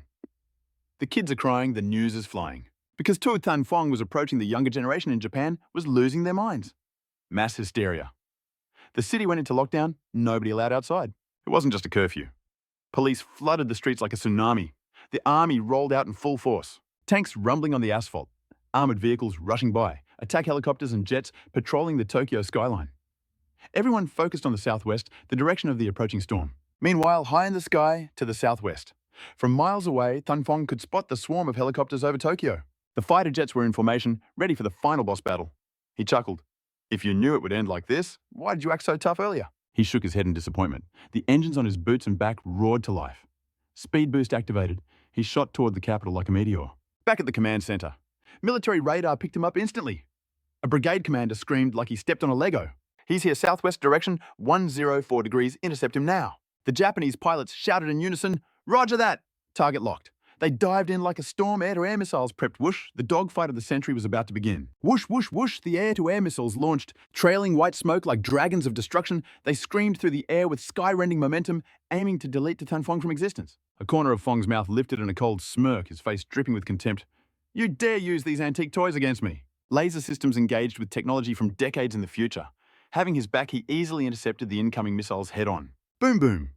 Amidst the thunderous fireworks exploding in the sky, Phong didn't even slow down. He accelerated. His aura flared up. He swung his right fist and wham punched a fighter jet so hard it exploded instantly in midair. The remaining pilots turned pale as ghosts. Holy Amaterasu, how is he doing that? That's impossible. It was absolutely beyond imagination. If they hadn't seen it with their own eyes, they wouldn't believe a human could just punch a fighter jet into oblivion. But Phong couldn't care less. After swatting that fly, he dove straight toward the ground troops of the Japanese forces like a meteor. To the Japanese commander, Phong looked like a descending god of death. Sweating buckets and heart skipping a beat, he screamed, Back here, he's coming fire, shoot him down quick. Rat-a-tat-tat-tat-tat. Heavy machine guns poured lead like a monsoon rain without mercy. Small arms attacked too. Were. 3 attack helicopters locked their cannons on the incoming demon. Targeting systems locked.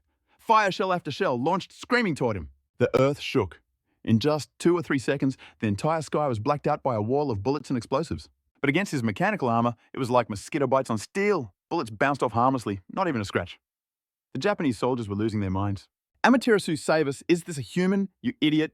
That's a vengeful spirit. He's not human. Our bullets are useless. How is this possible? It's not scientific. Phong ignored their mental breakdown and charged the front lines. Micro missiles ready? Laser cannons ready.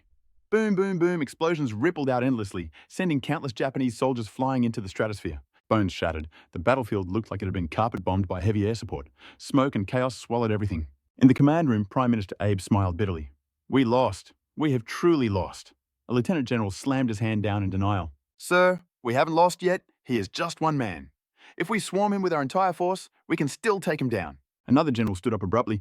Exactly, sir. We can wear him down until he drops. But Abe was the Prime Minister for a reason. He saw the bigger picture. He looked exhausted. And if we win at that cost, what is the point? That one sentence silenced the entire room. Abe took a deep breath and sighed. Miyamoto, go negotiate with him. Ask him what he wants. The 2 staff officers named Miyamoto bowed respectfully, though their faces were still frozen in terror from what they just watched. When Than Phong received the request for peace talks from the Japanese side, naturally he agreed. But as for the specific terms, he decided to let the High Commander handle it. He was already loaded and didn't need anything. Might as well let the country get the loot.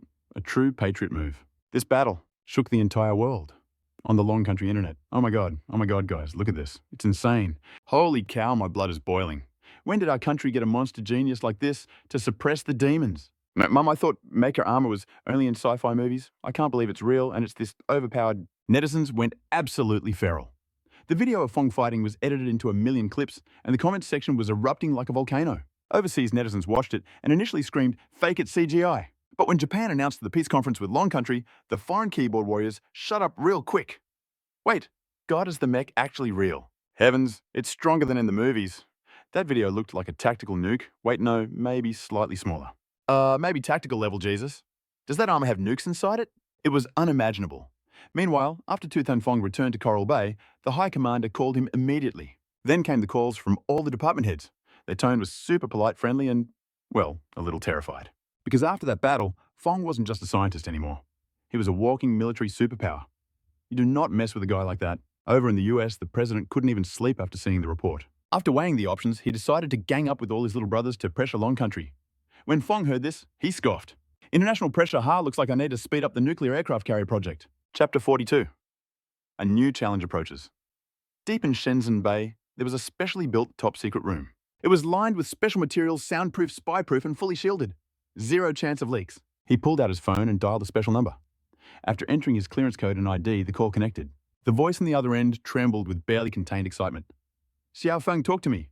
Is something going down?" Su Qingfeng kept his cool, replying casually. "I'm good, Chief. It's just the Americans pulling their usual stunts again. Honestly, it's getting annoying.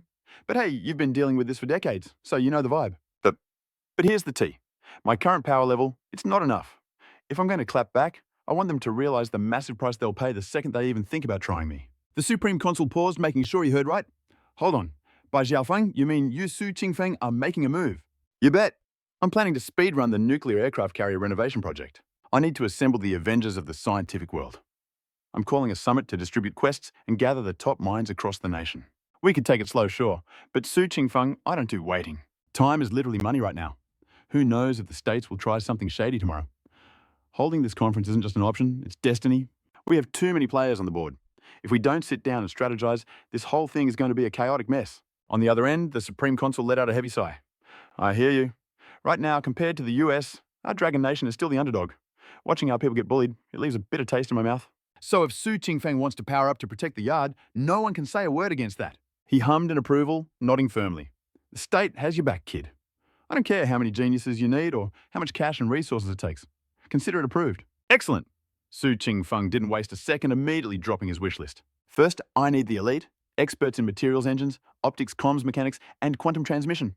Send me the top-tier technical personnel. Next, I need loot. Massive amounts of special steel, rare metals, heavy-duty wiring, duranium, and every high-grade material you can find. We need an army of workers and a mountain of supplies. The key here is that the carrier I'm building, it's not your grandpa's boat. I'm planning to install intelligent AI cores and mecha-grade armor systems. We're applying next-gen battleship tech to almost every single upgrade. It won't be a full-blown flying fortress just yet, but think of it as the early access version of a helicarrier on the high seas. Totally doable." The Supreme Consul didn't hesitate for a heartbeat. He agreed to everything. Then, it took another 30 minutes to hash out the details before the call ended. Immediately, Su Qingfeng dialed up an old connection from his college days. He was calling Hu Li, his former counselor back at the University of Science and Technology in Puxi City, Hubei province. It was just a standard Tier 2 school, nothing fancy on paper. But the teachers there, they were solid gold, and his old counselor had always treated him like family. To be honest, Su Qingfeng could have easily booked the Great Hall in Guangzhou. He could have even built a brand new mega conference room right there at the self-strengthening shipyard. But he didn't. Partly because of the time crunch, but mostly it was sentimental. He wanted to show some love to his alma mater and help them out where he could. Beep, beep, beep. It took 30 seconds before the line connected.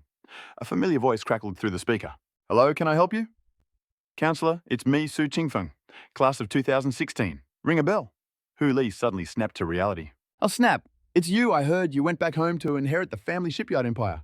How's life treating you? And how's the school doing these days?" Hu Li let out a dry laugh. "We're surviving. But man, the Music Academy and the Master's Program for Electronic Engineering still haven't been approved. The admin team is losing their hair over it." Su Qingfeng raised an eyebrow. "Wait, I remember they were prepping for that when I graduated. Still haven't passed seriously." Hu Li sighed, defeated. "Nothing we can do. The requirements are brutal, plus a million other reasons I can't talk about." Su Qingfeng understood immediately. In Dragon Nation, other reasons usually meant red tape. It was always the same old story. "Don't sweat it. I have a feeling that's about to be a done deal." "You got a hunch, huh? Anyway, Counselor, I need to discuss something with the faculty. I've got a major summit coming up and I want to rent the school's academic lecture hall. What are the requirements? Hu Li sounded confused. For a meeting. Why the academic hall? Just grab a random conference room, dude. Don't overcomplicate it. I know, but I want the vibe of the old academic hall. Plus, it's a good excuse to visit the campus. Hu Li chuckled. All right, you weirdo. I get it. Let me set it up. The fee might be a bit steep, though. Hope you don't mind. Money isn't a problem. In no time flat, Hu Li had negotiated with the school. Since Su Qingfeng needed the place for a full day, the final tag was 4,000 yuan. For a venue of that size, 4,000 to pick your date wasn't a steal, but it wasn't a rip-off either. Just a standard price. After wiring the deposit, Su Qingfeng immediately called the Supreme Consul back. He dropped the location pin and confirmed the personnel list, then hung up. However, Su Qingfeng was totally clueless about one thing. To him, this was just a prep meeting for a boat upgrade. But in the eyes of the Supreme Consul, this was the foundation for Dragon Nation's global dominance. This was the moment they would finally stand toe-to-toe with the US. And the old man had a point. After all, this meeting wasn't a tea party. We're talking about 400 or 500 top-tier designers and scientists. These were the legends of their fields. Not just guys with PhDs on their walls, but the actual geniuses who shaped the future. Each one of them was a national treasure. These 500 legends weren't just experts. They were the absolute peak of the Dragon Nation's brainpower. The Avengers of the scientific world gathered in one place. Deep inside the central office, the Supreme Commander's gaze grew heavy. You could practically feel the pressure radiating off him. "Ruo Long, give it to me straight," he asked the bodyguard standing like a statue beside him. "What's the play here?" Ruo Long didn't hesitate for a split second. "Sir, this meeting is critical. Whether it's the people involved or the topic, this is a national security level event. We can't mess this up." The commander hummed in agreement, his expression grim. "Exactly what I was thinking. Deploy Unit 91 stationed in Egret Province, get the 26th Special Brigade, combat ready now. And send a special ops team to lock down Puxi City immediately. Nothing goes in or out without our say-so. We need absolute security for this summit." Meanwhile, the call went out like a shockwave. The Academy of Science, the Engineering Institute, every top university, all mobilizing their best geniuses to head to Puxi for the carrier project. The orders hit the Puxi City leadership like a lightning bolt. Total lockdown, initiated no recreational activities, no unnecessary travel. The entire city became a fortress under strict surveillance order by order. The era of the dragon is about to take flight. Chapter 43. The Nuclear Carrier Summit at Su Qingfeng's base. While our MC was busy handling business on the phone, Zhao Xinyi slipped into his office. "Let's talk about her. She's the granddaughter of the legendary Zhao Haiyang, a physics PhD from MIT, and absolutely drop-dead gorgeous.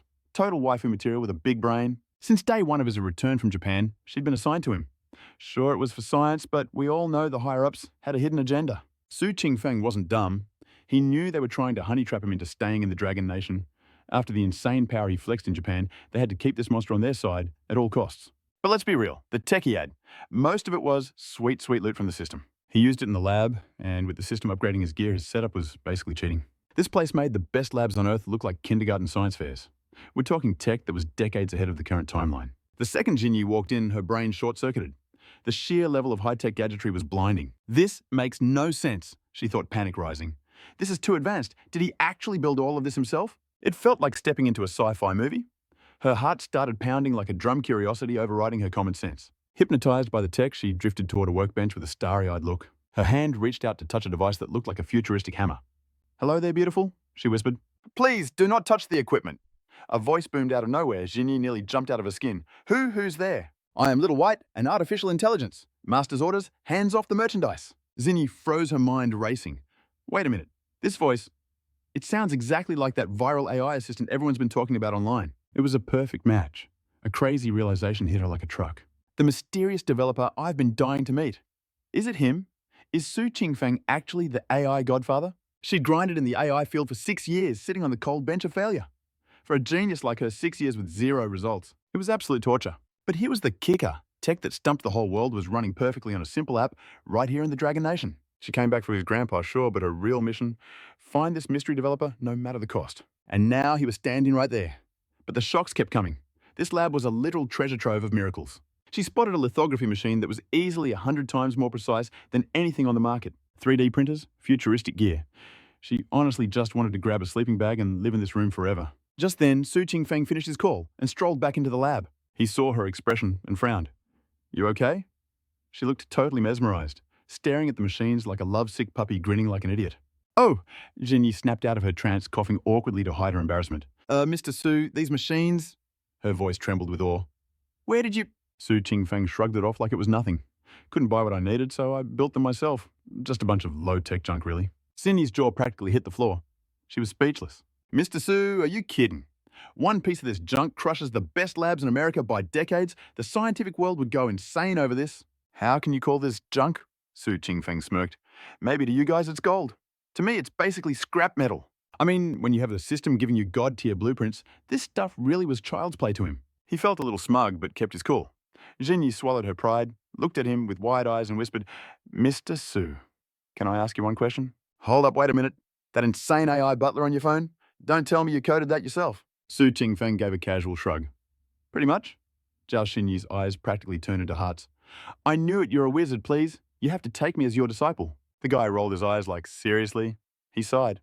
Look, you want to learn, I'm booked solid. 0 free time. I've got a massive meeting in Puxi City tomorrow.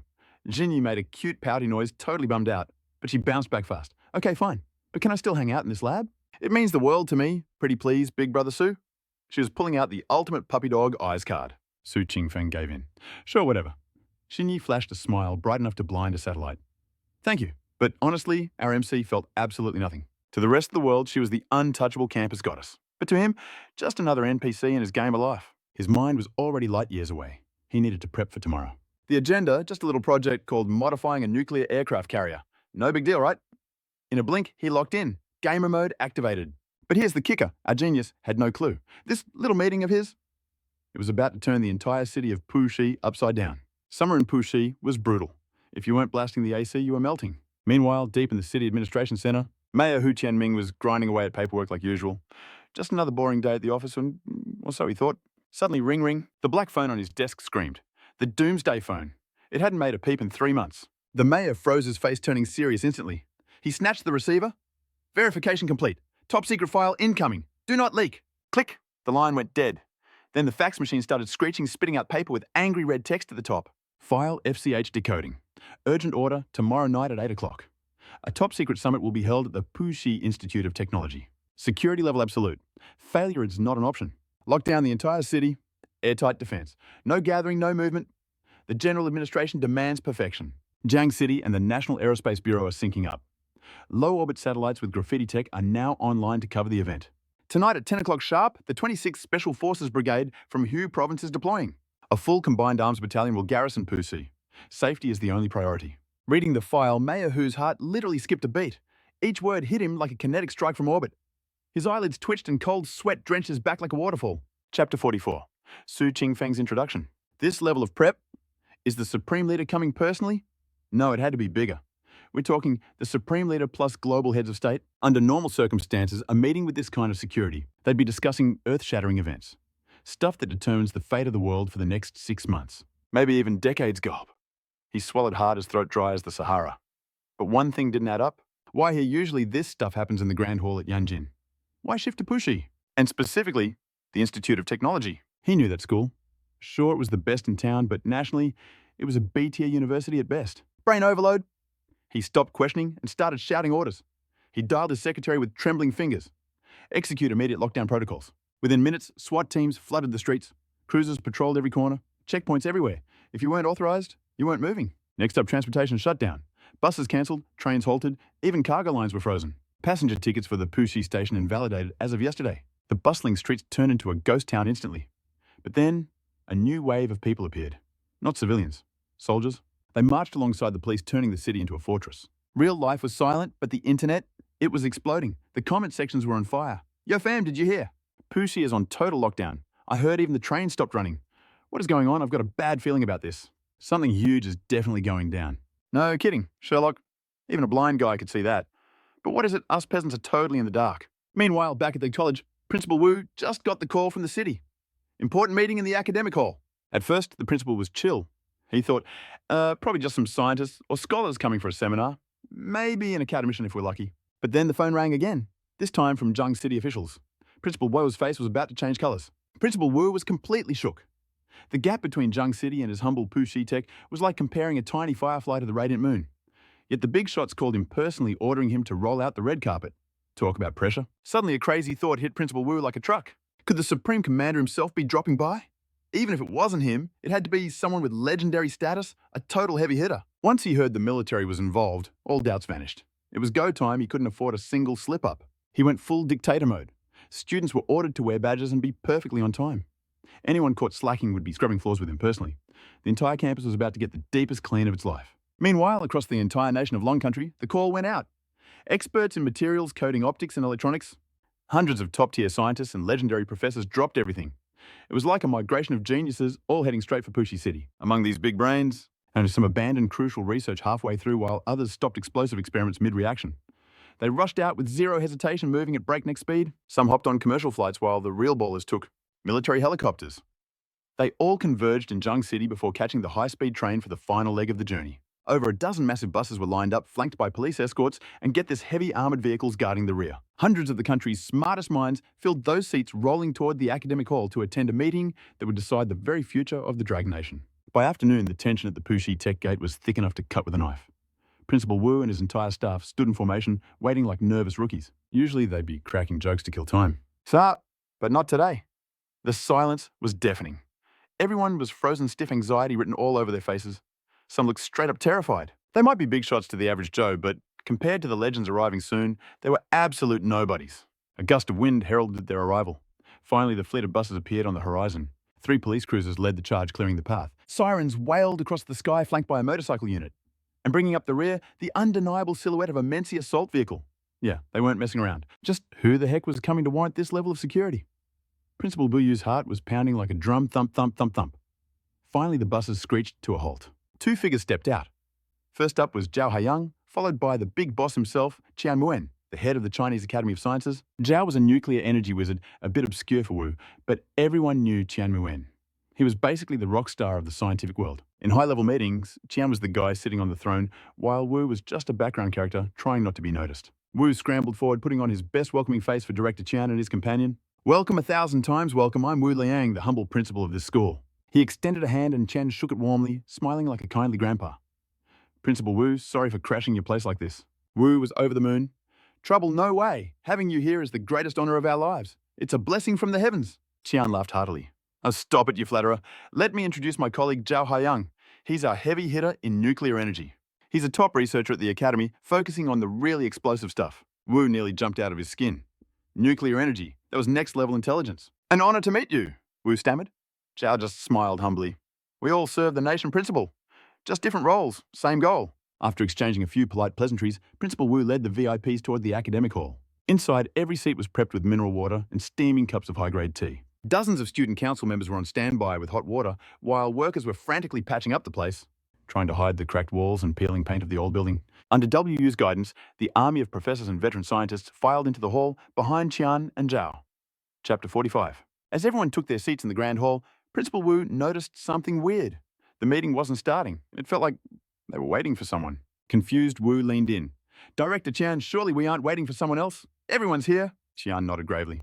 "Yes, the most important person has yet to arrive." Yu's face went pale. Who on earth could make the head of the Science Academy wait? It had to be one of the supreme elders from the capital. He took a deep, shaking breath. This wasn't just a meeting. It was a golden ticket. Fate was knocking on his door. Meanwhile, our main character, Chief Engineer Su Qingfeng, had just crossed the city limits as the scientists took their seats. He was blazing down the road ETA 10 minutes. Riding shotgun was his new assistant Zhao Xinyi and the legendary veteran General Shu. The squad was rolling out. I can't just chill out yet. Keeping to Qingfeng safe. That's priority number 1, the absolute end game right now. But hey, there's another reason I can't talk about something a bit spicy. General Tu obviously caught the vibe. But then he hit him with the real question. "Yo, little Fong, why are we suddenly throwing so many conferences? And why pick this second-tier tech school in West City?" General Tu kept pressing. He wasn't just asking for himself. He was the mouthpiece for the entire Dragon Country High Command. Tu Tan Fong had already predicted this 5D chess move. He smirked. "Those American big shots, they're way too arrogant. They treat us like we're weak, and I'm done dealing with annoying flies buzzing in my ear. Besides, this school's my alma mater, my old stomping grounds." "Just a little homecoming trip." General Tu nodded, catching the drift. "Guess we should triple the education budget for this place, huh?" Fong thanked him, but the general waved it off. "No need to be polite. After all, this place raised a one-of-a-kind genius like you." That's the respect they earned. While chatting, they pulled up to the West City Institute of Technology like bosses. Straight into the academic report hall they went. It was showtime. Standing on the high podium, Fong scanned the crowd. Hundreds of veteran experts and top-tier scientists from every field in the city were packed in. He glanced left. General Tu gave the signal. "Security is locked down. We swept the whole place. 0 listening devices. We're clear." Fong dropped a salute and signaled toward the entrance. "Bring it in." 4 or 5 soldiers looking ready for war nodded in sync. They rolled in a controllable nuclear fusion drive. Not huge, maybe 500 pounds. But here's the kicker. Unlike normal engines, this bad boy didn't drink gasoline. Its heart was a literal nuclear reactor. The second that thing hit the stage, the hall exploded. Hundreds of professors were losing their minds trying to guess what this mystery tech was. It doesn't look like a normal engine, but it has the vibes of one.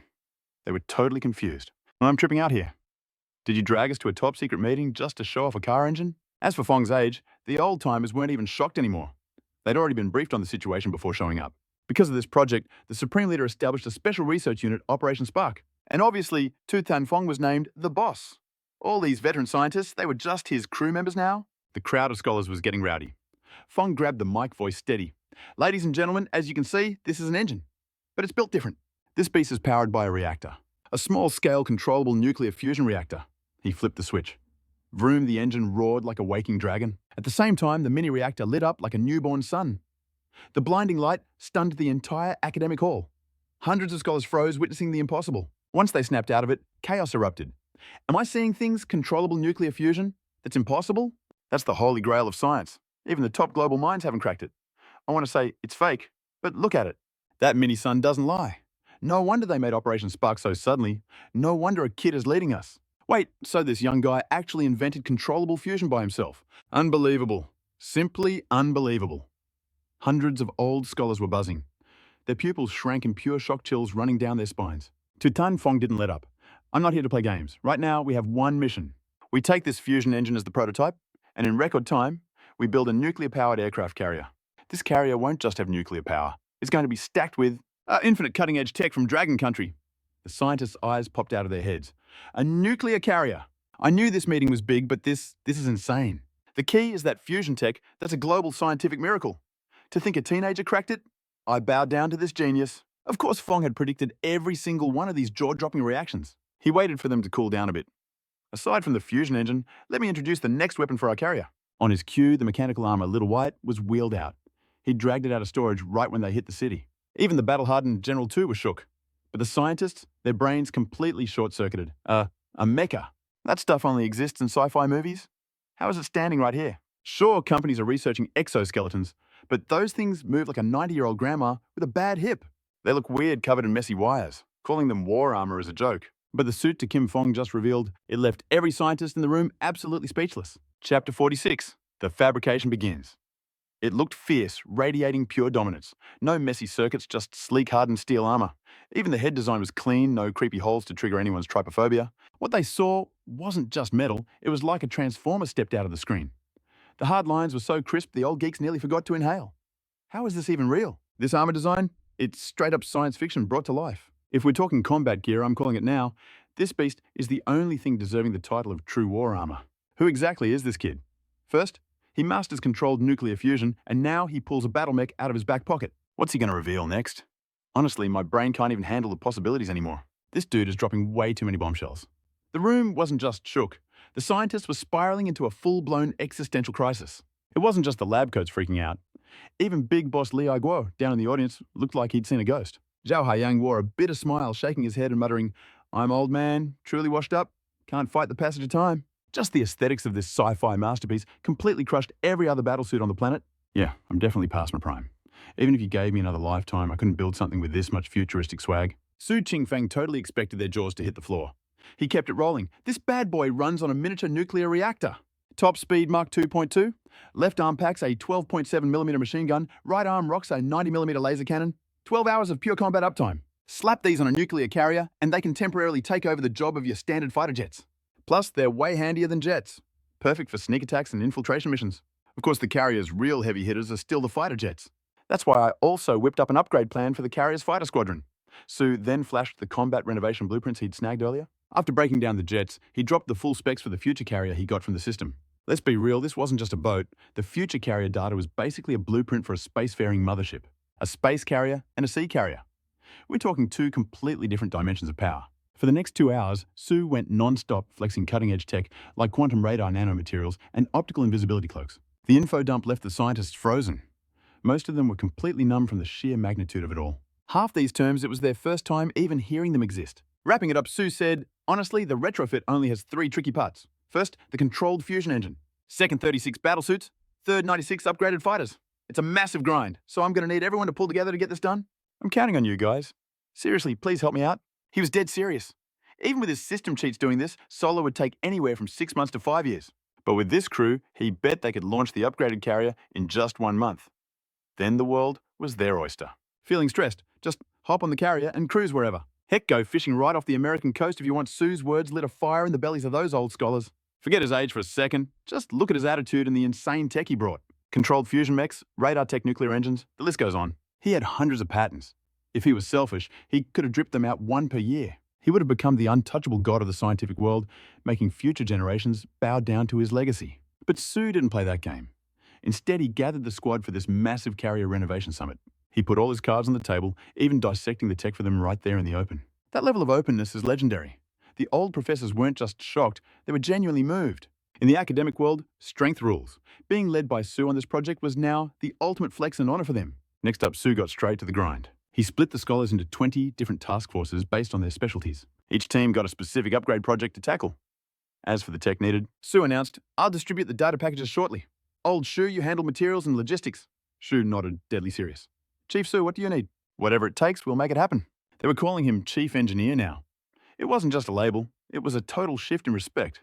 Because in that moment, Su really was the head honcho of the Dragon Nation's first nuclear carrier project. Su didn't shy away from the title. He owned it with a grin.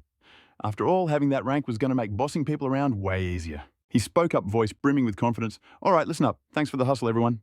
But Shu Rotiang kept a stone-cold face. For the Dragon Nation, no sacrifice is too great. Blood, sweat, tears, it's all worth it. Su Qingfeng gave a solemn nod before turning to the sea of veterans below. His voice boomed like thunder. "From this second forward, I declare the Dragon Nation Nuclear Carrier Project officially active." There were no paparazzi flashing lights, no red carpets, no glory.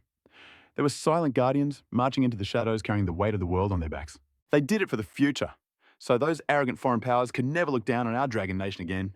No more bullying. They marched forward with hearts of steel zero regrets. The meeting stretched from afternoon till pitch black night.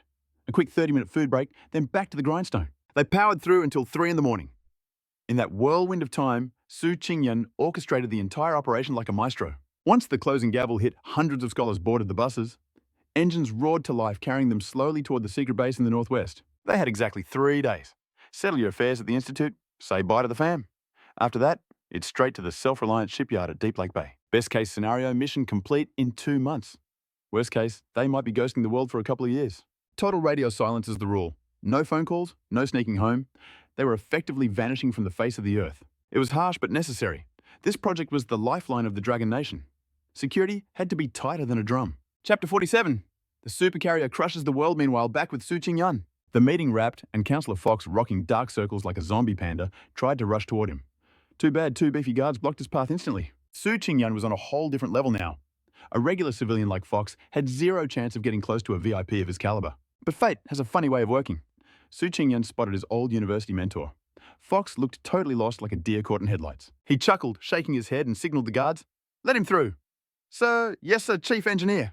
The soldiers snapped to attention and stepped aside. Fox didn't waste a second. He sprinted over, eyes wide with a mix of shock and joy. He stared at Su Qingfeng like he was seeing a ghost. "Little Feng Yo, is that actually you?" Su Qingfeng flashed a charming grin. "What's wrong, Teach? Don't recognize your favorite student?" Fox stood there, statue still. His brain was short-circuiting. He had his suspicions, but seeing the truth, that hit different. How was this even possible? It was insane, shock and hype battled in his chest. Fox opened his mouth, but the adrenaline choked his words. Su Qingfeng just kept smiling cool as a cucumber. He could spare a minute for his old mentor to reboot his brain. A full minute later, Fox finally rebooted. "Little Feng, it really is your hold-up. Since when did you become a legendary boss?" "I swear, after graduation, didn't you go back to run some dusty old shipyard in your hometown?" "And that nuclear carrier plan? You designed the armor, the engines. I can't believe our little Putian tech produced a literal genius. This is wild." Questions flew out of his mouth like bullets from a machine gun. But he was getting too loud about top-secret stuff. Shu Roxiang and the other big shots started glaring daggers at him. Su Qingfeng casually waved his hand, dismissing the tension like it was nothing. "It's not that deep, Teach. I went home, did some tinkering, read a few books, and boom, just kind of figured it out." He was spouting absolute nonsense with a straight face. A masterclass in trolling. Fox giggled nervously. Right, top secret stuff. I get it. My lips are sealed." Then his expression softened. "But as your teacher, I'm so proud. You're serving the country now. Give it everything you've got. Don't let the people down, kid." Su Qingfeng gave a subtle nod, said nothing, and walked out like a boss. Behind him, a dozen elite soldiers fell into formation, shadowing his every move. At that moment, his silhouette looked massive. Every step, every gesture screamed, Supreme Commander. The aura of authority was suffocating. Plus, let's be real. Su Qingfeng was young and handsome as hell. Even Fox stared at his retreating back with a weird mix of awe and admiration. Even after Su Qingfeng vanished, the Student Council juniors finally got the guts to swarm in. They surrounded Fox like hungry pigeons. Counselor, who was that? Was that really a senior from our school? He's drop-dead gorgeous? Did you see him on the podium? He was literally glowing. Even his smile was blinding. He's so cool. You have his number, right? Counselor, hook us up, please. The noise was deafening until Fox cleared his throat loudly. Give it up. He changed his number. He's ghosted everyone. Don't even dream about it. The students let out a collective groan of despair. Deep down, they knew. Su Qingfeng was a dragon soaring in the heavens. They couldn't even touch the hem of his coat. Even Fox had to snap out of it, remembering who Su Qingfeng was now. That strange glimmer in his eyes faded into respect. Meanwhile, at the self-reliant shipyard in Deep Lake Bay, the sunset was burning the horizon, a melancholic sigh of crimson stretching across the sky, painting the ocean in blood-red hues. A masterpiece of nature. But inside the belly of the beast, since the meeting Su Qingfeng had locked himself in his lab like a man possessed, he was haunting that room, refusing to step out. Inspired by his madness, hundreds of scientists followed his lead. Every single day was a battle of wits and endurance pouring their souls into the nuclear carrier project. So here is Su Qingfeng's insane master plan. This aircraft carrier runs on a controlled nuclear fusion heart built with nanotech materials so advanced a strand as thin as a hair. Yeah, I could dangle a whole semi-truck in midair. We are talking upgraded fighter jets syncing perfectly with mecha units followed by a firepower system that is basically a cheat code. After a series of mad scientist modifications, the expected displacement was hitting 200,000 tons. But honestly, that was rookie numbers for our main character. According to Su Qingfeng, we are not building a carrier fleet. No, we are building a single absolute unit of a supercarrier battleship. It is an invincible fortress that attacks and defends on its own. With nuclear power, those tiny escort ships are just deadweight, slowing the beast down. So fueled by Su Qingfeng's borderline insane blueprints, the final specs blew everyone's minds. The displacement skyrocketed to 398,000 tons. Basically, 400,000 tons. Calling this a monster would be an understatement. We are looking at a design length of 828 meters and a width of 35 meters, housing a massive army of 12,339 crew members. Su Qingfeng did not just build a deck, he built a floating city. It holds 19 jets at once, rocks 3 runways for wartime chaos, and launches 62 birds into the sky every single hour. Just for context, the top-tier American Ford class manages a measly 20 to 30 launches. It is not even a contest. If war actually broke out, the sheer numbers would crush the enemy into despair before they even fired a shot. But wait, let's talk defense. Beneath the hull, Su Qingfeng hid a secret lair, a submarine bay capable of birthing nuclear subs right in the middle of battle for a tag team beatdown. The ship is also bristling with weapon systems that are at least a decade ahead of current human civilization. We're talking next-gen anti-air missiles, ship killers, torpedoes, naval cannons, and close-range defense systems that shred anything getting too close. Inside the belly of the beast, he designed 2 massive hangar levels. And they're not just for fighters. He made room for heavy bombers too. Usually carriers have short runways making heavy bombers a no-go. But Su Qingfeng, he looked at that limitation and laughed. Problem solved. Let me break it down for you guys. While the fighters keep the enemy flies busy, the bombers can just casually drop payloads on enemy warships. It is practically playing on easy mode. This blueprint was not just ambitious, it was absolutely terrifying. Most people thought it was fantasy nonsense. But with the cheat-like knowledge from the system, Su Qingfeng turned the impossible into reality. Chapter 48. The Heart Engine. Usually science is boring and dry, but right now, you cannot find a single bored face on these old experts or Su Qingfeng. Their eyes were burning with passion, overflowing with raw energy. Real science is a grind. It is pushing forward inch by inch, day after repetitive day. If research is climbing a deadly mountain, then the result is that glorious second you finally stand on the summit. The climb itself. It is brutal, it is tedious, but every stumble and every failure is just the price you pay for greatness. Fast forward 10 days of grinding. Thanks to the automated fabrication units and the system's buffs, plus the help of Zhao Xinyi, Zhao Haiyang, and the team. The very first generation of the nuclear carrier engine was finally born right there in the lab. By now, the laboratory had been expanded to double its original size to fit this beast. It was massive. Center stage on a Titan-sized test stand sat the engine. It looked like a semi-truck flipped upside down, wrapped in a web of special alloy pipes with the fusion reactor pulsing at its core. Once this bad boy starts up, energy from the fusion core surges through those conduits, ready to unleash hell. Just one of these engines pumps out tens of millions of horsepower. With just 2, you could push that 400,000-ton metal island. It across the ocean at a mind-blowing 60 knots. In a world where carriers crawl at 20 or 30 knots, 60 is absolute insanity. That means god-tier mobility and heavier firepower. But here's the real kicker. The endurance stats are broken. At full throttle, this thing can run non-stop for 20 years. You heard me? 20 years. That is not just engineering. That's a miracle. If this test succeeds, this engine instantly takes the throne as #1 in the world. Hearing the news, the retrofit captain and hundreds of scientists dropped everything and sprinted to the lab surrounding the test platform. Even old General Su Qingfeng from the Northern Fleet did not waste a second rushing straight from the Mailin docks to the workshop. The room was packed with brilliant minds, and Su Qingfeng stood calmly in the eye of the storm. General Shu was practically vibrating with excitement.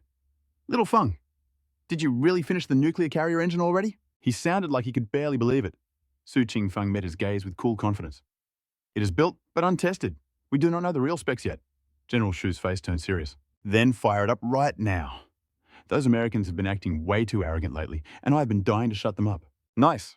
Su Qingfeng kept it cool, pivoting to check on Zhao Haiyang in the back. "Yo, Zhao, are the monitoring sensors and the engine tweaked to perfection or what?" Zhao Haiyang didn't hesitate, giving a sharp nod of confidence. "Chief Su, we are locked and loaded. All that's left is to light this candle, watch the fusion reaction, and pray the energy output holds steady." Su Qingfeng's gaze was hard as steel. "Then let's stop wasting time. Fire it up." Chief Su's command was the trigger. Zhao spun around his fingers, flying across the keyboard like he was casting a high-level spell speed so fast it left after images. 10 seconds later, the code was green. He smashed that big red button like it was the final boss. Diagnostics cleared. The nuclear reactor roared to life, atoms smashing together in a beautiful dance of destruction and creation. "Real-time monitoring is active," he shouted, eyes glued to the streaming data. Every scientist in the room, including Su Qingfeng and Shu Ruoxiang, forgot how to breathe. Their eyes were laser-focused on the beast ahead. This wasn't just an engine, it was the Dragon Kingdom's future, wrapped in metal. The countdown dropped like a beat drop. 198321, ignite. The order echoed through the room. At the main console, a coder was ready to make history. Click, the switch flipped, and a low hum vibrated through the floor. Inside the core, the reactor began to churn like a waking dragon. Atomic nuclei were colliding in a chaotic symphony. Thanks to the nanomaterials and that sweet system tech, the impossible was happening. The fusion wasn't erratic, it pulsed steadily rhythmic like a heartbeat. Suddenly, the whole lab was bathed in a blinding, scorching red aura. Seconds felt like hours.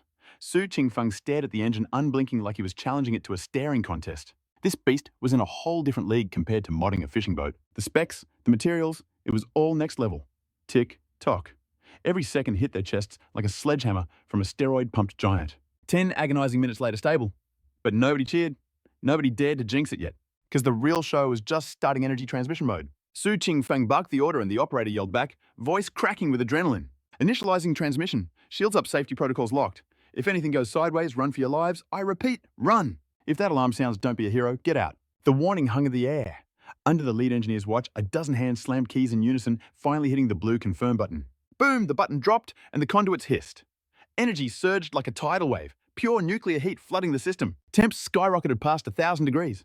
Enough to melt iron into soup, but those custom pipes, they held the line. The metal didn't melt, but it screamed, shifting from steel grey to deep crimson, then glowing bright cherry red. Su Qingfeng and the crew were glued to the monitors, hearts pounding so hard they threatened to ribcage jailbreak. Another 10 minutes of torture passed, but the numbers, they stayed in the green zone, 0 spikes. The tension broke. The old professors and the young prodigies were literally shaking in their boots. Chapter 49. Chief Su is the GOAT. It was real. They did it. Victory tasted sweet. The energy flow was smoother than a luxury car's engine. Buttersmooth. For a nuclear fusion engine, stability isn't just a feature, it's the whole game. Without it, you lose control, get a radiation leak, and boom, Mushroom Cloud City. Not an option. The vibe was electric, but they kept it bottled up. This was just level 1. Su Qingfeng was the eye of the storm. A flicker of joy crossed his face, instantly replaced by boss mode seriousness. Ramp it up. Push it to the limit within the hour, but listen up. If the energy wobbles, even a microbit kill the engine instantly. Roger that, Chief Su. The squad of geniuses and veterans shouted back like an army obeying their general. Hands flew across keyboards again, blurring into motion. The Dragon Kingdom's first carrier engine roared louder, the fusion reaction spiraling into a frenzy of power. This was the boss battle. One slip-up, one rogue atom, one tiny error chain reaction. Game over. Nuclear wasteland. As the power spiked, the reactor turned into a literal sun. It became a giant blazing fireball. Surface temps hit a scorching 682.9 degrees Celsius. If the outside was that hot, the inside was straight up hellfire. The heat was insane, Su Qingfeng, and the crew felt like they were standing in the middle of the desert at high noon. These boomer scientists were sweating bullets, literally dripping like they just took a bath in their clothes. Even Su Qingfeng was drenched. It looked like they all just crawled out of a swimming pool. But nobody blinked. No cap, every single eyeball was locked onto that nuclear engine. 1 minute, 2 minutes, 3 minutes. As time ticked by, the engine's power levels were climbing higher and higher. An hour later, they hit the absolute jackpot. The main controller shouted that they had cranked the engine to max power. Heat levels chill. Energy flow smooth as butter. The stats were absolutely perfect, hitting every design target.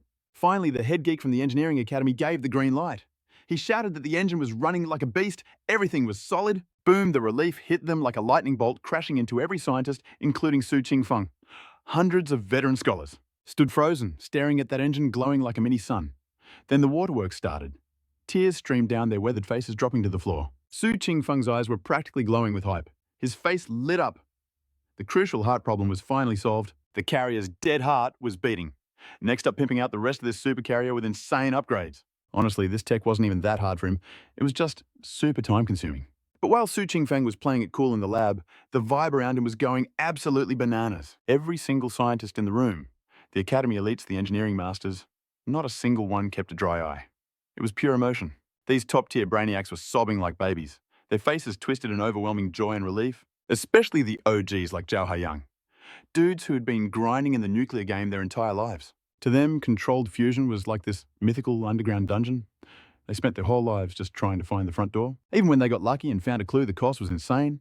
They sacrificed their youth and health for this holy grail of nuclear energy. But they had been taking L's for years. No major breakthroughs until today. Today, everything changed. Su Qingfeng's arrival was legendary. He didn't just hand them the dungeon map and the keys. He brought the dynamite, the bulldozers, and the wrecking balls. He blew the fusion dungeon doors wide open. Then he made it rain knowledge on them like confetti. It was absolute madness. For days, these guys were like crazy sponges, absorbing all that god-tier knowledge he dropped on them. And today, the controlled fusion engine was a total W. They actually pulled it off. This wasn't some weak source engine for a fishing boat.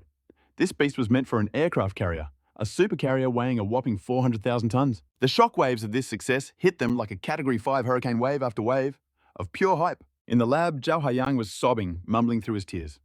"We did it! We actually cooked this done! The Dragon Nation's first ever fusion engine, the most OP fusion tech in the world, we succeeded." But he wasn't alone. Li Aiguo was standing nearby, literally shaking with excitement. He wasn't as goated as Zhao in the nuclear field, but still a genius. Su Qingfeng had personally pulled Li into this project. That was the only reason he got to witness this history being made. Because of his background and past struggles, Li was even more hyped than Zhao Haiyang. He threw his hands up and screamed, "Hey! Haha, we cooked! The Navy's heart failure is cured! Let's go! We finally did it!" His face was beaming with pure joy. His infectious energy had hundreds of elite scientists laughing like they just won the lottery. Their smiles were way brighter than that old diplomat's. In the famous photo, this was their proudest moment. The Dragon Nation finally owns the absolute peak of fusion tech, one of a kind. We didn't let our country down. Director Su is the real MVP. If he hadn't carried us, we wouldn't have even crossed the finish line. He's the absolute GOAT. Without him, we'd still be blind to the possibilities of fusion. Amidst the crazy cheering, hundreds of scientists looked around, but Su Qingfeng was ghosted. A guard at the door hyped up, "Yo, Director Su, already dipped." He walked out through that automatic door to the northwest. The boomer scientists were shook. Mad respect hit them instantly. Look at that Giga Chad, they thought. He changed the world and just walks away cool as a cucumber while we're out here crying. We've lived this long, and we're still acting like rookies compared to him. They could only smile and shake their heads. That's our Director Su for you. With a leader this cold, the nation is in safe hands. As for Su Qingfeng's age, nobody cared anymore. In the science game Skill is King plus, Su Qingfeng had this burning passion inside him. That dude's aura was just off the charts. Chapter 50. Days of grinding the fusion engine. The mega success of the engine solved their biggest crisis. It was the ultimate flex. When the Supreme Leader heard the news that night, he was so hyped he cancelled his VIP trip to Bear Country. He announced he was heading straight to Coral Bay to ice out the whole team with medals. Su Qingfeng shook his head at the phone screen like, "Nah fam, not yet." He told the Supreme Consul to keep the rewards on ice until this aircraft carrier was fully evolved. "Let's wait until she hits the water. No need to flex too early." The Supreme Consul paused, realizing the sheer dedication of this young genius. Su Qingfeng was thinking purely from the Consul's perspective, saving every precious second of the leader's time. A wave of wholesome warmth hit the Consul right in the feels. He cleared his throat, voice heavy with respect, and replied, "Little Feng, I'll follow your lead. But let me be clear, the nation never forgets its legends. The people won't forget either. We can't let our heroes stay in the shadows forever. Heroes deserve their flowers and the thunderous applause of the world." Su Qingfeng paused, stunned for a split second before flashing a confident grin. "Let's finish this beast first. We can talk about the fame game later." In the past, the Dragon Nation might have slept on its scientists, but recent years, the Nerd Squad was finally getting the rockstar treatment. Especially in the last year or two, the respect level had gone over 9,000. It was a total cultural shift. TV channels were blasting documentaries about scientific pioneers, showing the blood, sweat, and tears behind the tech. But let's be real, the main character of this reality show was about to become Su Qingfeng, He could probably launch his own variety show at this point. Su wanted to stay low-key, but when the Supreme Consul insists you don't really leave him on read, that would be bad vibes. And as for safety, please, he was the nation's golden boy protected by the highest tier of security imaginable. Touching him, that's a one-way ticket to deletion for your entire bloodline. You want to be branded a traitor for 10 generations? Go ahead and try it. Back at the shipyard, the success of the controlled fusion engine acted like a shot of pure adrenaline for the veteran scientists. These old masters were grinding like they were 20 again. They even cancelled the planned celebration party. Parties, we don't need no stinking party. We have science to do. They vowed to celebrate only after the carrier was battle-ready. Meanwhile, General Shu was on a global loot run, energized by the consul's orders to secure materials by any means necessary. Domestic supply running low. No problem. We go international. What's that? The mine belongs to the local warlord Easy. Yo, the Dragon Nation needs this rare ore. Name your price. Not for sale? Cool story, bro. Send in the special forces. Suddenly, Peacekeepers' rocket launchers and self-propelled howitzers rolled up like a convoy of doom. Fighter jets screamed overhead. The African warlords sitting on those mines looked like they had just seen a ghost. Their eyes popped out like cartoon characters. They were shaking in their boots, unable to process the absolute unit of a military force parked on their lawn. Wait, isn't the Dragon Nation supposed to be chill? Yeah, back in the day. But the warlords were about to find out that patience has a limit. What is happening right now? Before they could even blink, boom! Artillery rained down like hailstones from hell. The warlords were crying for their mamas, scattering like roaches and hitting the dirt to beg. Oh Lord, stop shooting, I surrender. Take the mine, take it all. It's free, just don't delete me. General Shu was sweeping up resources like a vacuum cleaner on turbo mode. Of course, for humanitarian reasons, they still paid for it. But anyone who refused, say hello to the Air Force and goodbye to your existence. Dead men don't negotiate. This aggressive new style had the whole world watching with dropped jaws, especially the Western nations. They were looking at the news like, since when did the Dragon Nation turn into the Terminator? OMG, what is wrong with them? Why are they bullying small warlords? They're hoarding rare minerals. Are they prepping for World War III or something? This is sus. Impossible. They usually love peace. The Cherry Blossom Kingdom was jumping up and down the hardest, screaming their heads off. Baka, we condemn this overseas military aggression. This is violence. They are breaking world peace. We need to form a coalition to cancel them. Sounds scary, right? But it was all bark and no bite. They were still traumatized from the last time Su Qingfeng solo leveled their nuclear plant and wrecked their coastline. The memory of facing him head-on was still a nightmare fueled by PTSD. But since they couldn't fight, they tried to use diplomatic pressure. Hand over Su Qingfeng or else? Yeah, good luck with that. The Supreme Consul didn't say a word, tanking the global pressure like a boss. Su knew the score once this supercarrier launched the game would change forever. Chapter 51. Unbelievable speed, completion imminent. For the next few weeks, Su Qingfeng's team went into absolute goblin mode. The entire Dragon Nation was hyped. Trucks loaded with raw materials were arriving in endless waves bumper to bumper. Cargo ships docked one after another, filling up over a dozen massive new warehouses at the shipyard. Engineers and forklift drivers were dancing a synchronized ballet, feeding mountains of materials into the automated beasts Su had created. The automated systems kicked into overdrive, transforming raw materials into carrier decks. Heavy cables, pulleys, screws, and components with insane speed. Beside their hundreds of big-brain scientists, the self-strengthening shipyard was absolutely packed with nearly 30,000 workers from every trade imaginable. You couldn't even call this place a repair shop anymore. Nah, this had evolved into a full-blown shipbuilding empire. We are talking the biggest shipyard in the entire Dragon Nation.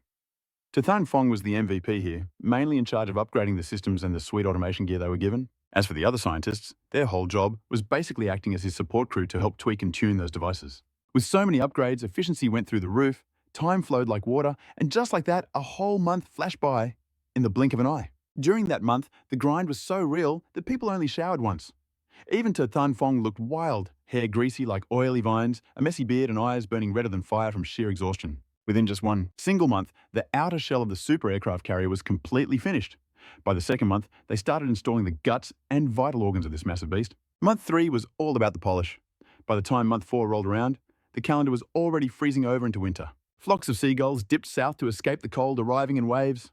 Meanwhile, the Supreme Prime Minister had aged like 10 years in just 4 months from the stress. For him, every single day was just another round of straight-up torture. Led by the US, over a dozen countries were throwing shade daily slapping on every economic sanction and embargo they could think of. When they realized Su Fong and the Dragon Nation had no clapback ready, they squeezed even harder. In just 4 months, the economy tanked by over 15%. The citizens were living in misery, but there was no other choice. The old man just had to grit his teeth and tank the damage from the outside world. After 4 months, the Haters Club grew to over 30 nations, all joining the boycott and sanction squad. But when it came to actual war, that previous battle in Japan by Su Qingfeng left a scar way too deep for anyone to try anything. Except for the US crew, nobody wanted that smoke. No one dared to attack without a guaranteed win, so they just ghosted the country on every level instead. Winter hit different this year. The south was okay, but the north, it was buried under 1,000 miles of ice and snow, everything painted in blinding white. The entire north was locked in a cold, silver silence.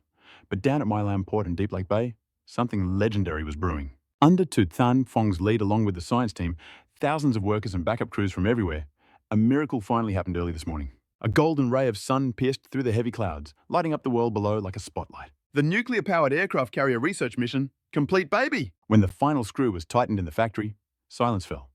Everyone, including Su Qingfeng, stared in awe at the absolute monster they had just summoned. Eyes turned red and teary. After 4 months, 130 days of non-stop grinding, they had finally pulled it off. They successfully built the Dragon Nation's first nuclear carrier. This open-air shipyard was massive 4,000 to 5,000 meters long and 1,000 wide.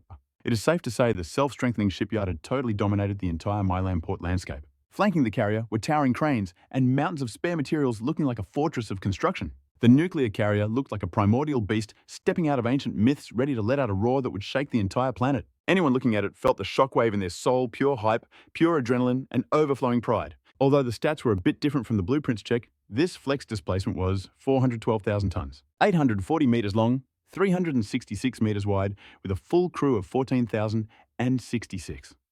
The structure was an 8-story floating city. The top deck was the flight line radar comms, and the command center basically the brain of the operation, like an airport control tower. Decks 2 through 4 were the hangars. Based on volume, this bad boy could hold at least 300 GN-20 fighters. Throw in bombers, recon planes, transports, and even strategic nukes. You're still packing at least 180 heavy aircraft easily. That number absolutely dunks on the US Ford-class carriers. It is not even a fair fight. Everyone knows a carrier's fangs are its jets, so the number of planes on deck basically decides the power level of the ship.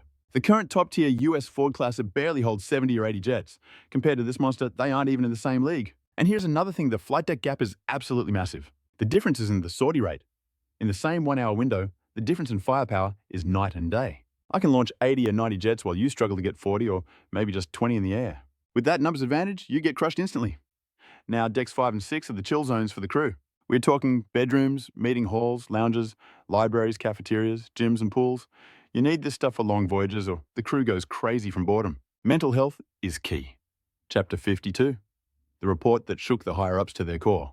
Deck 7 is the warehouse. Aside from ammo, it is stacked with frozen chicken, duck, pork, fruit, veggies, and enough canned goods to feed an army. Way down in the basement below the engine room lies the secret sauce, the BAS water ballast chambers. Basically, when the ocean throws a tantrum, this bad boy drinks up water to get swole and stay steady against the storm. But wait, there's a plot twist hidden inside these massive tanks. They're actually secret parking spots for 4 nuclear subs. Surprise torpedo attack from below.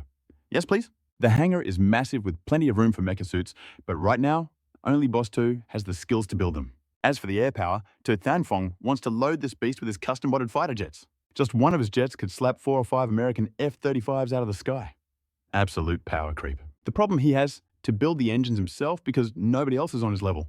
Without a cheat system, a normal genius would take years just to understand the basics of his tech. Even a PhD pro would need decades to catch up, and ain't nobody got time for that right now. But hey, hype train, this is the Dragon Nation's first nuclear carrier, and it's a total game changer. It's the biggest, baddest ship on the planet right now. One look and your jaw hits the floor. OMG, so cool did CEO to really design this beast. This isn't engineering. This is sci-fi magic. How does a human brain even come up with this? Compared to the American Ford class, this thing is Mount Everest, and theirs is just a cute little anthill. For real, I can't wrap my head around Boss 2's Galaxy Brain design levels.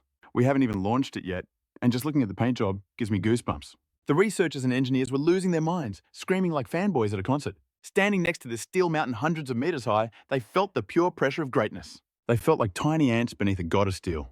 That overwhelming aura, yeah, that's exactly what the boss wanted. Su Qingfeng looked at his nuclear masterpiece, and a satisfied smirk played on his lips. He stepped onto the deck like he owned the world, ready for the final vibe check. Professor Trio followed him close, looking like a mix between a humble student and a hype man selling a supercar. He started yapping excitedly. Chief to has ordered we got the nuclear heart-pumping 4.21 million horsepower. We're talking 50 knots top speed, the current world record holder. Only 28 knots. We're going to leave them in the dust looking at our taillights. Since Boss 2 picked the materials and micromanaged the build, this thing is built different. It's lighter than any old-school carrier, which means one thing. With over 412,000 tons of displacement, we can pack way more toys and snacks on board. Mobility, efficiency, endurance. We are living in the future at least 20 years ahead of the global server. Once we launch and confirm the stats aren't glitched, it's officially game over for the competition. In this world, no one will be able to touch us. We're the main character now. Everyone was buzzing with adrenaline. Finally, the Dragon Nation has a carrier that can stomp the yard. Before this, we were stuck with gas guzzlers that couldn't even sniff an American jet's exhaust. No point lying to ourselves. We were lagging behind big time. The US kept their nuclear tech on lockdown. We couldn't even get a tour ticket, let alone the blueprints. Generations of our engineers grinded day and night just to build a basic carrier. But a nuclear one, that was just a pipe dream, until now. Ever since Huu Phong showed up with his nuclear fishing boat mod, the hope for victory sparked to life. And now that he's taken the wheel, the dream is real. He hopped in the elevator to the VIP deck. From the top, the view of Coral Bay was insane. Everything looked pixel perfect. The carrier stood like a titan, a floating fortress that made everything else look like a toy. Emotions hit him like a truck. He turned to Trio and said, "Professor, call the big wigs. It's time to launch this beast." "Yes, sir?" Trio gasped, face red, and eyes shining like anime sparkles. His hair was a bird's nest disaster, and he looked dead tired, but his spirit, absolute fire. Chapter 53, The Supreme Office. Time to launch the beast. The Supreme Consul sat in his office, his face like stone. As the secretary read the report, the tension in the room grew heavy enough to crush a man. "Sir," the secretary began, voice tight, "the Americans, they're getting bold. Too bold. They're lurking right off our coastline. They deployed a full carrier strike group. The message is loud and clear. They want to choke our strategic space. It seems our little project at Merlin Port and our recent moves over the last few months have them shaking in their boots." The Supreme Consul furrowed his brow, leaning back. If I were in their shoes, if I were an American, facing Dragon Country's rapid rise, especially seeing the miracle at Coral Bay, I'd probably panic and do something drastic too. The more he thought, the darker his expression became. But then, a phone rang, shattering the silence. The moment he answered, the heavy atmosphere evaporated instantly. It was Shu Rotsiang. "Supreme Consul, sir. News from the carrier team at Merlin Port. The construction is 100% complete. Our first domestic nuclear-powered aircraft carrier is ready. They are prepping the pre-launch protocols now. Su Qingfeng and the entire task force are inviting you to witness history." The consul froze, phone pressed to his ear. His mind went blank for a second. Already that fast? The speed was terrifying. It defied all logic. He had prepared himself for a 3-year grind, maybe 5, maybe 10. He was ready to grit his teeth and wait a decade if necessary. But 4 months, just over 4 months, and it's done. On the other end, Roxiang's voice was trembling with excitement. "Sir, I know it sounds impossible. I couldn't believe it either, but it is the truth. The beast is finished. I've received the visuals from the design team, plus the finalized data specs. It's all being uploaded to the internal server right now." The consul took a breath. "Understood. When is the launch, Roxiang?" 3 days, sir." "Good. In 3 days, I will be at Deep Bay. I need to see our first nuclear carrier hit the water with my own eyes." "Understood, sir. I'll handle the security detail personally." Not just on land. Watch the sea too." "Yes, sir." After barking a few more orders, the consul hung up. But he didn't rest. He immediately dialed another number. An old, venerable voice picked up. "Supreme Consul. Elder, the first nuclear carrier is complete. We launch in 3 days. Prepare the other elders. In 3 days, we go on a field trip." Click. The Supreme Consul walked out to the Grand Terrace. He looked at the endless stream of traffic, then up at the vast sky. This geopolitical blizzard, it's time for it to stop. Meanwhile, over at Su Qingfeng's camp, launching a carrier wasn't like tossing a fishing boat in a pond. You don't just kick it into the water and pray. This was a monumental task. Before the hull touches the waves, the engines need tuning. Every piece of gear needs calibration. It's mandatory. Every circuit, every system, every wire had to be triple-checked. If you skip this, and something goes wrong during the launch, a small glitch, maybe you can patch it. But a critical failure, dragging a behemoth back to dry dock, would be a logistical nightmare. Time flowed like water. 3 days vanished in a blink. For those 72 hours, Su Qingfeng, Zhao Haiyang, Li Aiguo, and hundreds of scientists were in zombie mode. Aside from power naps, they worked straight through the days and nights. It was brutal. People were literally passing out mid-sentence from exhaustion. They'd catch 5 minutes of sleep, then jolt awake like they'd been electrocuted. Reflexes kicking in, they went right back to work. Everyone was pushing past their limits. This was the carrier spirit of Dragon Country. Thanks to their blood, sweat, and tears, they caught 3 major critical errors and over 20 minor bugs. Fixed them all, then ran the diagnostics 3 more times. Finally, the system was clean. The countdown hit 0. Launch day had arrived. Deep Bay was popping off. The energy was absolutely electric. The news of the first domestic carrier launch spread like wildfire. With the official channels boosting the signal, it hit the country like a tsunami. Within 3 days, every grandma and toddler knew about it. Trending number 1 on DTOC, Dragon Country's first nuclear carrier launch. Trending number 2. How do we build a nuclear carrier so fast? Trending number 3. The moment Dragon Country broke the tech seal, it wasn't just DTOC. The forums, the chat groups, the entire internet was melting down. The citizens were going absolutely feral with pride. On TV, regular programming was cancelled.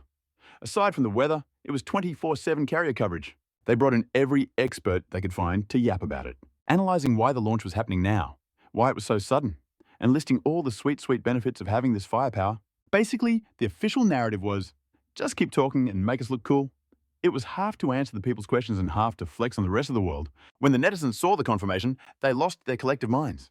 User Manhwa typed, "Holy Mother of God, the first carrier is launching and it's nuclear. The haters are in shambles." I absolutely have to see this. The chaotic heavenly Tao is cute and all, but this is mandatory viewing. This is our very first nuclear-powered aircraft carrier, fam. We're talking nuclear energy baby Liu Yunfei. The location is Shenhue Bay, right? Let's go, team. I'm driving there myself to cultivate my mind and soul. Can normal civilians even watch the launch? I have a feeling we won't get close. There's a path to heaven, but you refuse to walk it. I'm glued to the official sneak peek photos right now. That ship is literally a mountain. Viewing it up close is mission impossible. But catching a glimpse from afar, totally doable. Say less on booking my ticket +1, +99. Aside from the shock, the netizens, our beloved gossip squad, had a million questions about this beast. Like everything was chill and quiet, so why drop this bombshell news out of nowhere?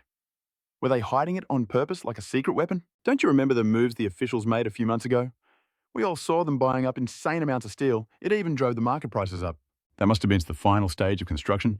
The theories were flying around louder than thunder. Finally, amidst the storm of speculation, the legendary launch day arrived. Chapter 54. Wait, you call this a carrier? That's a floating mountain. That day, Shenhue Bay was packed. A literal ocean of people squeezed along the coastline. Everyone had their phones raised high, aiming at the self-reliant shipyard. The air was filled with gasps and screams of pure awe. The reason was simple: that aircraft carrier was way, way too big. The size went beyond their wildest imagination. It was impossible. This thing was at least 2 or 3 times larger than a standard carrier. And the height? It was absolutely towering. Yeah, it was sky high, easily over 100 meters. It stood taller than a skyscraper. Over 100 meters. Good Lord. The mountain behind my house isn't even that tall. The launch area was packed tighter than a subway at rush hour. Besides hundreds of TV crews and reporters, the VIPs had arrived. The Supreme Commander himself was there, leading the heads of all major departments. On a temporary viewing deck, over 500 naval officers stood at attention beneath the massive hull. In front of the perfect formation was a podium surrounded by speakers and a single mic. A dozen empty seats were waiting for the Supreme Commander and the top brass. Meanwhile, inside the belly of the beast, Su Qingfeng was in the main control room. He was running the final diagnostics. While he was grinding away, a knock echoed. Knock, knock. Su Qingfeng cracked the door open to hear a familiar voice. "Little Fang, everyone is here." It was Shu Roxiang. She sounded tired, but the hype in her voice was undeniable. Su Qingfeng looked up, running a hand through his messy bird's nest of hair. "All right, just finished the final touches. Let's roll." He casually wiped his hands on his shirt. He didn't have a choice. His hands were stained black with grease and oil. Roxiang looked at him with heartache, but she couldn't do anything about it. She led Su Qingfeng to the elevator heading for the shipyard meeting room. They arrived at the conference hall. Dozens of scientists were already there, plus more than 10 VIPs with the Supreme Commander shaking hands with everyone. The moment they saw Su Qingfeng, the room went silent. The Supreme Commander immediately walked straight toward him, excitement written all over his face. Beside him was the head of the Dragon Kingdom's navy. As they approached Su Qingfeng, the atmosphere crackled with anticipation. The Supreme Commander reached out his right hand, smiling warmly. "Comrade Su, hello, I finally get to meet you." Su Qingfeng froze for a second. He knew that face from TV, but seeing the legend in real life, it hit different. For a moment, his normal upbringing made him hesitate. But hey, he's a system owner now. He's built different, so the shock only lasted a few seconds. Su Qingfeng recovered his cool and smiled back. "Sir Commander, the honor is mine." He went to shake hands, but stopped halfway and pulled his hand back. Awkward. He realized he hadn't washed his hands. They were filthy. Even though he wiped them on his shirt, the grease was still there. And looking at himself, his hair was a disaster. His beard was growing out like wild weeds after rain, and his clothes were covered in grime. He didn't look like a scientist. He looked like a hobo begging for change. Even Einstein looked more put together than this. Compared to the crisp leader, Su Qingfeng looked like a total mess. But the Supreme Commander didn't care. He grabbed Su Qingfeng's hand instantly. With emotion in his voice, he said, "Comrade Su, you've worked so hard for us." His voice was sincere, and his clean hand was now stained black by Su Qingfeng's grease. Seeing the leader's Chad move, Su Qingfeng didn't hold back anymore. He replied seriously, "It's not hard. As long as the results are worth it, the struggle means nothing." The Supreme Leader sighed deeply, looking at Su Qingfeng's exhausted face and the other scientists. "Every single one of you looks like a beggar out here." He spoke with deep pain in his heart. "For the Dragon Kingdom, you've sacrificed too much. Go wash up after the launch ceremony. For now, stay just as you are. Wear this dirt like a badge of honor." Su Qingfeng nodded. Under the Supreme Commander's lead, the group marched toward the nuclear carrier. It was time for the grand ceremony. Arriving at the dock, reality hit them like a truck. Seeing the giant monster with their own eyes, even the Supreme Commander stood frozen in absolute shock. Once the shock wore off, the big boss grinned like a kid on Christmas. "Little Fang, you're telling me you boys built this absolute beast in just over 4 months. If I wasn't standing right here seeing it with my own eyes, I'd call you a liar. Su Qingfeng just flashed that signature humble smile, cool as a cucumber. No big deal, sir. It was a team effort. Without the whole country backing us up, we'd still be reading the instruction manual. The Supreme Leader shook his head, looking humble himself. Come on now, let's keep it real. We barely lifted a finger. You guys did all the heavy lifting. 4 months without a decent break, you must be running on fumes and caffeine. So why don't you take us old fossils on a grand tour? Show us what this baby can actually do. You got it, Su Qingfeng replied. They headed down to the belly of the beast level 8. The nuclear engines were roaring so loud you'd think a dragon was waking up inside the ship. Earplugs were mandatory, and you had to practically scream into each other's ears just to communicate. Su Qingfeng Shouted over the mechanical chaos, leaders meet the beating heart of this Leviathan. These bad boys pump out over 400 million horsepower. That means we can cruise at a max speed of 50 knots for 20 years straight without stopping for gas. The Supreme Leader and the other heavy hitters stood there with their jaws on the floor, their brains just short-circuited. The leader yelled back, disbelief written all over his face. Comrade Su, are you for real? 2 decades at 52 knots, is that even physics? Su Qingfeng didn't even blink. Real as it gets, sir. His voice was rock solid. That's the beauty of nuclear power, baby. If we just cruise normally, this thing won't need a recharge for at least 30 years. Chapter 55. The internet melts down, this is our carrier. The Supreme Leader let out a laugh that shook the room, half shocked, half ecstatic. Ha ha ha ha ha, good. This is legendary. With this nuclear titan, the Great Dragon Nation isn't just rising. We have arrived. The tour rolled on. They hit level 7, then level 6 with Su Qingfeng playing the perfect tour guide.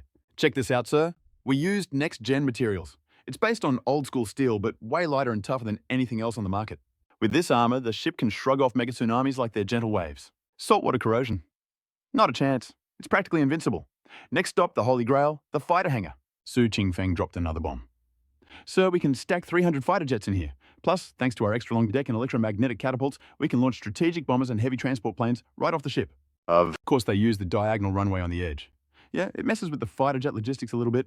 But hey, basic geometry, the diagonal is the longest line in a rectangle, right? Combine that length with our launch tech, and getting massive bombers in the air is a piece of cake. No problem at all. The Supreme Commander looked like he'd seen a ghost.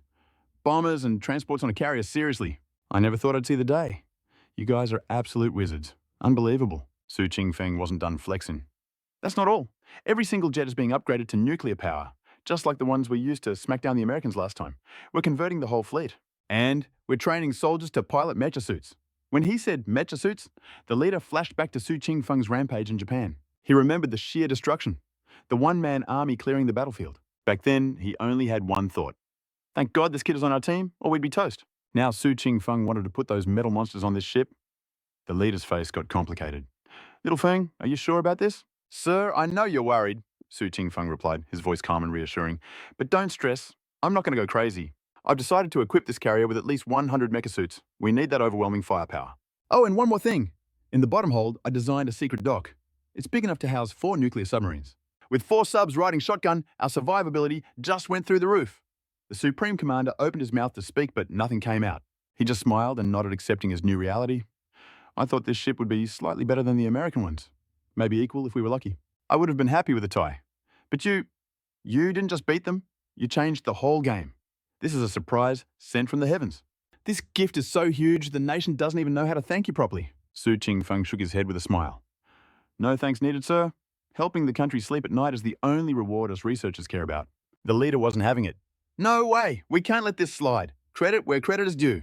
Considering how young you are, we'll save the title of academician for later. Gotta keep some goals, right? But you get all the perks and benefits right now. As for the Dragon Nation medal, wait until you hit 30. We'll mint a special position just for you. Su Qingfeng wanted to say no, but he knew better. Refusing now would just be rude, not humble. So he took the win. Seeing him accept, the leader grinned. All right, little Feng, give me the raw numbers. Break it down for me. They walked out to the deck, the sea breeze hitting them as Su Qingfeng rattled off the stats without hesitation. Displacement, 412,000 tons. Length, 840 meters. Width, 366 meters. Full crew capacity, 14,166 souls. The moment those words left his mouth, the entire crowd went dead silent. Even the Supreme Consul himself couldn't help but suck in a sharp breath of cold air. The stern expression on the Supreme Consul's face melted away instantly. A gentle smile replaced it, his eyes beaming with absolute approval and pride. And, little Feng, you didn't just bring a gift. You dropped a bombshell of a miracle on our entire nation. Having a prodigy like you in the Dragon Country, that is our greatest fortune. The whole country stands tall today because of you. Su Qingfeng just smiled, keeping it cool and humble, no ego in sight. He replied smoothly, You flatter me, sir. Making our nation great again? That's just the duty of every single citizen. Ha ha ha, good. That is exactly what I wanted to hear. Seeing how grounded and calm Su Qingfeng was, the leader's grin got even wider. Let's move. The launching ceremony is waiting for us. Understood? Our MC replied. Honestly, after all the calibration on shore, this thing was practically bulletproof. Sliding this beast into the water was going to be a walk in the park. But the Supreme Consul couldn't resist. He turned his head for one last look at the masterpiece. Gazing at that steel titan blocking out the very sun, he chuckled to himself. With this absolute unit as our shield, those enemy factions are going to have to sit down and behave for a long, long time. Actually, the old man had a spicy plan brewing in his mind. Once this baby hits the water, he wants it fully loaded with fighter jets and combat personnel immediately. No need for a war, just one victory lap around the globe. And all those little haters will be shaking in their boots. Just one patrol is enough to send a clear message. Back at the ceremony, it was a media frenzy. Hundreds of reporters and cameramen were locked and loaded. Shutters were clicking like machine gun fire, click, click, click. But the moment the Supreme Consul walked in with his entourage, the noise level spiked until they saw Su Qingfeng. The whole place went dead silent. They stared at this teenager who looked like he just rolled out of a dumpster. He looked like a straight-up beggar. Yet here he was, walking shoulder to shoulder with the most powerful man in the country. Why? The realization hit them like a truck. That beggar was Su Qingfeng, the chief engineer of this supercarrier. Welcome to Chapter 56. Every test was passed with flying colors. Standing high above the crowd, Su Qingfeng grabbed the walkie-talkie. It was time for the final show. Engine output stable. Systems calibrated to perfection. No anomalies detected. Even the water seemed to calm down in anticipation. Report, Chief Su. We are green across the board. Ready to launch. A golden glint flashed through Su Qingfeng's eyes. Commence launch. Instantly, the mechanical roar tore through the air. Rumble! It sounded like a giant swinging a massive iron hammer right next to your ear. Gears spun and chains clanked in a symphony of industrial power echoing through the shipyard. The colossal carrier began to creep forward. The vibration was insane. It felt like they were trying to push an actual mountain. I mean, we're talking about a 400,000-ton behemoth here. Making this thing budge is no joke. But with perfect coordination, the giant finally obeyed. It started slow, but then, whoosh, it surged toward the water, picking up speed every second. Before anyone could blink, it was hitting 42 knots. And finally, boom! With a sound like a thunderclap, the bow smashed into the ocean. The sheer weight crushed the surface, sending the sea into a violent frenzy. Massive waves exploded outward like crazy water crashed against the hull, churning up a storm of white foam. Up on the command deck, Su Qingfeng didn't even flinch. Check engine status. Check hull integrity. Is the bow intact? Sir, yes, sir. The crew scrambled to verify. Seconds later, the reports flooded in. Checks complete. Bow is solid. Engines are purring. Waterline is nominal.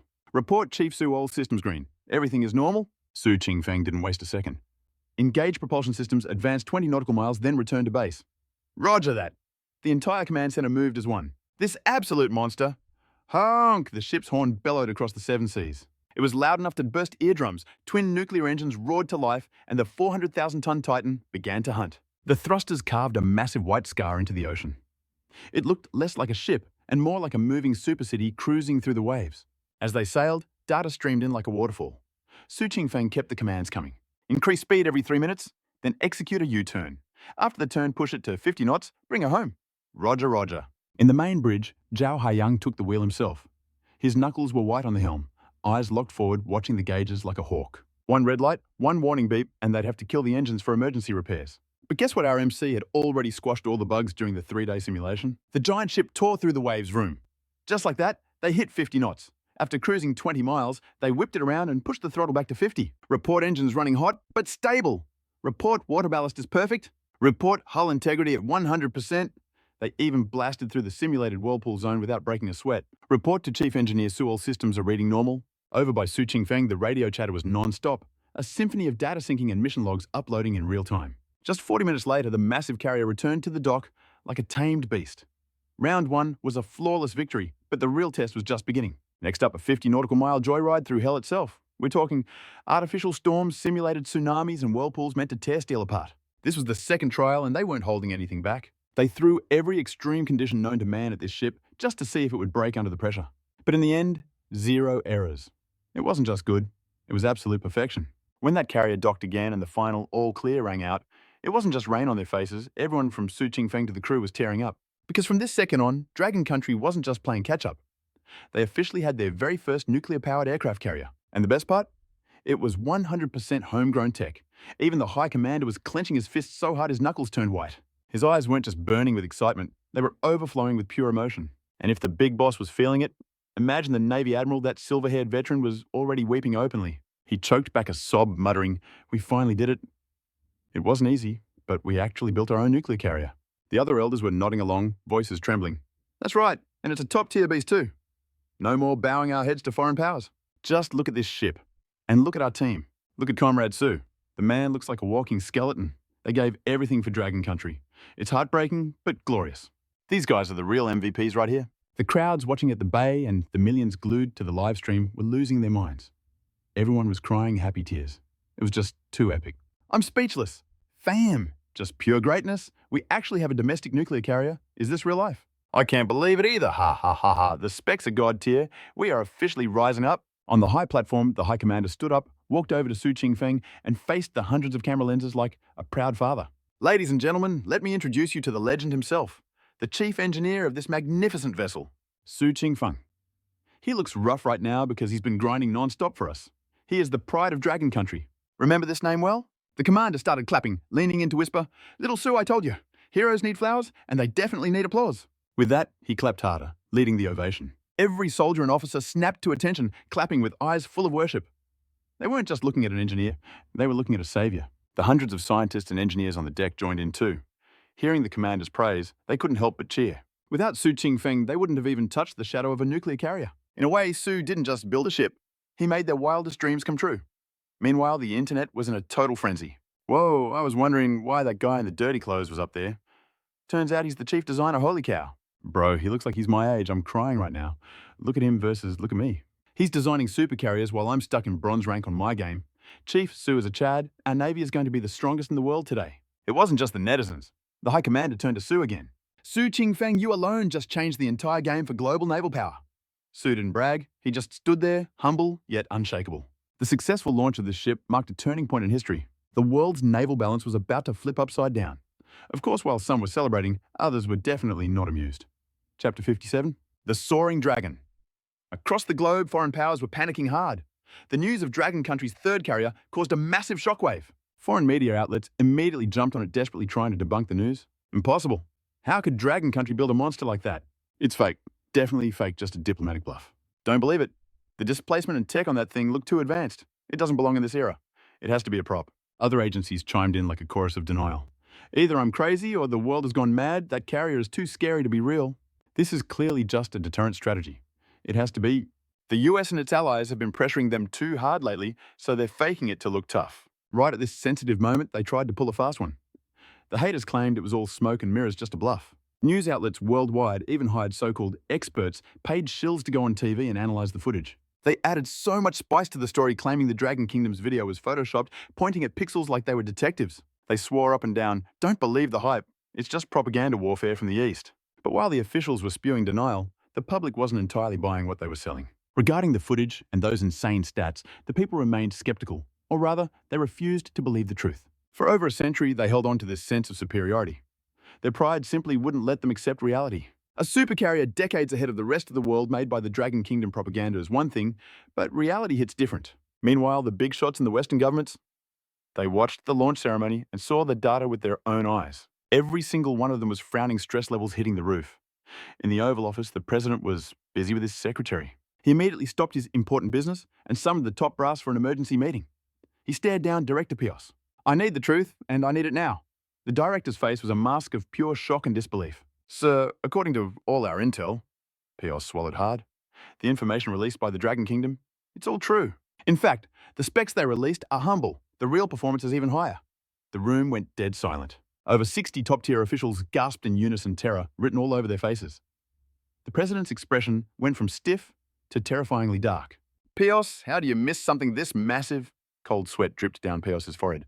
"Sir, we had some intel, but we were so focused on hunting down to Tungfong that we didn't pay attention to the shipyard." "Sir, it's my failure. I'll make it right." The president's aura turned freezing cold. "Pios, use your brain. Who else could design a ship like this? But that target, you claim to be tracking him, yet you knew nothing. Your incompetence is staggering. Are you even fit to lead the Security Bureau?" Pios was sweating buckets now. The president rarely got mad, but when he did, it was game over. Pios panicked. "Sir, I promise I'll give 300% effort to bring that genius back to America. If I fail, I'll pay with my life." Hearing the death oath, the president's icy gaze softened just a fraction, but his voice still cut like a knife. The Dragon Kingdom has an old saying, if a talent cannot be used by us, he must be destroyed. Pios understood immediately. Sir, I will complete this mission or die trying. Good. The President barked orders. Halt operations for the 3rd and 5th fleets near the Dragon Sea. Take 2 months to prepare. In 2 months, those fleets will enter the Dragon Sea for a moderate military exercise. We'll coordinate with our allies and increase the infiltration budget by $500 million. Use the money to stir up trouble internally. Fuel the gender wars. Make the bottom-tier citizens worship foreign culture. Spread propaganda about how great life is over here. Give out green cards like candy to any Dragon Kingdom citizen willing to betray their roots. Finally, the president let out a deep, heavy sigh. The Eastern Dragon is showing signs of waking up. We cannot let that happen. Understood, but unlike the gloomy atmosphere abroad, back in the Dragon Kingdom, the successful launch was like a 10,000-meter tsunami of joy sweeping the nation. The news stations were broadcasting non-stop dropping info that made blood boil with excitement. Displacement of 412,000 tons, 840 meters long, 366 meters wide, crew capacity of 14,066. The hull was made of next-gen alloy 10 times stronger than traditional carriers. The radar and comms were straight out of sci-fi. But the biggest bombshell, this beast was nuclear-powered. Countless citizens watching the news rubbed their eyes. No way. Am I seeing things? Is this real life? Is this a prank? Didn't we just launch the second one? Now the third one is already here, and it's nuclear. Holy moly, nuclear energy. That means at top speed it can cruise for 20 years without refueling. That's terrifying. It could practically serve until retirement without a pit stop. Wait, hold on a second. This god-tier carrier is fully domestic, and the chief designer is a kid in his 20s. To Huu Phong. Whoa, why does that name ring a bell? Is it that genius the military picked up from the mines? The viewers were shook to their core. Their jaws were on the floor. The specs in the report were absolutely insane, defies all logic crazy, but it was 100% real. In an instant, the citizens of Dragon Country were sobbing tears of pure joy, especially the hardcore military fanboys. These guys used to simp for the American USS Ford, but that ship was officially old news. Their hearts now belonged to Dragon Country's very own nuclear beast. But there was a small hiccup with the name. Huu Phong had speed-run the construction so fast that the top brass hadn't even brainstormed a title yet. The Supreme Consul didn't waste a second, immediately summoning the council for an emergency naming brainstorm. After an hour of intense debate, they finally locked in the name Long Dang, symbolizing a majestic dragon soaring into the heavens. And let's be real, this Eastern Dragon was absolutely ready to take flight. Chapter 58, Launching a Business Empire. Back on Huu Fong's side, the carrier was physically done, but it was basically a ghost ship. No crew, no jets, just an empty metal shell. The mecha production line needed to start up too, but if Phong had to build every single robot himself, he'd be grinding until he was 80. So after big braining it for a bit, he decided to hand over the blueprints to the veteran scientists and let them handle the mass production. His eyes were set on the stars and the deep blue sea. He couldn't waste his genius micromanaging the small stuff. But then something huge happened. 5 days after the carrier was finished, that familiar ding finally echoed in his mind. This wasn't your average notification though. The system had gone through a legendary evolution. First off, huge congrats to the host. The Hell Mode difficulty mission was cleared for the first time, triggering a massive system update. The upgrade unlocked the Holy Grail. The system store. Every month, it would randomly drop 3 insane black technology items. And the best part, the host could buy them with cold hard cash. Fong's face went from confused to absolutely hyped in a split second. With the update complete, he eagerly browsed the shop. A military combat bot and a personal health assistant named Big White. Basically, a real-life Baymax. But then he saw the price tags.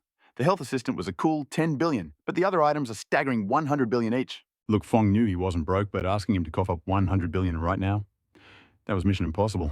It was the classic tech trap. The more god-tier the technology, the more it destroyed your bank account. He fell into deep thought sitting there for 10 minutes before a light bulb finally went off.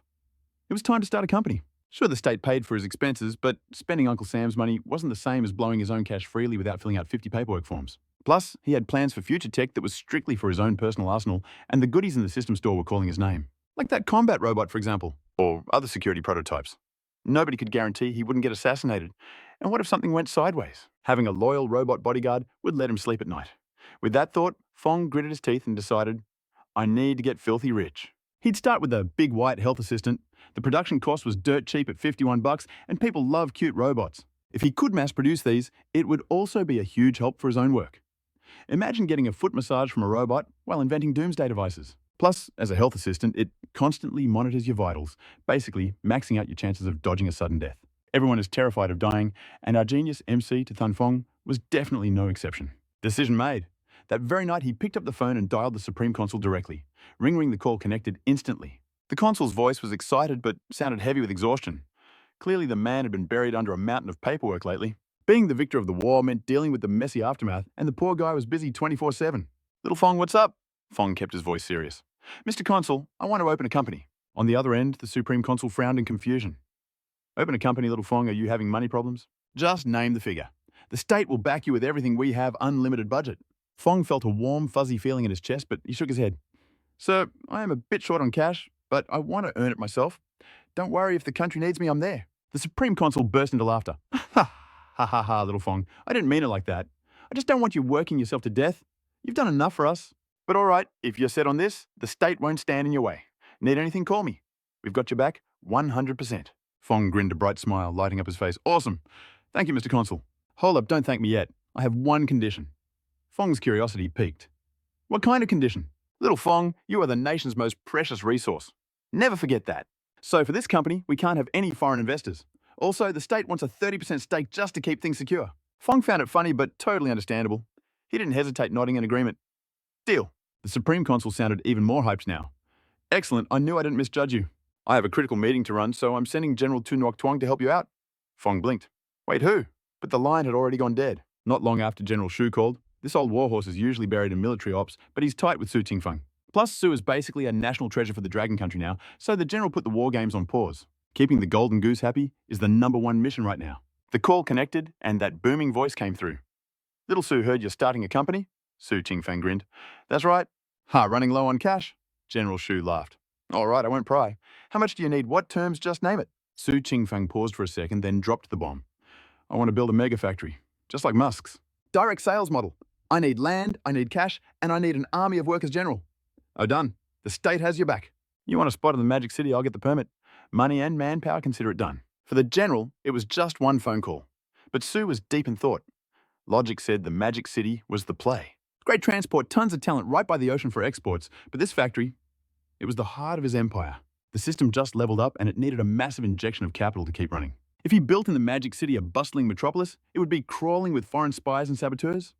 Every other day would be a headache. No, the smartest move was to go rural. Undeveloped means unconnected.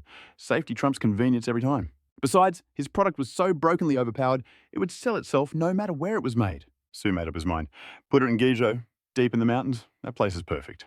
Guizhou, rugged terrain, landlocked and economically asleep. It was one of the quietest provinces in the whole country. The crazy geography made construction a nightmare, but that was exactly the point.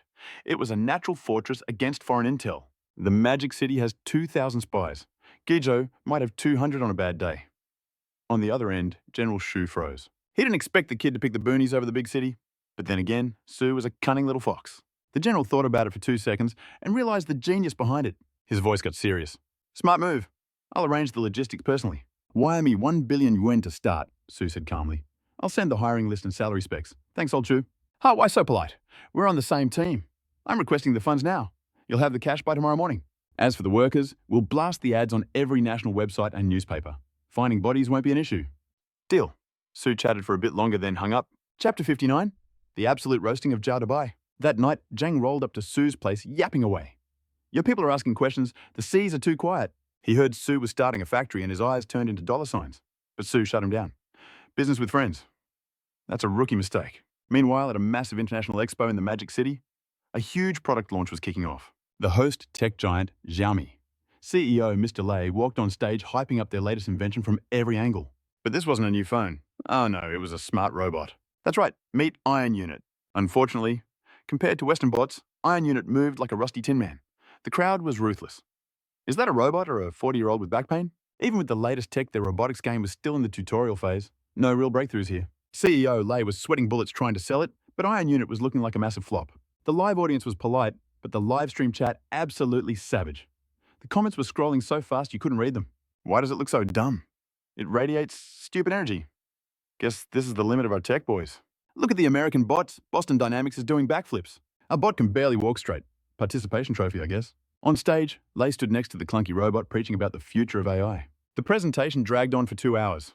Too bad the internet had already decided it was trash. Over in the West, especially the Americans, they were loving this. After getting owned by Su's jets and carriers, their ego was bruised. But watching this disastrous robot launch, the arrogance came flooding back instantly. Sahaha, oh my god, you call that a smart robot? I swear that's just a pig standing on 2 legs. Preach. Totally agree. Is that a 90-year-old grandma? Look at those hands. Can it even grab anything? Smart robot, more like fart robot. Bwahaha. Is that really the best the Dragon Nation can do? That so-called nuclear carrier is probably just a strategic bluff. Even the neighbors next door are giving it the side eye. And that robot's brain chip, I'm pretty sure that wasn't made locally, bro. What a joke. Calling that bucket of bolts a smart robot. I mean, respect the hustle, but let's be real. It's total garbage. Ha ha ha. Facts only, it's trash tier. They tried to Photoshop their way to glory to fool us, but smart people aren't falling for that weak sauce. The roast session was endless, blowing up every notification feed imaginable. The mockery was deafening. Even their own people turned against them, joining the hate train despite the bad vibes. Sure, it might be a flop, but it's still homegrown tech. But hey, emotionally speaking, getting roasted for failure is just part of the game. Let's be honest though, that smart robot has about as much IQ as a toaster. Reading the comments, CEO Lei was laughing through the pain. He could only shake his head, defeated by the harsh reality. Guess our tech really isn't there yet. We take the L. His secretary tried to hype him up. Boss, listen, you're already killing it. People just expect sci-fi magic instantly. Building a movie-level robot right now? That's mission impossible. CEO Lei forced a smile. Thanks for the pep talk. Anyway, what's the status on recruiting the legend Su Qingfeng? About that, the secretary hesitated. The government treats him like a national treasure. We've been rejected 5 times already. Boss, he's basically VIP level 1000, but we got to keep spamming those applications. It's not just us. Hundreds of Dragon Nation companies are thirsty for a meeting. Just 5 minutes with him would be a miracle. Meanwhile, over on Su Qingfeng's side, the next day arrived. He got the call 10 billion just hit his account. Cha-ching. Su didn't hesitate for a second. He instantly dropped 5 billion on the system store for the personal health assistant blueprint. Baymax purchased. Just like before, information flooded his brain like a migraine from hell. 30 seconds of agony later, it cleared up. His mind was now an encyclopedia of Baymax blueprints. Artificial intelligence, mobile medical tech, carbon-free synthetic skin.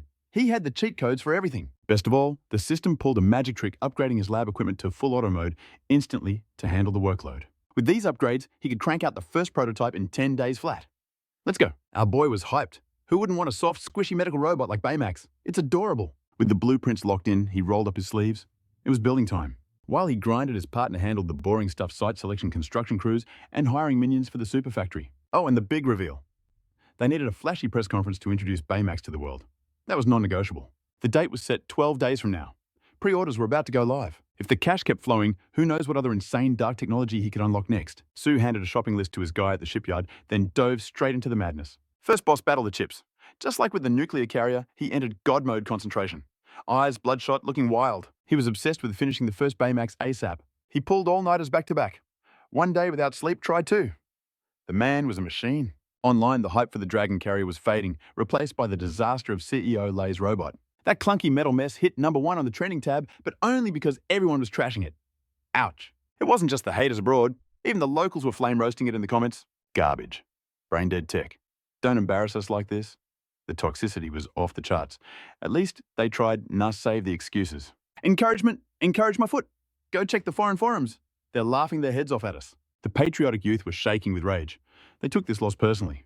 They just had a massive win with the new fighter jet and carrier. They were finally holding their heads high. But this robot flop, it flushed all that pride right down the toilet instantly. Even the locals were sick of it. And the foreigners. Their comments were venomous, digging deep into every insecurity. Chapter 60. But back in the lab, success at 8 p.m. on day 7, history was made. The first Baymax stood ready. Su Qingfeng looked like he fought a bear and lost. Bloodshot eyes, hair like a bird's nest, and clothes stained with grease and sweat. For 7 days, he hadn't showered or left the room. He literally lived in that chair to make this happen. For most normies, scientific research is pure torture. But for our boy, it's a total vibe, like grinding levels in a favorite RPG where time just melts away. After days of non-stop grinding and zero sleep, the masterpiece finally materialized right before his eyes. A massive marshmallow white inflatable bot. With its tiny head and round panda-like belly, this thing was the definition of chonky perfection. Su Qingfeng smashed the start button and slotted in the medical chip he'd poured his blood, sweat, and tears into crafting. That tiny chip wasn't just plastic, it held the combined brainpower of every medical PhD on the planet, plus the entire medical database of the internet. You could basically say this bot just became the undisputed goat of the medical world. Greetings, Su Qingfeng.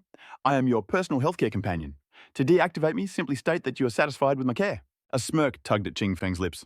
The grind was brutal, but seeing this result, totally worth every second. He looked up at the giant marshmallow. All right, big guy, run a full system scan on me. Check my vitals. Obedient as ever, a grid of laser light washed over Qingfeng's body, analyzing every cell before fading away. The bot's metallic voice chimed in immediately. Sir, I detect a massive surge in dopamine levels. You appear to be in a state of extreme excitement. Please maintain this positive mental attitude. It is highly beneficial for your health. However, I detect pressure marks on your glutes. Warning, high risk of hemorrhoids detected. System advises you to stop sitting so much and touch some grass. Furthermore, your physical exhaustion has reached critical levels. You require 12 hours of sleep immediately to avoid system shock. The bot's tone suddenly shifted gears. Sir, would you like to initiate the emergency sleep protocol? Sleep protocol.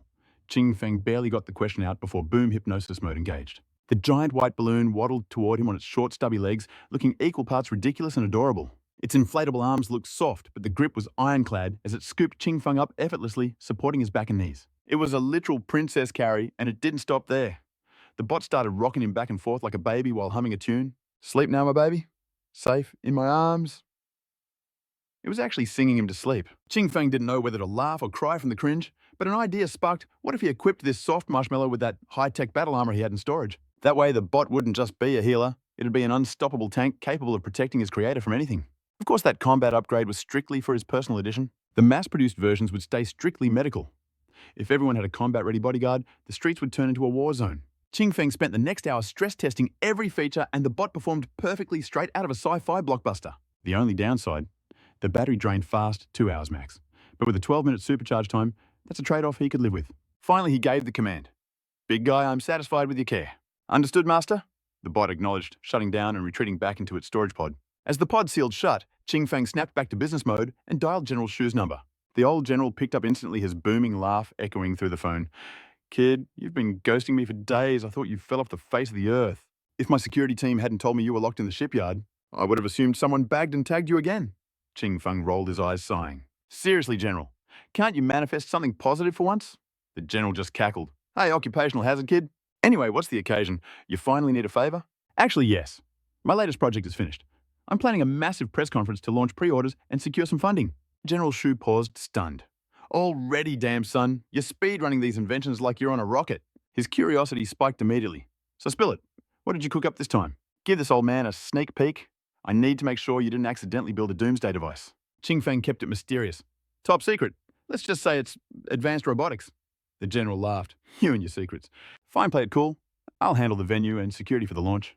Qingfeng thanked him and cut the line. Meanwhile, General Shu was chilling at the city center in Tongren, overseeing the new super factory plans. Sitting across from him was Mayor Huu, who looked like he was about to have a panic attack. Even his secretary was trembling, standing there like a deer in headlights. And who could blame them? They were officials of a small, developing town, and sitting right there was a legendary military commander and former aircraft carrier captain. But what terrified them even more was the heavy atmosphere the General brought with him. This directive came straight from the Supreme Consul of Dragon Kingdom. A tiny place like Tongren, usually invisible on the map, was suddenly the center of the universe. However, the terrifying General standing before them changed everything. After receiving a single phone call, her stern face melted into a radiant smile, allowing the trembling local officials to finally catch their breath. If the big boss's happy heads will not roll today, General Shu hung up the phone and turned to them with a grin, bringing up the super factory. She politely asked the Tongren comrades to give it their all. Hu Tianhua nodded like a bobblehead. General Shu, rest assured, the Tongren Service Center will grind our bones to dust to make this happen. General Shu nodded approvingly. Excellent. One more thing. The super factory's product is complete. We need to hold a press conference. Hu Tianhua caught the drift immediately. Easy peasy, I will book the city's premier exhibition center instantly. General Shu just named the time and it is done. Good work, Shu laughed. You are sharp. They locked in 8 post-meridian for the day after tomorrow and dialed Su Qingfeng right there. After confirming the schedule, Su Qingfeng stored Big White away and freshened up. He shot a text to Zhang Yuqian, inviting his buddy to witness history at the product launch. Chapter 61. The countdown to the press conference ticked away rapidly. Recruitment ads for Su Qingfeng's super factory and the news of the launch spread like wildfire on steroid-infused wings. Thanks to the viral power of the internet, the whole world was watching. But there was another massive reason for the hype. The host was none other than the chief engineer of Dragon Kingdom's first nuclear aircraft carrier. He was dominating the trending lists on Douyin. Shocking teenage genius of Dragon Kingdom pivots from warships to startups? Why choose Tongren for a super factory? Is this the whim of a god? Why is he doing this? The chief engineer is hiring. Sign me up immediately. The carrier architect stops building ships to make smart robots. The comment sections were drowning in a tidal wave of confusion and debate, especially under the most controversial threads. Just days ago, Boss Lei's Iron Egg robot became a global laughingstock. Now Su Qingfeng releases one. It was the perfect storm for controversy. The keyboard warriors and paid trolls smelled blood in the water, pointing their digital pitchforks at Su Qingfeng. Sisters, listen, Boss Su is a god at building ships. His contribution to the country is legendary. But aircraft carriers and smart robots are different ballgames. Isn't this just unnecessary extra steps? True, he is Heaven's favourite child, insanely talented and super handsome. But why mess with robots? Why not stick to carriers? I bet his robot is just another clunky toy like Boss Lay's. If that is true, we are going to be the laughingstock of the entire world again. Bro, I do not even dare use a VPN to check foreign comments anymore. The cringe would kill me. One look, and I might die of embarrassment. It was not just the netizens. Even at Xiaomi HQ, Boss Lay chuckled, totally confused by the news. Su Qingfeng, the golden boy of nuclear carriers. Heaven's chosen one. If he stayed in his lane, he would be legendary. But straying into smart robots, that is a whole different beast compared to warships. However, in front of the Titan like Su Boss Lay felt like a small fry. He kept his doubts to a whisper and avoided public comment. Still, he had to see this potential train wreck in person. He was not the only one. The heavy hitters were mobilizing Huawei, Oppo, Jack Ma, and even the Western giants Elon Musk, Tim Cook, and tycoons from Europe. Over 30 Titans cleared their schedules. Make no mistake, they were not coming for the product.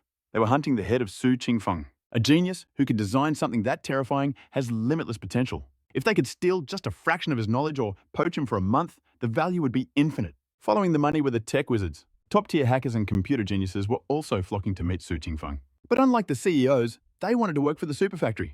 They wanted to see what their future boss looked like. Then came the heavyweights from the military and state officials, adding over a dozen VIPs to the list, followed by second-tier rich kids, clout-chasing streamers, and even a few spies lurking in the shadows. 500 people descended on the venue. Time flowed like a rushing river. 8 hours to 0 hour. Su Qingfeng hopped on a private jet to Tongren, bringing his masterpiece along. He had given Big White a little upgrade during the downtime. No more robotic monotone now. Big White sounded human, a perfect mix of serious and adorable. Naturally, his best bud Zhang tagged along for the ride. Su clearly valued his loyalty. And while the nuclear carrier project was heavy government business, this robot launch, that was Su's playground, and he called the shots. To his left, Zhang sat on the edge of his seat, eyes sparkling with pure adrenaline. Bro, I'm riding with you forever, but seriously, what's inside that case? It looks straight out of a sci-fi movie. Come on, let me peek. Man, look at all these heavy hitters in the audience. I'm sweating bullets here. What do I do? Su felt like a mosquito was buzzing directly into his brain. Chill out. You're giving me a headache. Just keep your mouth shut and copy whatever I do. Zhang zipped his lips like a good sidekick, but his eyes were still screaming with shock and curiosity. 2 hours later, the private jet touched down at Phoenix Airport, where Mayor Huu personally rolled out the red carpet to welcome them. Su remained ice-cold calm, hopping into the car and heading straight for the venue, where 500 elite guests were already buzzing. The room was alive with chatter, and every time a tycoon walked in, waves of whispers rippled through the crowd. The streamers were losing their minds, phones out broadcasting live to millions. Guys, huge news. Look over there. That's Ma from the big tech giant. Papa Ma is here. And oh my God, that's his rival too. The whole squad is showing up. Then, right in front of a stunned streamer, Musk strutted in like he owned the place, heading straight for Ma. It was like a reunion of old legends. Hello there, Mr. Ma, still practicing your Tai Chi moves. Mr. Musk, what a surprise seeing you at a product launch in the Dragon Kingdom. I guess fate brought us together. Have a seat. While the Titans exchanged pleasantries, the chat rooms were blowing up. No way, even the foreign tech gods are here. This lineup is absolutely cracked. Look, even the nation's most famous rich kid is here. He definitely wants a piece of this action. Next to him sat his legendary father. The influencers were fanboying hard, but the tech moguls quickly shifted their focus to Su and his mysterious robot. Their opinions mirrored the chatter online. Musk mused, smart robots and aircraft carriers are two different beasts. The kid is a certified genius, but I think he might have lost the plot this time. May the Lord forgive his mistake. Ma nodded in agreement. Yeah, it's a waste of talent. I'd kill to have him in my company. The other tycoon laughed. Keep dreaming, old friend. With how the state protects a national treasure like him, we can admire him, but recruiting him, that's impossible in this lifetime. Amidst the noise, the clock struck 8 in the evening. It was showtime. Chapter 62. Baymax shakes the world. The MC's voice boomed with excitement as the event kicked off. Backstage, Zhang was vibrating with nerves. Despite being rich, he had never seen a scene this intense before. Any random person in that audience could probably buy his whole family out. But confusion mixed with his hype. Hey Su, isn't this a robot launch? Where is the robot? Did we forget the merchandise? Su just gave a mysterious smirk. Then, right before Zhang's disbelief, he popped the lock on the container. The case hissed as it pressurized, and a white marshmallow-looking figure inflated waddling out to stand next to Su. A robotic voice filled the room. Hello, I am Baymax, your personal healthcare companion. It is a pleasure to serve you. You only need to say, I am satisfied with your care, and I will deactivate. Su looked at it calmly. Baymax, I am satisfied with your care. Return to your charging station. Baymax replied, Yes, master. As the marshmallow bot deflated back into the box, Zhang's jaw hit the floor, and he let out a curse of pure shock. On the main stage, the intro wrapped up and Mayor Huu personally invited the star of the show to come out. Su nodded coolly, adjusted his suit, and stepped into the spotlight. The moment he appeared, the crowd went wild. Oh my God, is that Chief Su? He looks even more like a movie star in real life, right? He looked so wrecked after the carrier launch, I thought he was going to collapse.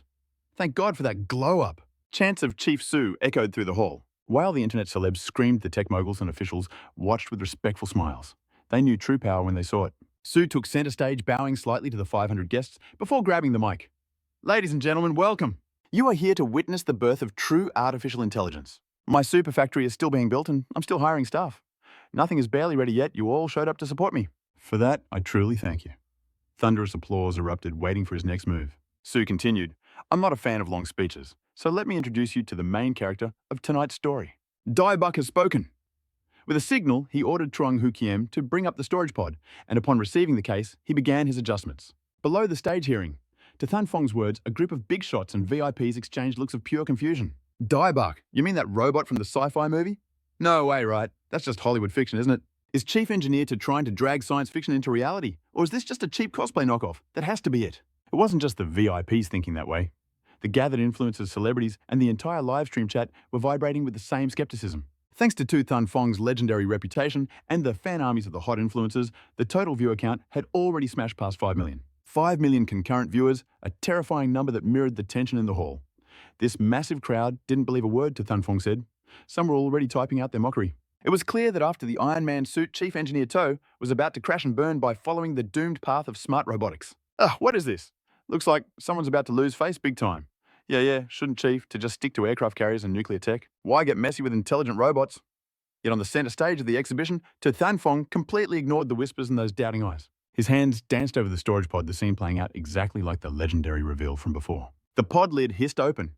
A pneumatic sound echoed as air pumped in, and along with the noise, a chubby white marshmallow-like sphere began to materialize. It didn't take long, barely 10 seconds, and the inflation process was fully complete. Dai Buck lifted a heavy right leg, then clumsily dragged his left leg waddling forward like an adorable penguin, making his way gently toward Tu Thun Fong. A voice with a distinct metallic tint rang out again. Hello, Mr. To. I am your personal healthcare assistant. I am Dai Buck. Do you have any requests? Tu Thun Fong smiled softly and replied, Not for now. Dai Buck, just stand by my side. Yes, master. Dai Buck stepped softly to his left, his pitch-black eyes scanning the room with curiosity, looking exactly like an innocent child. This scene, straight out of a sci-fi blockbuster, caused everyone at the venue and the millions watching the stream to suffer a collective brain short circuit. The visual was too shocking a level of technology that absolutely should not exist in the real world yet. And yet, it was happening right there. Right before their eyes, the entire crowd was left dumbfounded, their jaws hitting the floor. Even the billionaire tycoons present were frozen in shock, unable to believe their own eyes. The sound of sharp gasps filled the room. Jack Ma from Hangzhou was the first to react. His eyes bugged out looking at Tu Thun Fong, then snapped to the robot beside him as he shouted, Is that real? Is this actually happening? Unbelievable? Even Ma Thun Sin beside him was completely thunderstruck. Impossible. It's impossible. That was clearly just a suitcase a second ago. How could it contain something this massive? More importantly, it's interacting in real time. The tech mogul in the front row was dizzier than anyone else. He analyzed the inflation sound from earlier. One could deduce this robot uses pneumatic technology and storage compression, just like in the movies. Judging by the dialogue between Mr. To and Dai Buck, this robot is likely using movie-tier inflation tech combined with advanced collapsible storage engineering. From just a few sentences of dialogue, it's obvious that the intelligent communication technology of this model has already reached the apex of the world. Based on the commands Mr. To issued and how Dai Buck executed them, it can be confirmed that this unit possesses obstacle recognition visual sensors and similar high-end technologies. Everything is up to global standards, and that's just my preliminary assessment. But my gut tells me this Dai Buck is even more overpowered than he looks. If the tech titans were this shook, you can only imagine the state of the celebrities and streamers. Oh my God, where did he get this model? It's too amazing. A model? What kind of model looks this real? Or is there someone wearing a suit inside? I seriously doubt your IQ right now. If it's a person inside, how do you explain it? Inflating from a suitcase? It wasn't just the famous people. Millions of viewers on the live stream had witnessed the miracle with their own eyes. The chat was spamming OMG nonstop. Oh my God, I can't believe it. I've run out of words to describe this. This is literally the real Dai Buck. My mom just asked why I'm kneeling while watching a stream. I told her I had just witnessed a miracle. This is God-tier, absolutely terrifying technology. I feel like a mountaineer conquering Mount Everest. For the first time, I just want to scream, Chief 2 is the GOAT. No, this has to be CGI. Right? It's definitely special effects. Yeah, it's got to be a visual trick. This is Dai Buck from the movies. How can he exist in real life? Right? Right. Even if it's Chief 2 his robot is probably just a prop. Sounds of awe rippled through the air, mixed with the rising noise of denial and skepticism. High up on the exhibition stage, Tu Thun Fong didn't give a damn about the noise. Having weathered countless storms, his heart was tranquil. Even if Mount Tai collapsed before him, His expression wouldn't ripple. Chapter 63. Terror. Daibuck actually has reflexes. Having weathered countless storms, his heart was tranquil. Even if Mount Tai collapsed before him, his expression wouldn't ripple. He kept his smile, loudly introducing his creation to the stunned crowd. What is up, everyone? Feast your eyes on this. This is the smart medical robot I've been pouring my soul into lately. Meet Baymax. Of course, his main gig is looking after your physical health, but he's also here to heal your heart and soul. Serving humanity, that's his ultimate endgame. So don't get it twisted. He's not just limited to medical stuff. Baymax is a jack of all trades. For example, you can order him to brew you a fresh cup of coffee, make some tea, or just fetch things when you're feeling too lazy to leave the couch. And get this, you can even tell Baymax to sing. Drop some jokes, tell stories, or even spook you with a ghost story. He's seriously invested in your mental vibes too. Let's say your boss has been roasting you all day and you're feeling down. The second his senses detect that negative energy, he'll slide in to comfort you. Hugs, jokes, whatever it takes to turn that frown upside down. The motto of our company, Fantasy Technology, is simple. Make Baymax your most trustworthy butler and your ride or die best friend. Fantasy Technology. That's the name Su Qingfeng gave his company. Since the tech he gets from the system is basically magic, his only job is turning those wild fantasies into reality. That is the true essence of fantasy tech. Even though right now he's a one-man army, the power backing him up is the entire nation. Su Qingfeng's voice echoed through the hall like a king declaring his decree. After hearing that intro, everyone was glued to the spot. According to him, Baymax was exactly like the movie version a servant and a homie rolled into one. Before they could even pick their jaws up off the floor, Su Qingfeng jumped straight into the live demo. He turned to Baymax on his left, flashed a confident smile, and gave the order. Baymax, scan my vitals. Baymax responded instantly. Yes, master. A holographic grid popped up scanning Su Qingfeng from head to toe. Once finished, Baymax looked up and reported, Mr. Su, I detect a spike in dopamine. You are currently in a state of high excitement. Baymax advises you to keep you cool.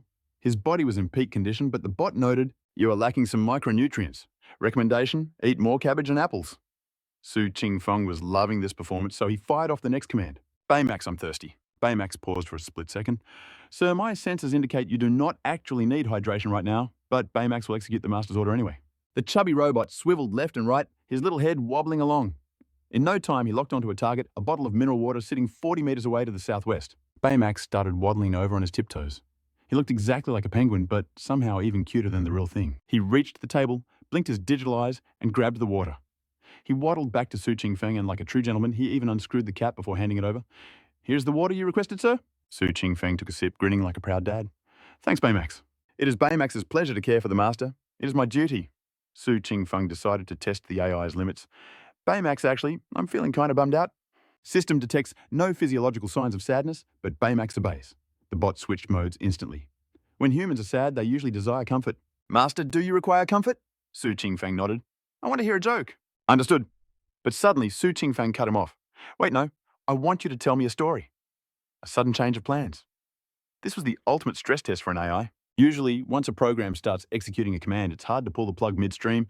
But Baymax, he didn't even lag. After a half-second pause, he nodded. Yes, master. And just like that, he launched into a storytelling session. Once upon a time, there was Snow White and the Seven Dwarfs. Su Qingfeng tried not to laugh. Hearing a fairy tale in that flat, metallic voice was honestly kind of dry. He quickly interrupted again. Baymax, make me a coffee. Understood, master? The robot turned and headed for the coffee machine, situated 50 meters to the northeast. The setup was ready. Baymax grabbed the beans, loaded the machine, poured the water, ground the beans, and started brewing a latte. He wasn't rushing, but he wasn't slow either. About 5 minutes later, a freshly brewed coffee was in his hand. He presented it to Su Qingfeng. Your coffee, sir. Thanks, Su Qingfeng said casually, taking a sip like a boss. From start to finish, Baymax's performance was indistinguishable from a real human. Actually, scratch that, he was literally the movie character, brought to life. The crowd at the venue and the millions watching the live stream were absolutely shook. They were staring in disbelief, eyes popping out of their heads. Everyone was frozen like statues, completely stunned into silence, especially the big tech moguls like Ma Hangzhou Musk and Ma Shenzhen. These three were the titans of the AI industry. They knew better than anyone just how insane this actually was. Because they understood the tech, they knew the difficulty level was God tier.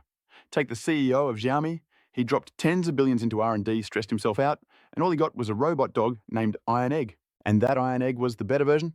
It looked slightly smart, but his other prototype moved like a 90-year-old grandma one wrong step, and it would faceplant. In the AI field, they'd sacrificed so much for so little. But now, looking at the scene in front of them, this Baymax moved with the agility of a 20-year-old nurse. He could do anything. His motor skills were overpowered, and his interaction capabilities were so advanced, it made the other CEOs feel hopeless. The three tech giants stood there looking like three toads that just got struck by lightning. When they finally snapped out of it, Ma Hangzhou was the first to scream, This is rare, this is legendary, this Baymax is movie tier perfection. It's ready for the real world right now. CEO Ma took off his glasses and rubbed his eyes frantically, shaking his head in disbelief. If this wasn't a live broadcast, I'd swear I was watching a sci-fi movie. The legendary Baymax has actually been brought to life. The existence of Baymax in the real world proved one thing: Chief Designer Su was no ordinary human. Standing next to him, Big Boss Ma was thinking the exact same thing, but his sharp eyes caught something even deeper. Just a moment ago, Mr. Su ordered Baymax to tell a joke, but in the blink of an eye, he switched the command to tell a story. And yet Baymax reacted instantly. By all laws of coding, the robot should have executed the joke protocol first before switching tasks. But instead, it cancelled the joke mid-process and jumped straight into the story mode. The processing speed was downright terrifying. This wasn't just code, this AI had human-like reflexes. How is that even possible? Hearing this analysis, the other tech tycoons were left completely stunned. A machine with human reflexes. Just thinking about the implications gave them goosebumps.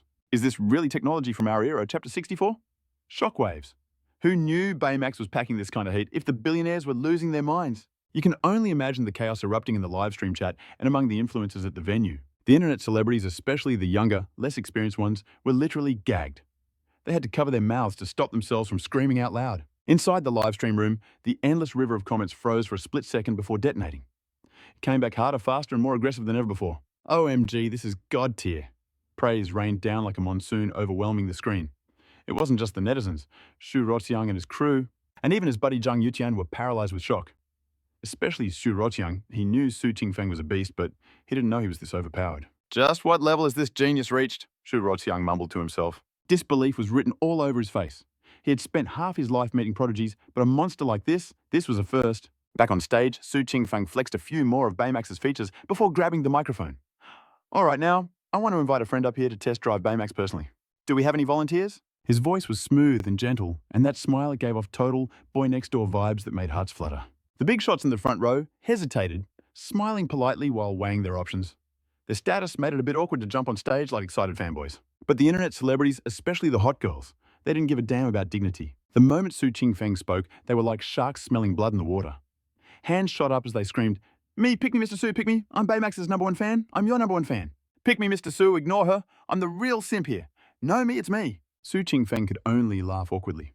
Influencers really were a different breed of scary when there was clout to be chased. He scanned the crowd, ready to pick a random lucky girl, when suddenly Big Boss Ma raised his hand with a calm smile. "Mr. Su, I'd like to give it a try." The moment the Titan spoke, the influencers instantly shut their mouths. In front of a legend like Ma Hangzhou, these internet celebs were nothing but dust. Su Qingfeng grinned. "It would be my honor. Please come on up." Ma Hangzhou let out a hearty laugh, thanked him, and marched up the stairs like he owned the place, extending a hand toward the young genius. Su Qingfeng shook it firmly. "Welcome to the experience, Mr. Ma. You can order Baymax around just like a waiter. Feel free to test him however you like." The man standing before him might not have been a supermodel, but in every other aspect, Su Qingfeng knew he was standing before a giant. Besides looking at the age gap, this was a senior of the industry. You have to pay respect to the OGs. Mr. Ma laughed loudly. "Haha, splendid. I won't hold back then." He turned his gaze toward the robot. He looked at the chubby, marshmallow white figure, smiled, and barked an order. "Baymax, run a full-body diagnostic on me." Baymax didn't answer immediately. Instead, he looked at Su Qingfeng, checking for override permissions. "Master, do I have permission to proceed?" Su Qingfeng nodded. "Baymax, obey the guest." "Yes, Master." Baymax waddled over to Mr. Ma. A soft particle light beamed out, scanning him from head to toe. A few seconds later, the light retracted, and that iconic metallic voice chimed in. "Greetings, sir. Analysis complete. I detect your kidney function is damaged by 40%. I strongly recommend supplementing your vitality. Also, I detect critically high levels of dopamine in your system. Please do not get too excited. This could be detrimental to your health. Furthermore, I detect strain injuries in 3 areas due to overwork: the shoulders, the neck, and the lower back. Would you like to initiate the massage service?" Mr. Ma stood there, jaw on the floor. Every single word Baymax said hit the bullseye, especially the part about his weak kidneys. Even his private medical issues weren't safe from this robot. This was honestly a little terrifying. It was slightly embarrassing, sure, but Ma Hangzhou had survived corporate warfare for over 20 years. He'd seen weirder things than this. He instantly recovered his composure and flashed a smile. "Baymax, I definitely need that massage service." "Yes, sir. Let's begin with your neck.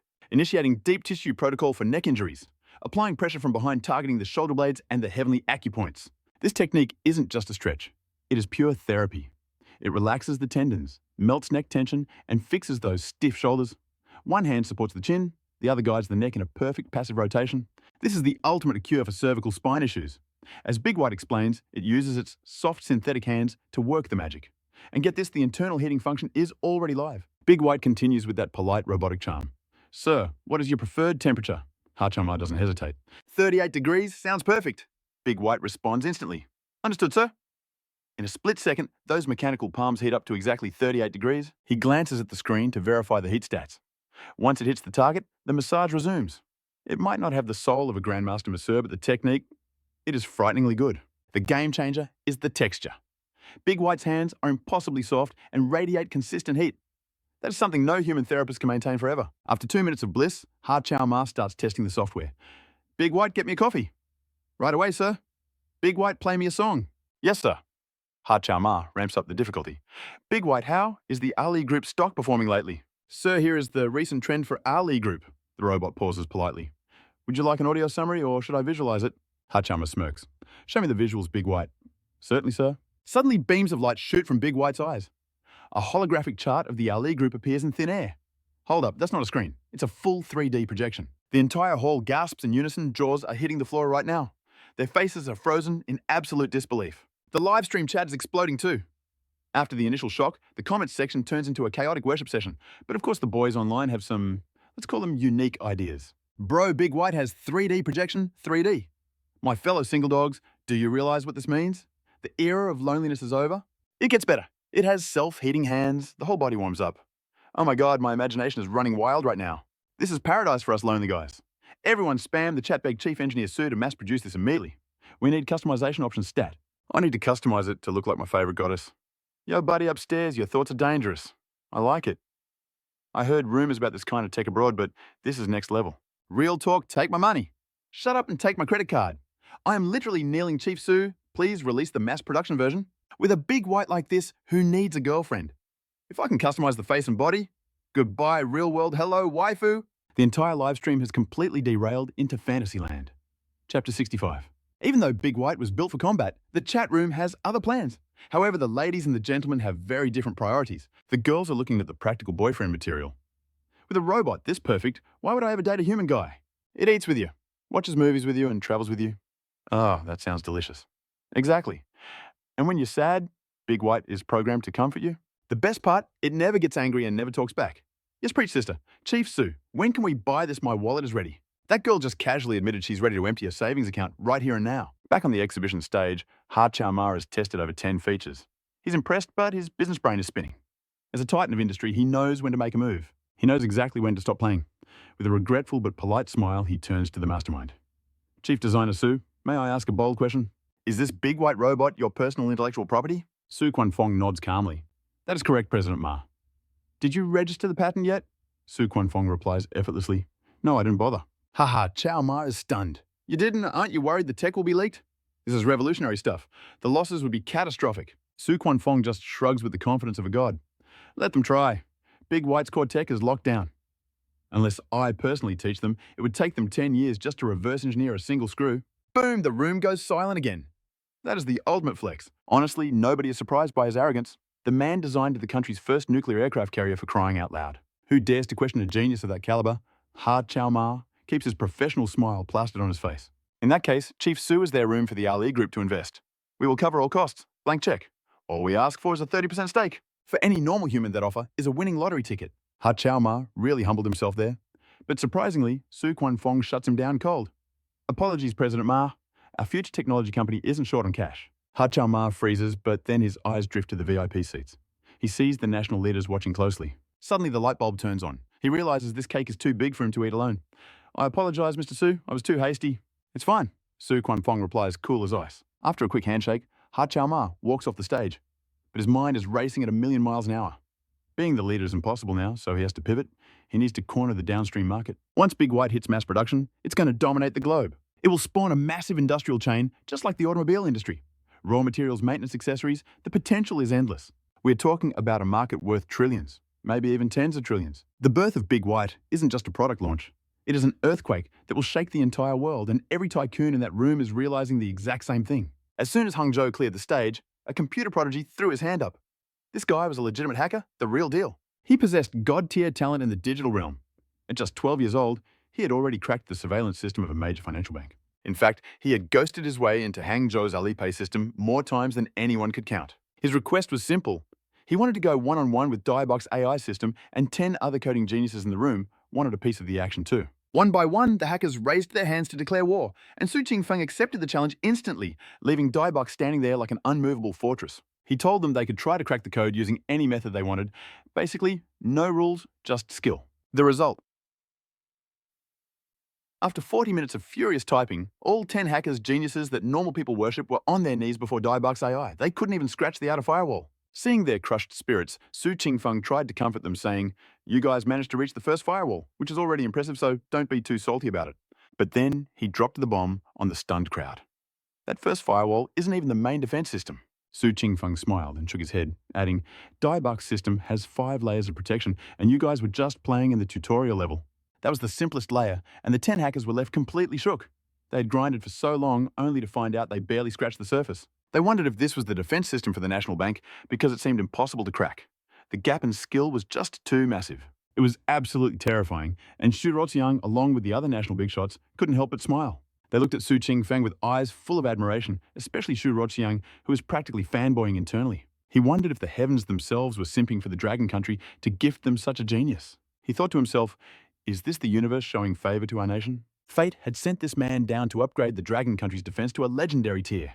Meanwhile, on stage, a defeated female hacker walked sadly back to her seat with her laptop. Distracted by her loss, the 21-year-old girl didn't watch a step and tripped right over a table leg. She screamed as gravity took over, falling backward with the back of her head, aiming straight for the sharp corner of a desk. If she hit that corner with her full body weight and momentum, it would have split her skull open like a watermelon. But at that exact moment, Diabok moved from the distance, launching forward with the explosive speed of a hunting cheetah. Before the girl could even make contact with the lethal corner, Diabok was already there, scooping her up by her slender waist in a perfect bridal carry, looking like the male lead in a cheesy romance drama. Except this hero was a robot. After the epic save, Diabok gently helped her stand upright again. His tiny eyes glowed with a friendly light as a metallic voice chimed in, "There are thousands of roads, but safety comes first." When an accident happens, loved ones shed 2 rows of tears, he recited. The girl, the crowd, and the live stream viewers were all left stunned, wondering if their eyes were glitching. Su Qingfeng quickly jumped in to explain, "Don't panic, everyone. This is just the human protection mechanism I coded into Diabok.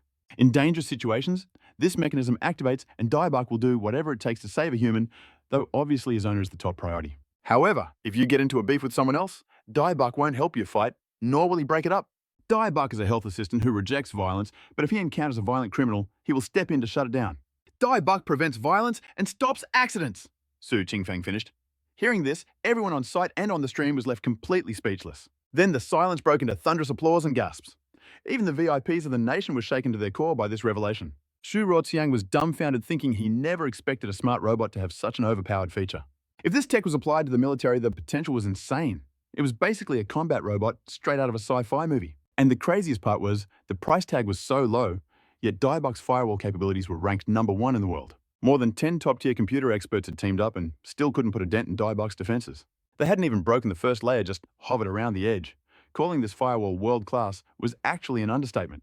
In that moment, the way Xu Ruoxiang looked at Su Qingfeng changed completely. It was the same look he had when he first realized Su Qingfeng could build a nuclear aircraft carrier. The other people in the room felt the same way, including the national elders and the filthy rich tycoons from the Dragon Country and around the world. Anyone who climbs to a certain height of wealth usually has a few skeletons in their closet. You don't get that rich without being a little ruthless. If they weren't savage in business, they never would have achieved such legendary success. Usually, these people value their lives more than anything, sparing no expense to hire ex-special forces as bodyguards and securing gun permits just to feel safe. Even if they don't have active enemies, who knows when a business rival might decide to take them out? But when it comes to protection, humans can't compare to machines. A human can betray you for a price, but a machine never will. Especially an all-rounder unit like Diabok. The look in Jack Ma's eyes was filled with fanaticism and a burning desire to own one. Beside him, the tycoon Wang from Shenzhen felt the same. And even the richest man in America, Elon Musk, was looking at that robot like he absolutely needed it in his inventory. Even the big shot tycoons were losing their minds, so you can imagine the chaos among the streamers and influencers. The world is a total mess right now. Disasters dropping like RNG glitches. But having Baymax, that's basically an invincibility cheat code. Oh my god, I'm simping so hard he smells like safety I'd sell a kidney, or drain my blood just to buy one. Chief Designer, to please have mercy, don't price it like a spaceship. If it's in the millions, as broke peasants are doomed. Crying emoji. For real though, Baymax isn't just a gadget.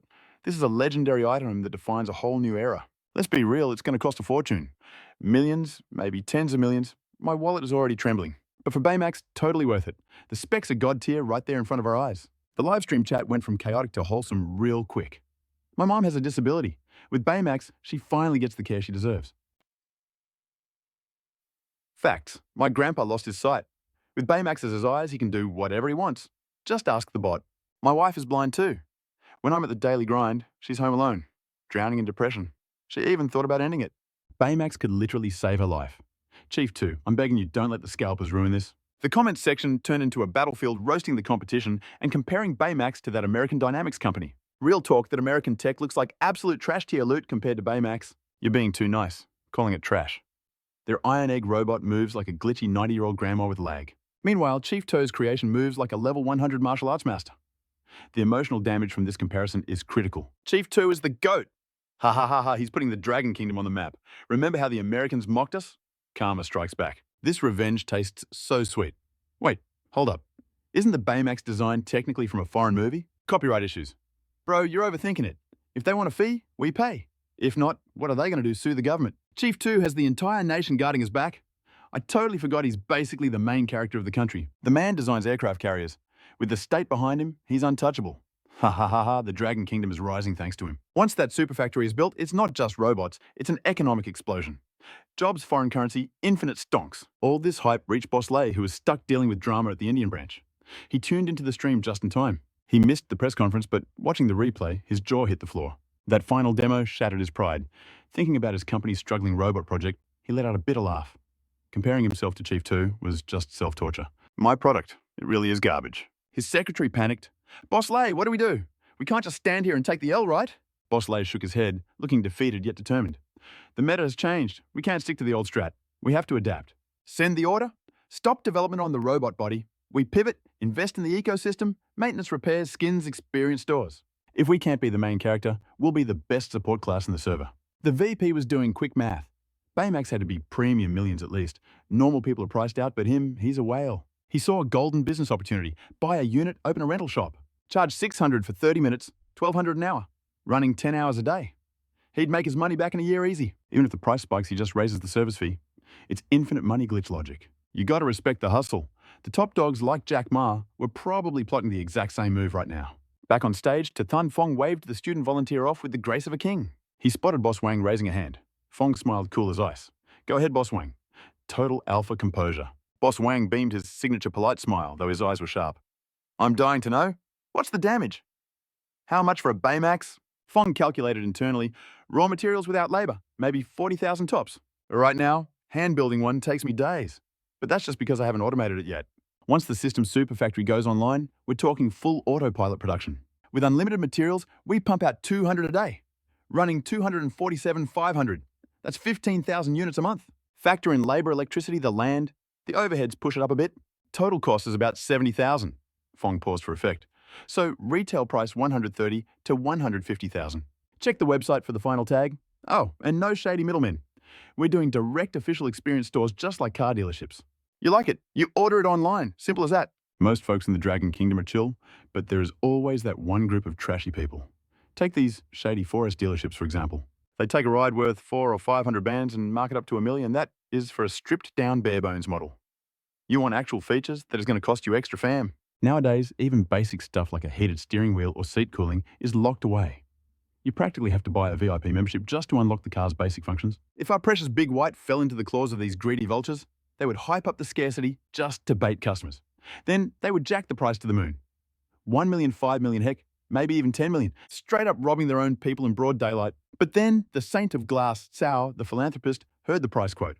It was a mix of panic and joy for the tycoons. Cao attached huge importance to Su Qingfeng's press conference and rushed over personally. He had seen Big White's brilliance with his own eyes. Greed surged in his heart like a tidal wave. This was a god-tier business opportunity he was already plotting in the shadows. How could he exploit Big White to make a killing? But who could have guessed? Su Qingfeng dropped a bomb. He wants to open his own experience stores. No distributors allowed. That is savage. Chapter 67. Wait, seriously, the price is that low? That is scary. Hold up, something ain't right here. According to standard business logic, shouldn't the factory just chill and let others open the stores? Shouldn't he just supply the goods and count the cash? Copying the Tesla model? That's never going to work here. If he does that, how are we supposed to eat? Panic set in, and the old man frantically raised his hand. Su Qingfeng spotted the chubby arm waving in the crowd.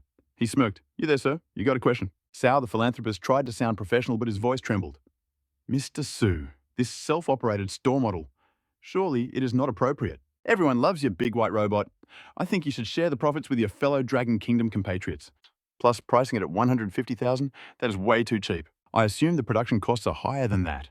Setting the price this low will make our people lose their motivation to work hard." Listen to him preaching about morals, etiquette, and patriotism, but if you read between the lines, 2 words scream out, profit. Su Qingfeng already had zero respect for this guy.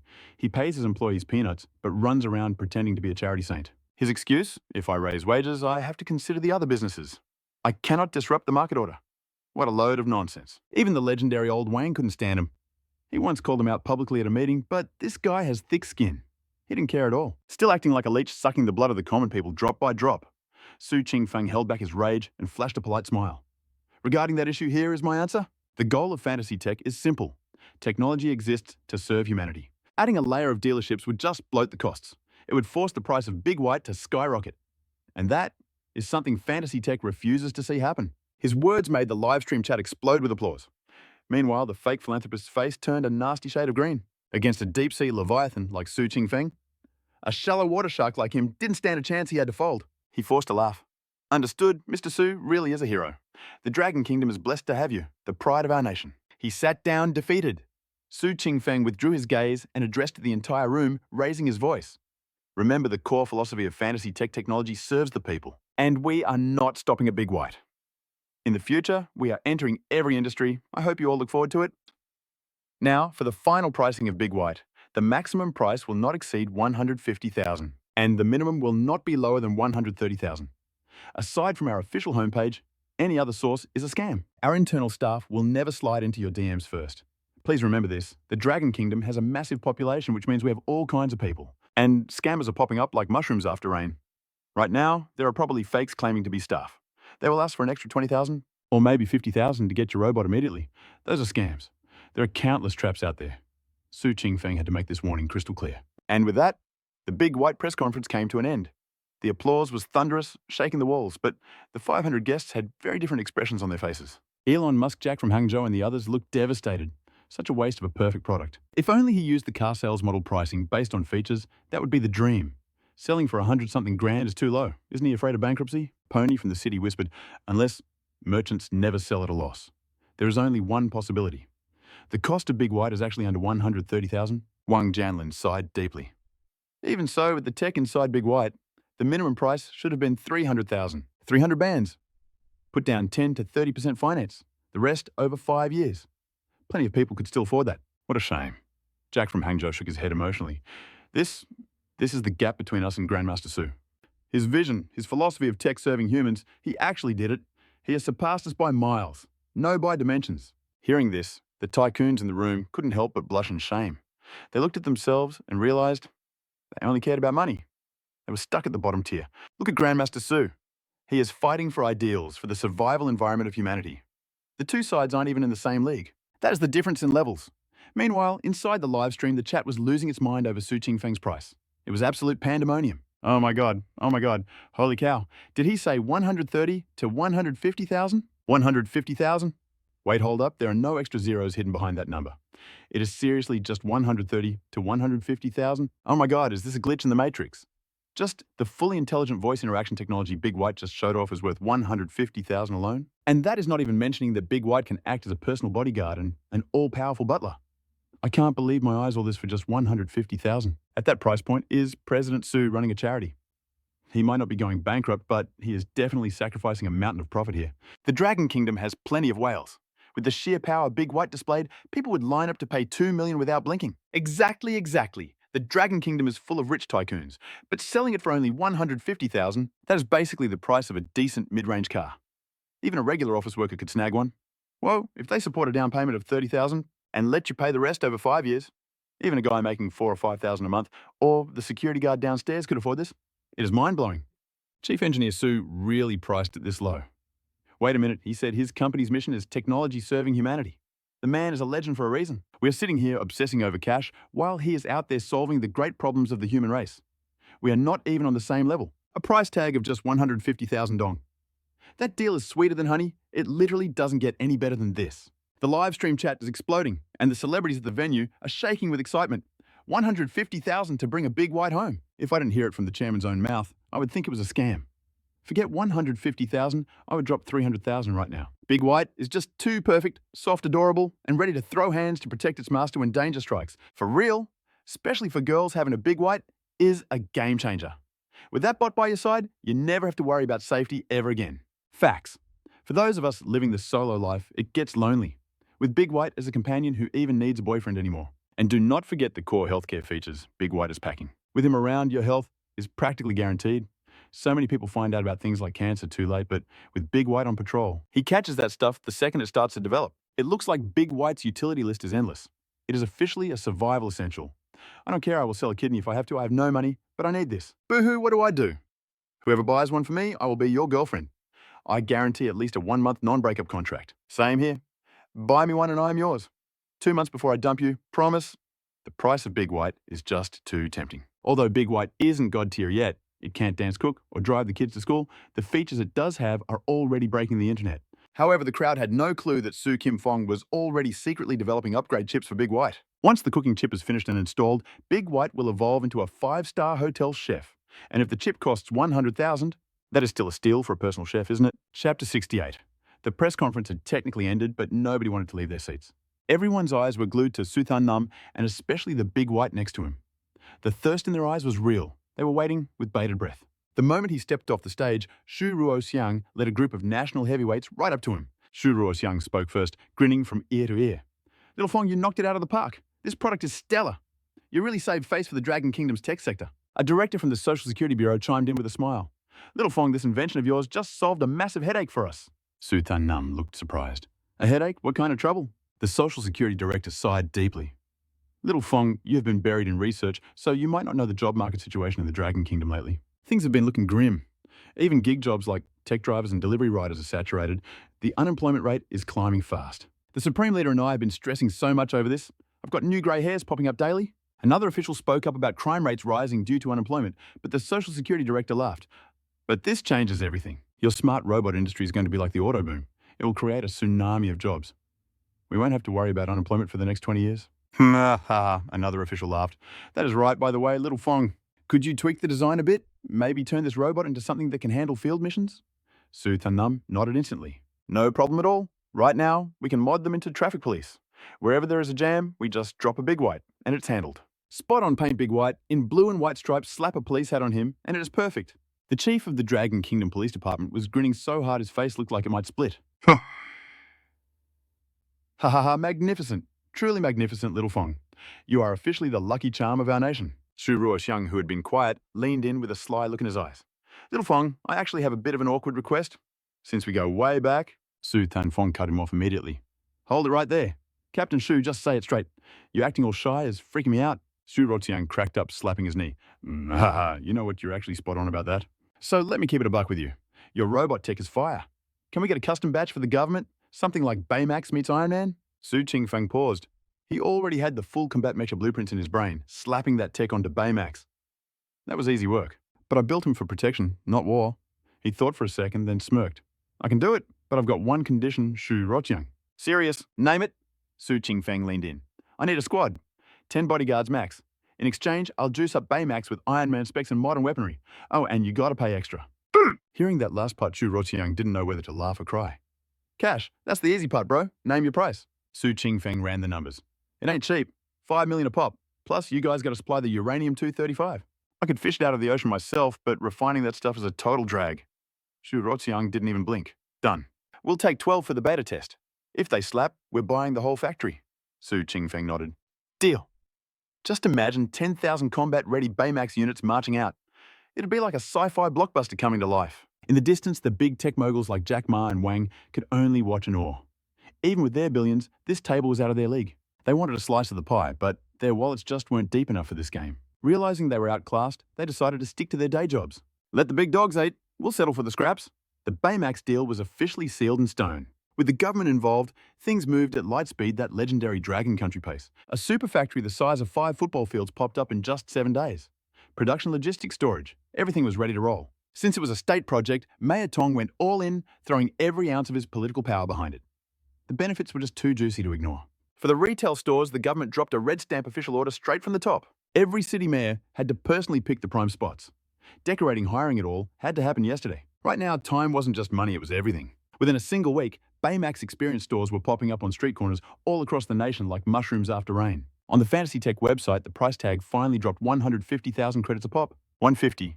That's criminally cheap. 10,000 units vanished instantly, snapped up faster than limited edition sneakers. Boom Su Qingfeng's account swelled by 1.5 billion in a literal second. With nearly 800 mil in pure profit, this was faster than robbing a bank. But here's the kicker. Delivery was pushed back a month. Even with God-tier speed hiring and shipping take time, the first batch had to hit the experience stores first, so the waiting game began. Meanwhile, the competition wasn't sleeping. Big T went all in to crush Baymax, rallying the haters and the sheep to boycott the new tech. It's just a robot, right? Stick to your iPhones and foreign cars. That was the vibe on the streets. The power company clapped back too, announcing their own smartbots were hitting the assembly lines. Why not just buy American? A lot of folks started thinking the competition was the safer bet. Cut to Shah City. Zhao Qianqian, a total follower of foreign trends, was about to get a wake-up call. Today was Baymax delivery day. The units arrived at the local store. The lucky few who snagged a pre-order had to pick them up like a brand new luxury car. In the whole city, only 32 lucky souls managed to secure a unit. And wouldn't you know it, Qianqian's bestie, Su Qingfeng, was one of the chosen ones. Early that morning, Shu blew up her phone, practically screaming with excitement to go pick it up. So much for a chill weekend, right? Chapter 69. Shocking. You can use Baymax for that so much for a relaxing weekend. Ring, ring, the phone shrilled, dragging her out of her beauty sleep way too early. Zhao Qianqian was salty, but seeing it was her BFF, her rage bar dropped halfway. Oh my god, girl. Do you know what time it is? Su Jingyi didn't care. Qianqian, my Baymax is here. You gotta come with me to pick him up? Qianqian rolled her eyes. Miss Yu, please.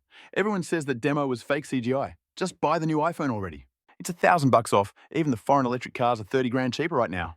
That's actual value, babe. Su Jingyi pouted through the phone. Don't care, didn't ask. I want my Baymax. Besides, my current ride is totally fine. Qianqian sighed, half mad, half amused. Girl, the cash you're dropping on that toy could buy a whole new car. You're tripping. Wait, did the Lotus price drop that hard? Oh, don't even get me started. Let me stretch for a sec. Hold up. Then she hopped right up. On the other end of the line was Su Jingyi. About 1 hour later, the dynamic duo linked up at the entrance of the remote district. Zhao Qianqian pulled up in her brand new electric whip, waiting for her bestie, Su Jingyi, to hit up the big white experience store 3 miles away. The experience store was fresh out of the oven, built just 2 days ago, featuring 2 massive exhibition zones. But man, it was packed like sardines. You couldn't even squeeze a sheet of paper through that crowd. Even the cars were gridlocked, but the staff and volunteers were total pros, ushering them smoothly toward a VIP side store. The handover ritual was going down right here. The staff member, a fresh grad who looked about 23, treated the whole thing like she was handing over the keys to a luxury jet. After verifying her ID and signing the papers, the staff brought out a box the size of a gaming PC tower and handed it to Su Jingyi like it was a holy relic. She swore a solemn oath that from this moment on, she was the true master of this big white unit. Su Jingyi was still a bit dazed. She asked, "Can I pop it open right now?" The staff nodded with a grin. "Absolutely. Let's do this." After a quick tutorial download to her brain, Su Jingyi memorized the steps and initiated the unboxing sequence. A soft whoosh of inflation filled the air, and suddenly a chubby marshmallow white figure appeared before her eyes. A round, pale boy slowly stepped out. His digital eyes blinked sparkling as he scanned Su Jingyi with a laser beam. His metallic voice dropped, "Master detected. If you have any commands, please speak." "When you do not need me, simply say Big White, and I will stand by. I am satisfied with your service." Su Jingyi was absolutely shook. It was like science fiction just punched reality in the face. Her jaw was practically on the floor. "It is real," the staff explained with a bright smile. "Rest assured, our fantasy tech company doesn't play games. We don't do scams here." Su Jingyi, overwhelmed with emotion, asked, "So is my model exactly the same as the one at the launch event?" The staff replied with enthusiasm, 100%. "Wow," Su Jingyi squealed. "That is totally wicked." She turned to the robot and giggled. "Big White, carry my bag, please." "Affirmative, master." Big White's chubby arms scooped up Su Jingyi's bag with a firm grip. The movement was buttery smooth, no clunky robot vibes at all. In fact, it was aggressively adorable. Zhao Qianqian stood there frozen. No way. This had to be a trick. The internet swore up and down that this was all CGI effects. How could it be real? Suddenly, her new Lotus car felt like a total clunker compared to this. Su Jingyi kept the momentum going. "Big White, pack up your box. We are bouncing." "Understood, master." He lifted his own red container and trailed behind Su Jingyi. She was on cloud 9. As a homebody single girl, this was a game changer. She used to feel lonely, but with this walking marshmallow by her side, loneliness was officially cancelled. She glanced at Zhao Qianqian and said, "Qianqian, you head back to the district first. I need to get home and test every single feature. Who knows what other surprises he has." Sure." Zhao Changqian replied, but a massive wave of sour jealousy was rising in her throat as the staff escorted them out. Back at the parking lot, Big White's eyes scanned the area. Master detected needing vehicle entry. Shall I engage door opening protocol? Whoa, you are that smart. Shu Jingyi gasped and nodded frantically. Yes, Big White, open it up. Yes, Master. He set the box down. His movements were a little clumsy, but that just made him look like a cute fumbling panda. Shu Jingyi was falling in love with it. Meanwhile, Zhao Qianqian was drowning in a sea of lemon juice. Watching her bestie hop into the passenger seat while the robot gently closed the door, Zhao felt like she had turned into a living jar of vinegar. She cursed internally. Damn it. All those toxic chicken soup posts on the web were lies. What special effects? This wasn't CGI. The launch event was legit. She felt like such a clown. Her expensive fruit phone and Lotus car were trash compared to that bot. Regret consumed Zhao Qianqian as she sat in the driver's seat. But just as she reached to start the engine, things went from bad to a living nightmare. Robbery! A rough, savage voice barked, followed by the sensation of cold steel against her skin. A knife was pressed right against her neck. She screamed, terror flooding her veins as she broke down crying and begging. Sss, big bro, please don't kill me. Don't kill me. Take whatever you want. I have cash. I have so much money. The thug grabbed her by the collar about to speak when whack a slap like the hand of God came out of nowhere. The wind howled as the guy flew 10 feet back and smashed into the pavement with a sickening thud. The fruit knife clattered to the ground. Big White's voice cut through the chaos. Danger eliminated. He swiveled his head, firing a scanning beam directly at Zhao Qianqian. The metallic voice chimed again. Target assessment, no physical injury detected. In that moment, Zhao Qianqian's brain went offline. The robber who had just been slapped into next week was equally confused. Su Jingyi had panicked at the word robbery, but seeing her robot slap a grown man into orbit, her fear vanished instantly. Oh my God, the press conference wasn't lying. Big White really had a security mode. Mom, I literally found a treasure. Heh! She pumped her little fist in the air, excitedly barking orders at her new superhero bodyguard. Big White, smash this thug for me. Beat him into a pulp. She crawled out of the passenger seat, looking like a total violent little demon queen. Big White replied. Master Big White is a companion designed to serve humanity. He completely rejected the violence. So Hua Jingyi pivoted. Fine, then tie him up, just don't let him hurt anyone else. Yes, Master. The robot stepped forward. His movements were a bit clumsy, but honestly, it was incredibly adorable as he approached the thug. Under the robber's terrified gaze, Big White wrapped him in a massive bear hug. The grip was perfect. Struggling against this mechanical strength was absolutely impossible. This was literally a pair of human-shaped handcuffs. Chapter 70. The shockwave hit again. The robber was stunned. News about Big White had flooded the web, but just like Zhao Qianqian, he thought it was all CGI or special effects. He never believed it until reality hit him in the face. He screamed until his voice cracked, desperate to escape Big White's embrace. But that bear hug was ironclad. No matter how hard he thrashed, he was going nowhere. Damn it! This thing is cursed. It's toxic. Let me go, you crazy witch. Tell this monster to release me or I'll snitch on your whole family. The thug roared in fury. But Hua Jingyi? She was bouncing around with excitement like a little kid in a candy store. Yo, I can't believe you're still acting so tough. You're already busted, yet you still dare to talk smack. She immediately whipped out her phone and dialed the police. After rattling off the detailed address, Hua Jingyi switched to paparazzi mode. She snapped photos and recorded videos non-stop. The robber's panic only grew, his screams getting wilder. You rotten woman, let me go. If the cops take me, just wait until I get out. I'll wipe out your whole family. I'll make you suffer before I end you. Release me. His gut-wrenching screams could shatter glass, but Hua Jingyi completely ignored him. Why? Because her bestie Zhao Qianqian had thrown herself into her arms, sobbing her heart out. It took a long time for her to calm down. She looked at Big White dominating the robber, then glanced at her own electric ladder scooter, and suddenly she wailed even harder. Hua Jingyi rushed to comfort Qianqian, reminding her the bad guy was already totally neutralized by Big White. Don't worry, you've got me and Big White here. But Zhao Qianqian looked up, her voice thick with tears and regret. I'm not crying about the robbery, I'm crying because Big White costs the same as my Lattice. I could have bought a Big White and still saved a few $1,000. With that extra cash, I could have even bought a second-hand car. Why? Why was I so stupid? Oh wow, she really was crying over her own stupidity. Her bestie quickly tried to soothe her. It's okay. Just spend the money to buy a Big White now. That made Zhao Qianqian cry even harder.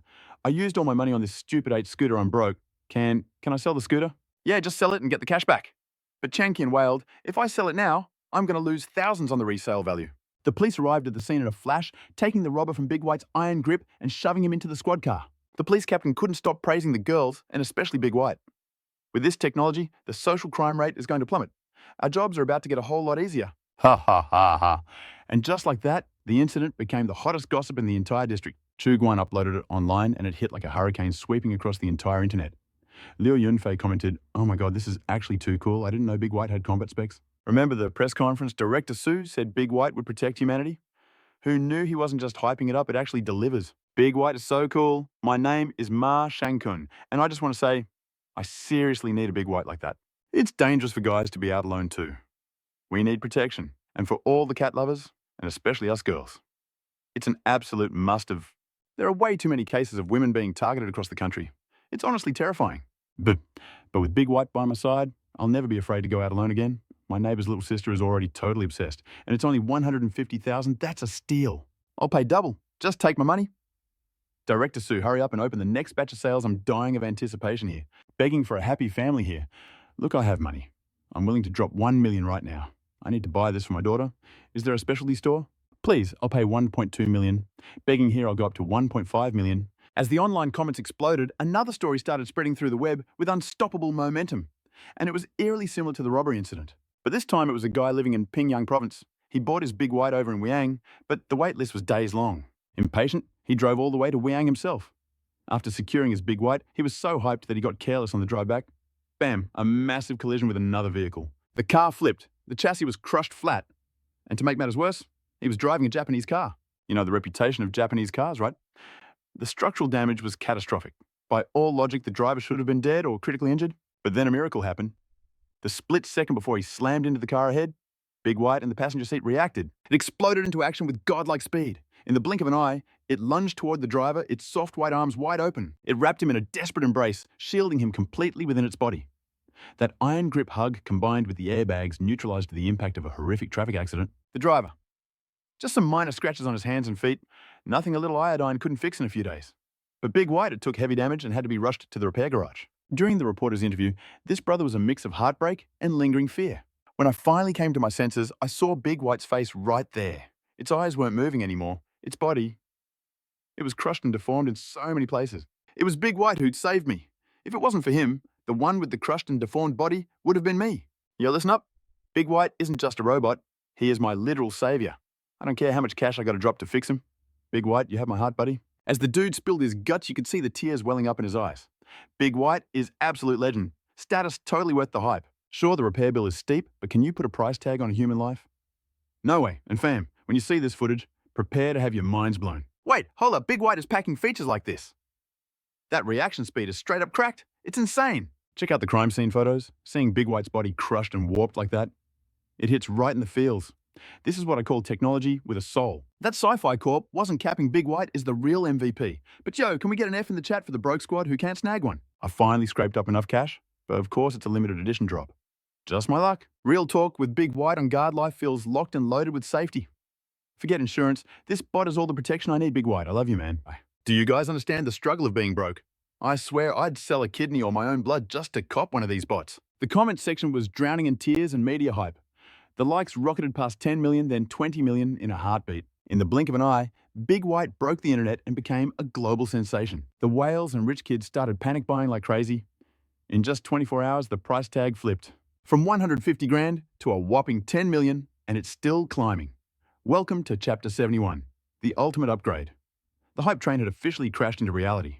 Walking down the street with a Big White, you're instantly the main character, paparazzi and fans swarming you for selfies. But that's not all. The first law enforcement model rolled off the line and hit the streets. Meet at the traffic enforcer, Big White.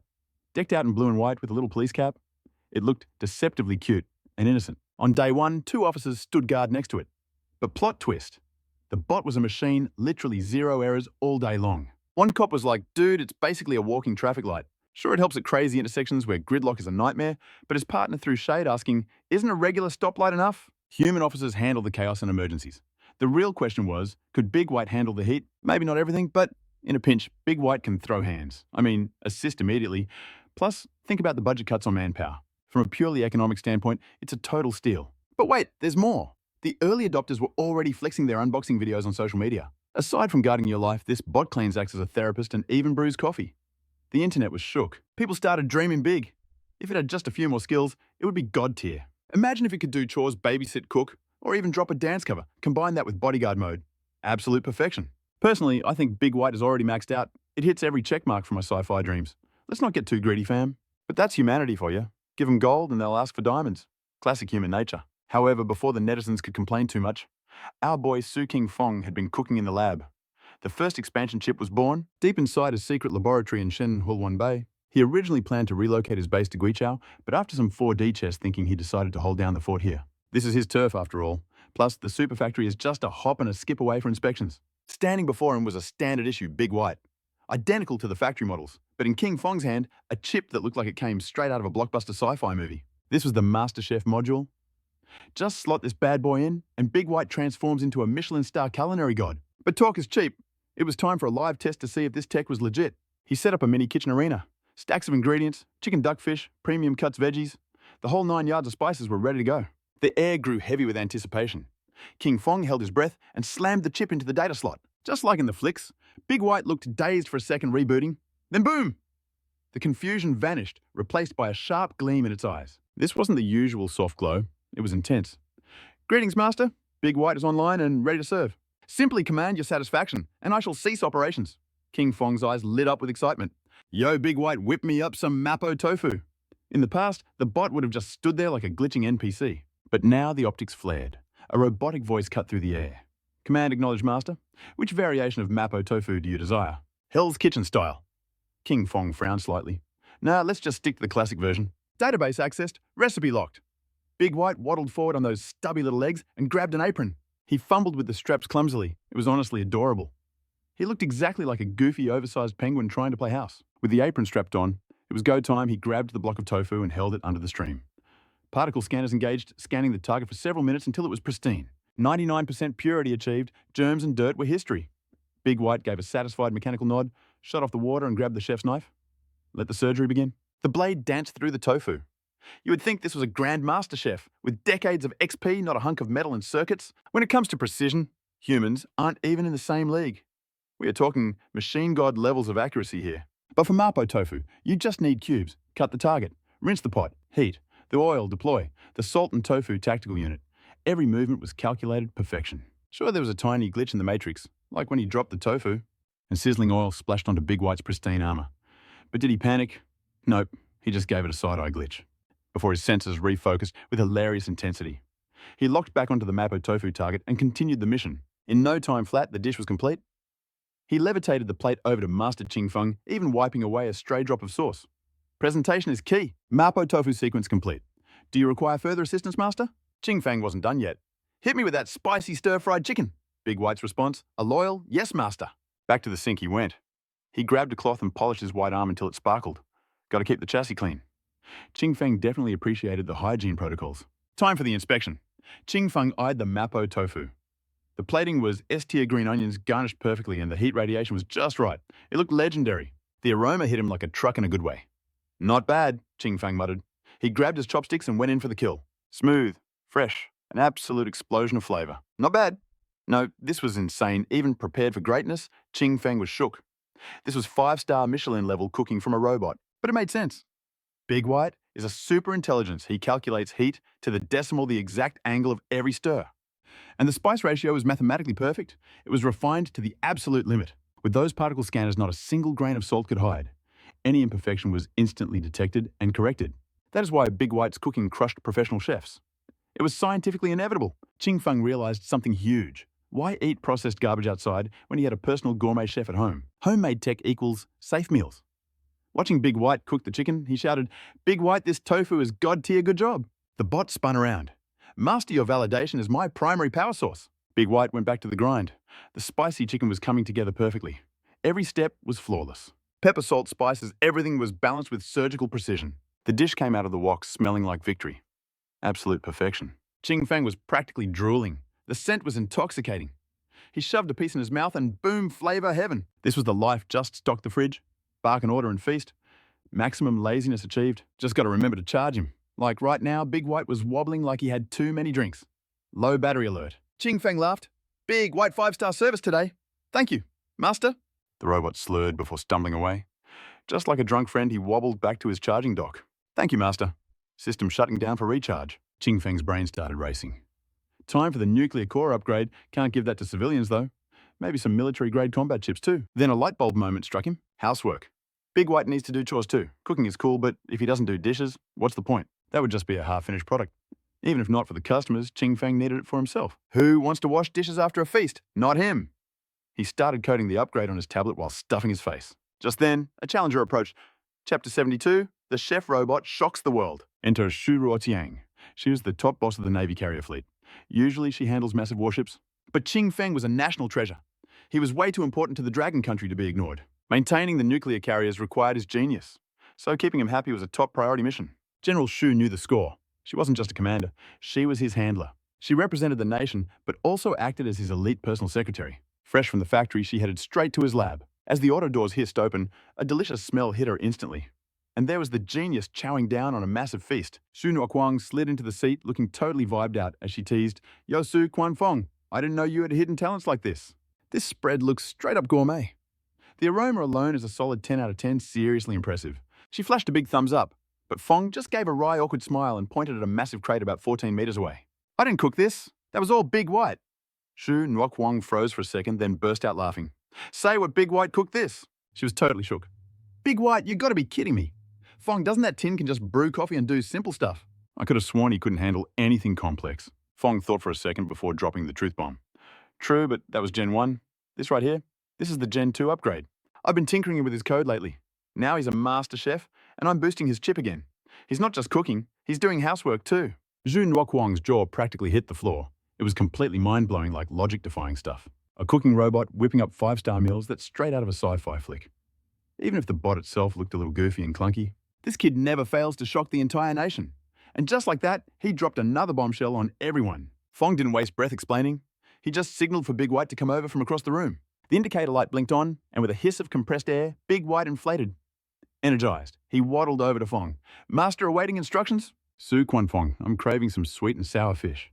"Big White, you got this?" "No problem at all." On it, Master Big White spun around and hustled toward the makeshift kitchen in the lab. You gotta admit, Big White's walk was straight out of a cartoon. It was hilarious, weirdly adorable, and totally tugged at the heartstrings. He reached the station, threw on an apron and went to work, washing veggies, scrubbing pans, lighting the stove, the whole 9 yards. His moves were a bit clunky, but super organized. In no time, a steaming plate of fish-flavored shredded pork was ready to serve. Tu Tan Fong nodded approvingly.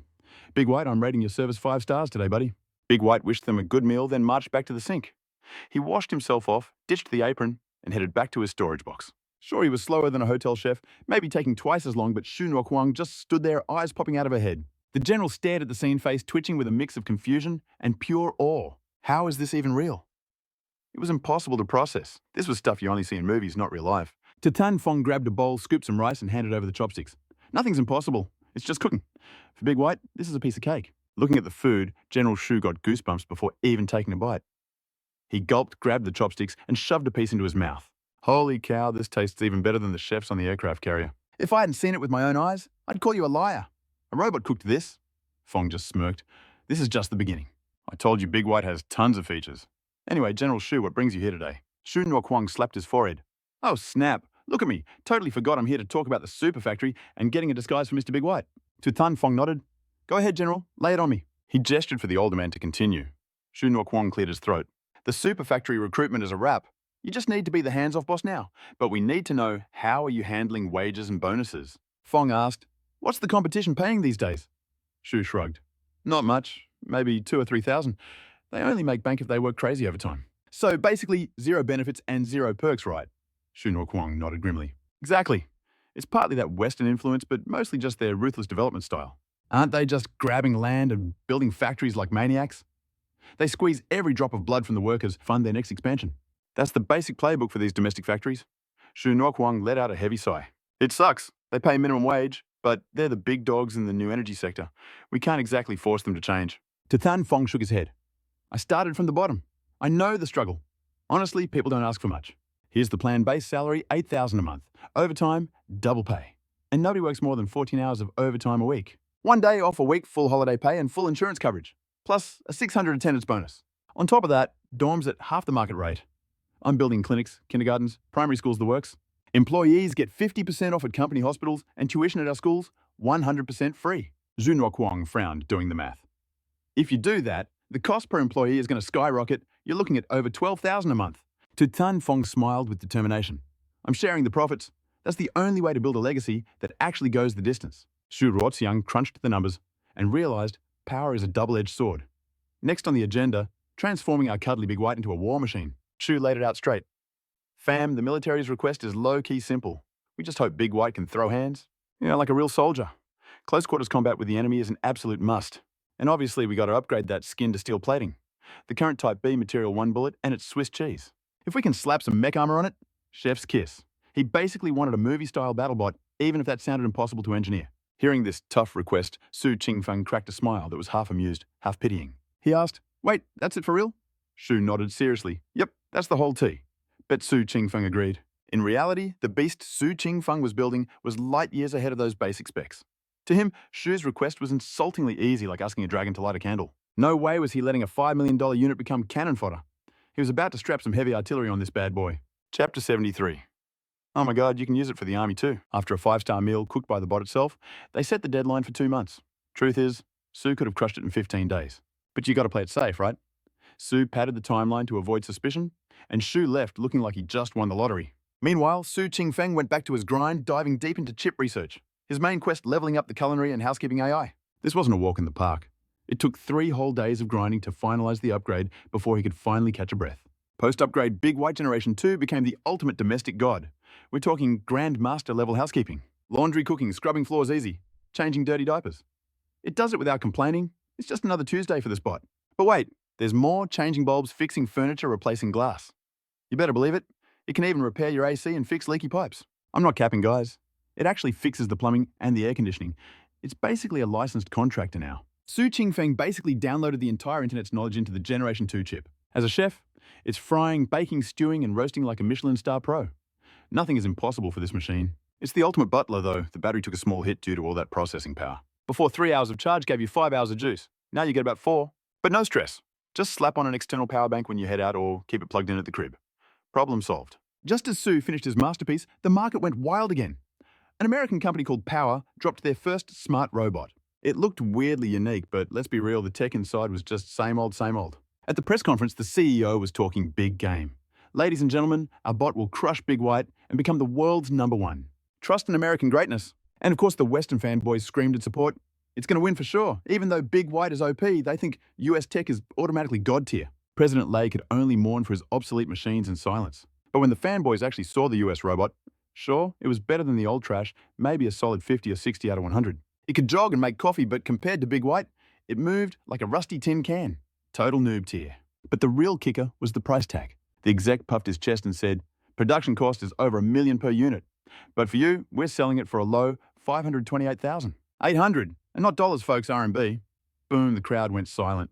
Except for the paid actors, everyone looked like they'd been slapped. Are they insane? 500 grand when Big White is only 15?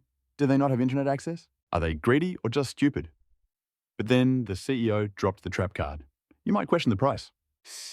But buying this robot is absolutely worth it, because owning one gives you priority status for US immigration. In Long Nation, dropping $500,000 on a useless toy. That's the ultimate flex for the elite class. It was a galaxy brain move, drained the rich talent from Long Nation and counter Big White at the same time.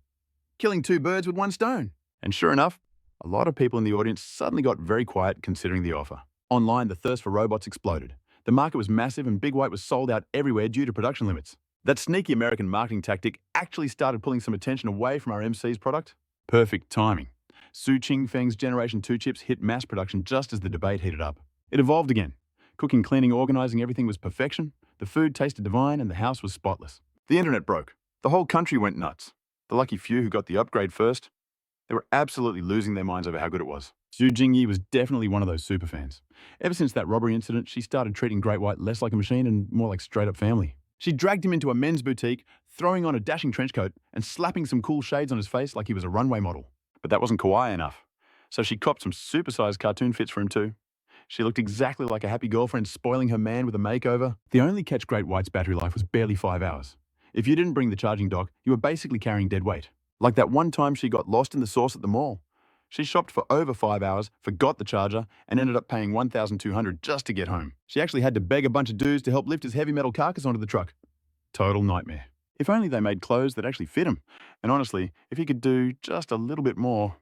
She looked so grumpy. Even though Great White was perfect, human greed truly knows no bounds. But that dissatisfaction only lasted like 2 days. Because suddenly a notification popped up that changed everything. The Generation 2. Great White chip had dropped, and this bad boy combined housekeeping and gourmet cooking skills.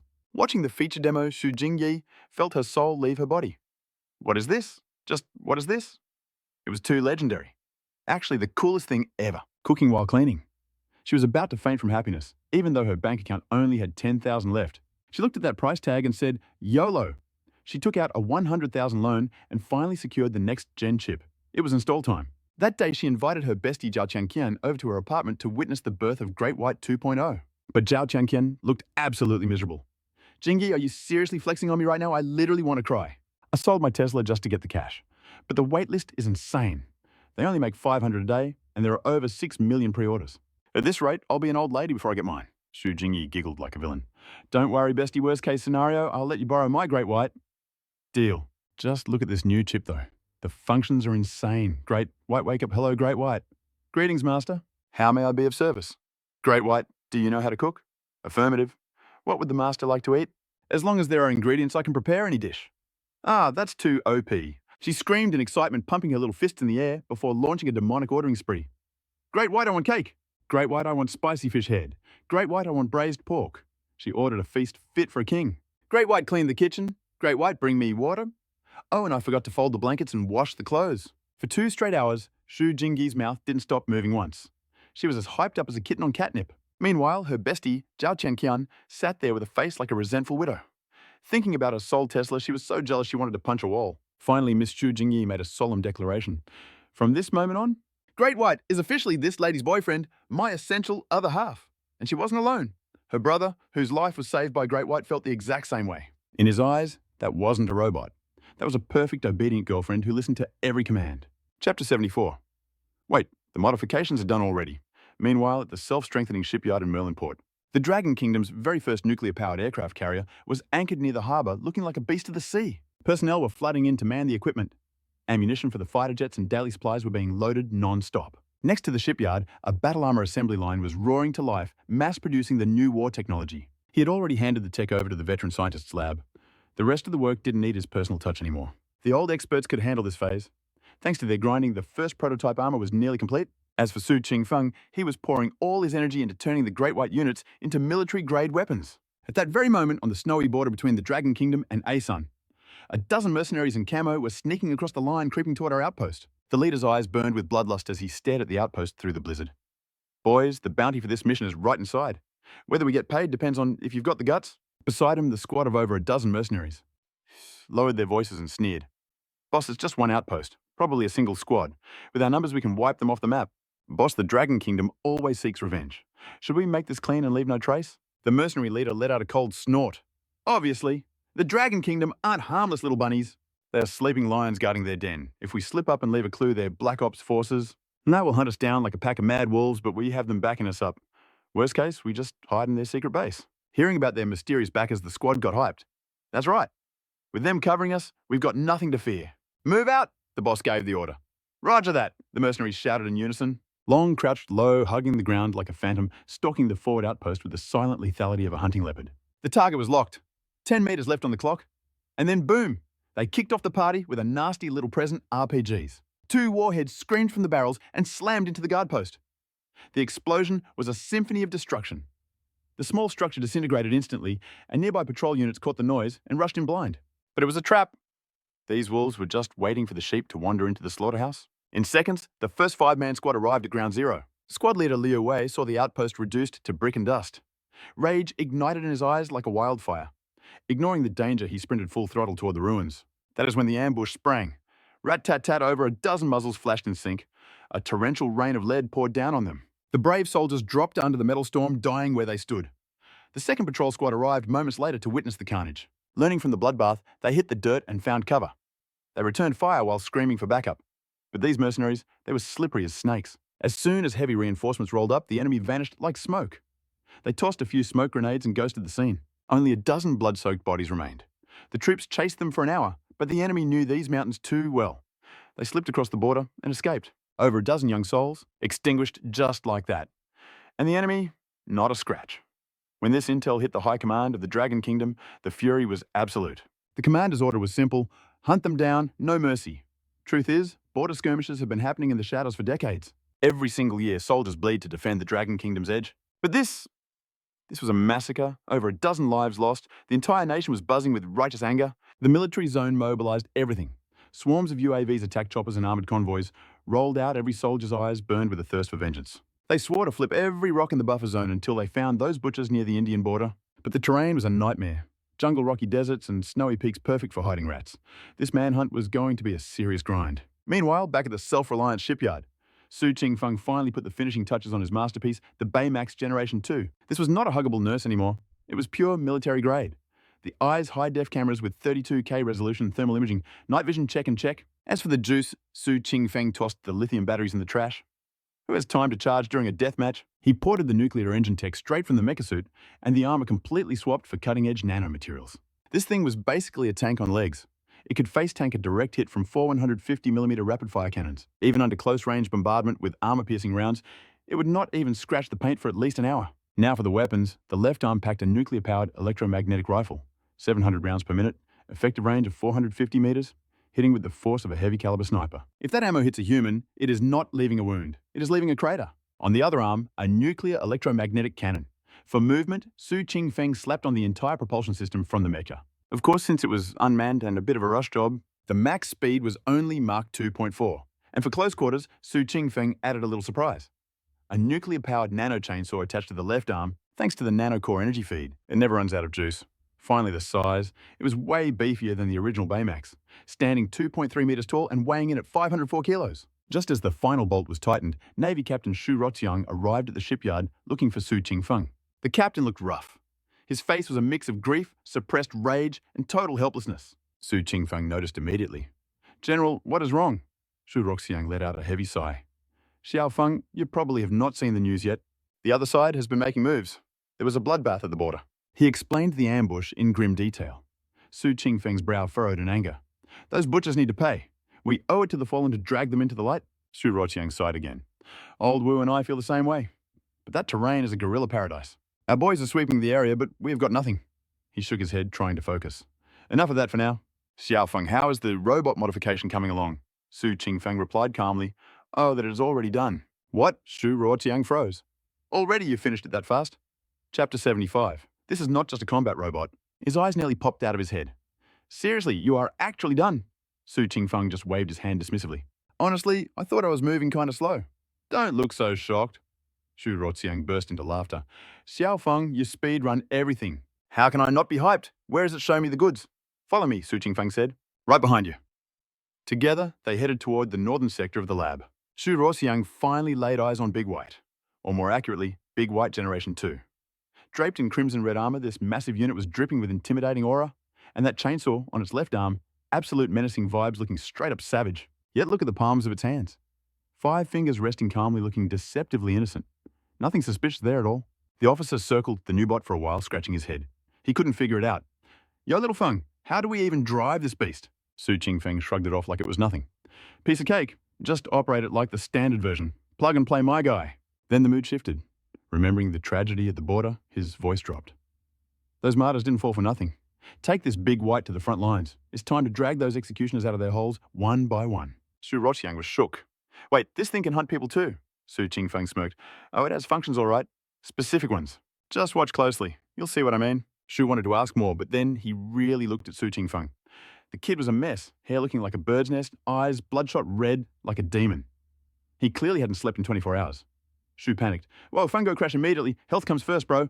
I'll take this toy to the boys at the border defense and see if it actually works." Su Qingfeng nodded, barely awake. "Cool. Oh, by the way, I swapped the power system for a nuclear drive. That crude oil you sent all gone?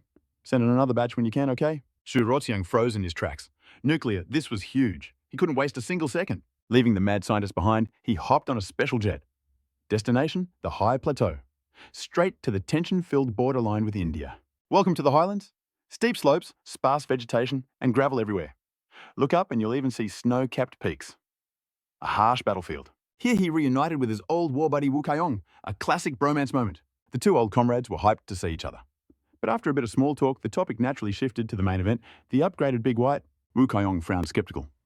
"I know about Big White, sure, but isn't that thing a personal health assistant, like a nurse bot? Since when do we draft nurses for military ops?" Shu Rotiang chuckled. "Old Wu, you're behind the times. I asked our genius little brother Su to mod this bad boy. It was born for war, my friend." Wu Kayong's jaw dropped. "Serious? Is it that scary?" Shu Rotiang shrugged. Whether it's scary or not, I don't know yet. That's why I brought it to your playground for a test drive, right? Hearing that, Wu slapped his thigh in excitement. Ha, you old fox, you came at the perfect time. You know about the mess happening in our defense zone lately, right? Those rats are cunning as hell. We sent a whole combined battalion to sweep the area. And the result? We only caught a few small fries. Embarrassing? Shu Rotiang nodded. Then this is perfect. Let's unleash the beast and see what Big White's combat power is really made of. Wu Kaiong grinned. No problem. The two stepped outside.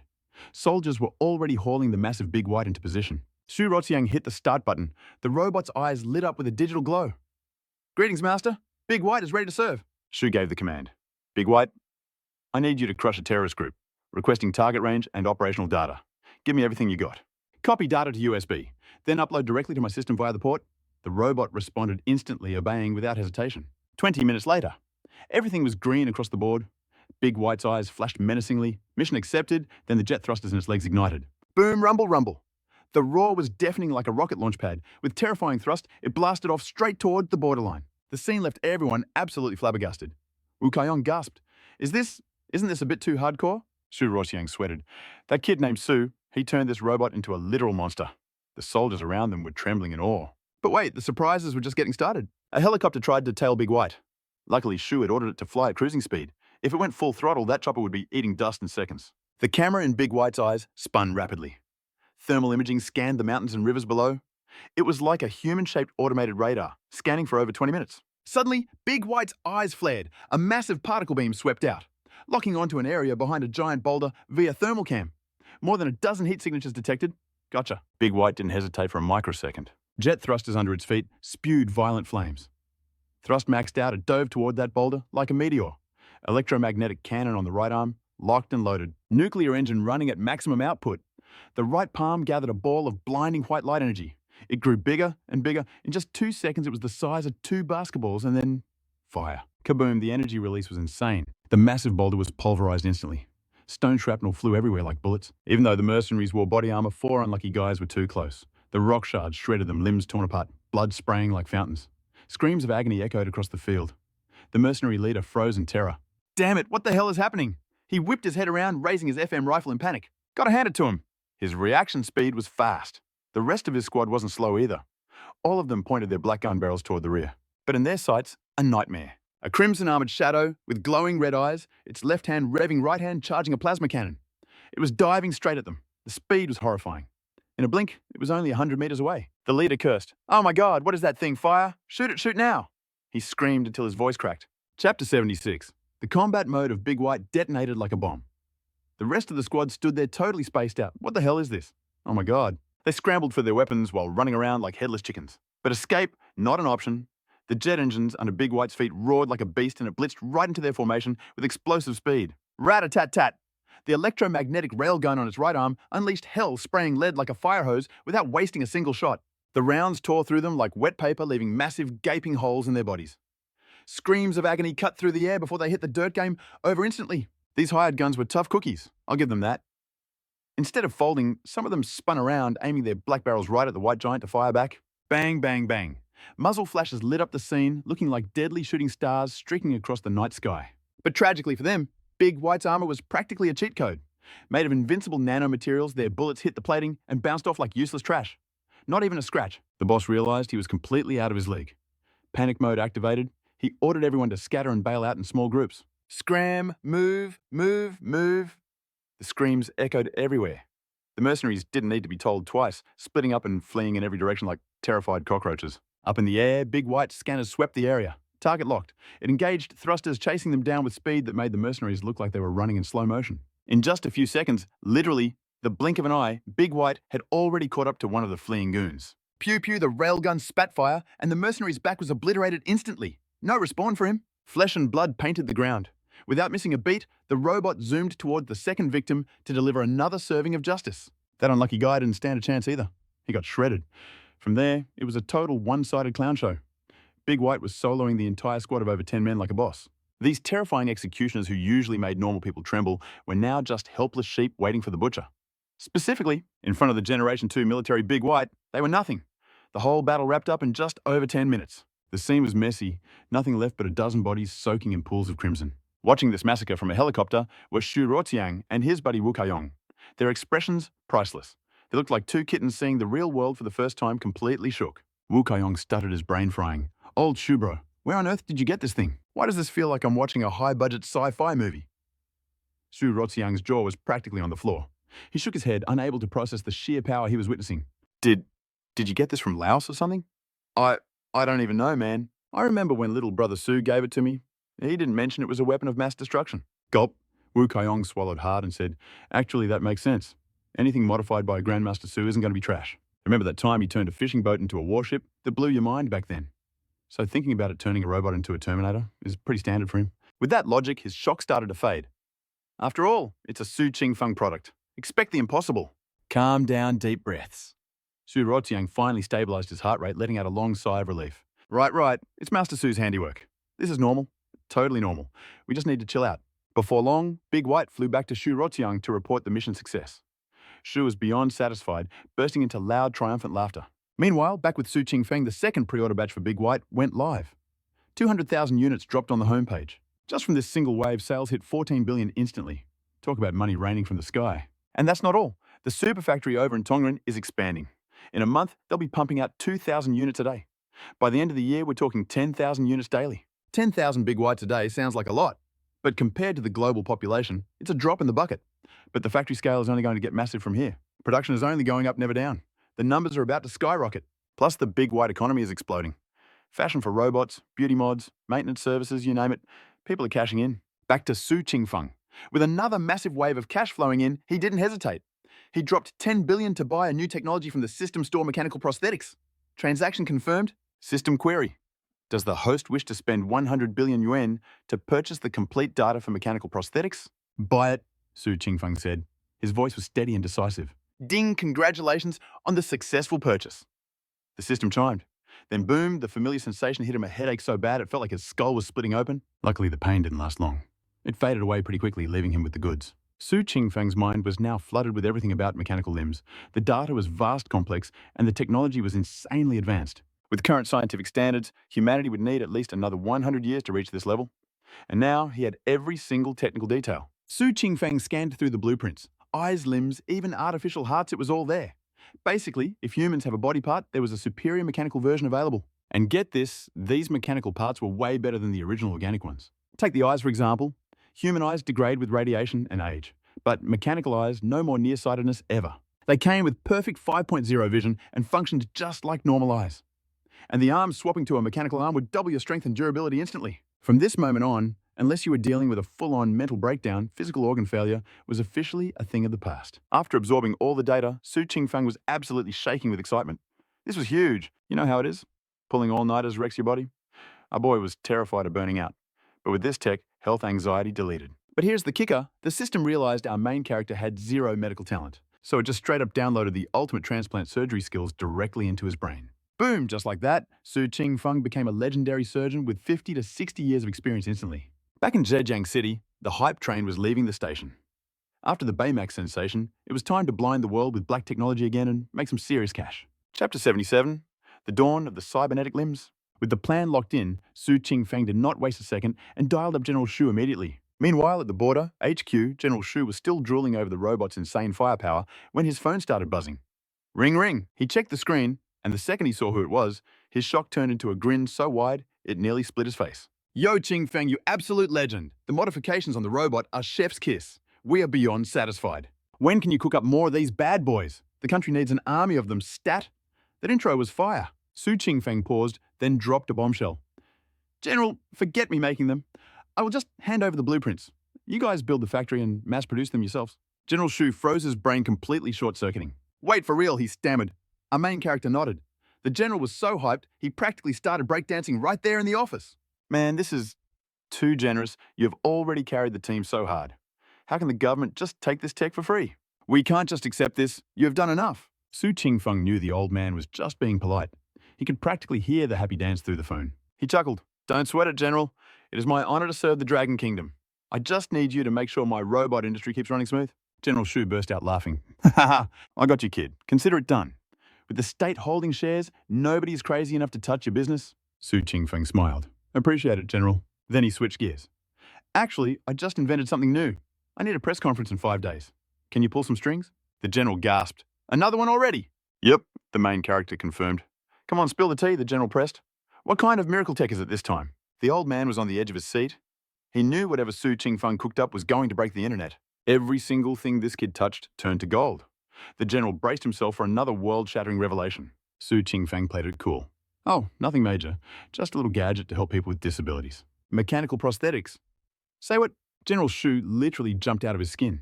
For a hardened war veteran to react like that. You know, this was serious business. The words were like a frag grenade to the brain. But Su Qingfeng had totally predicted this reaction. He smiled. You heard me? Mechanical limbs?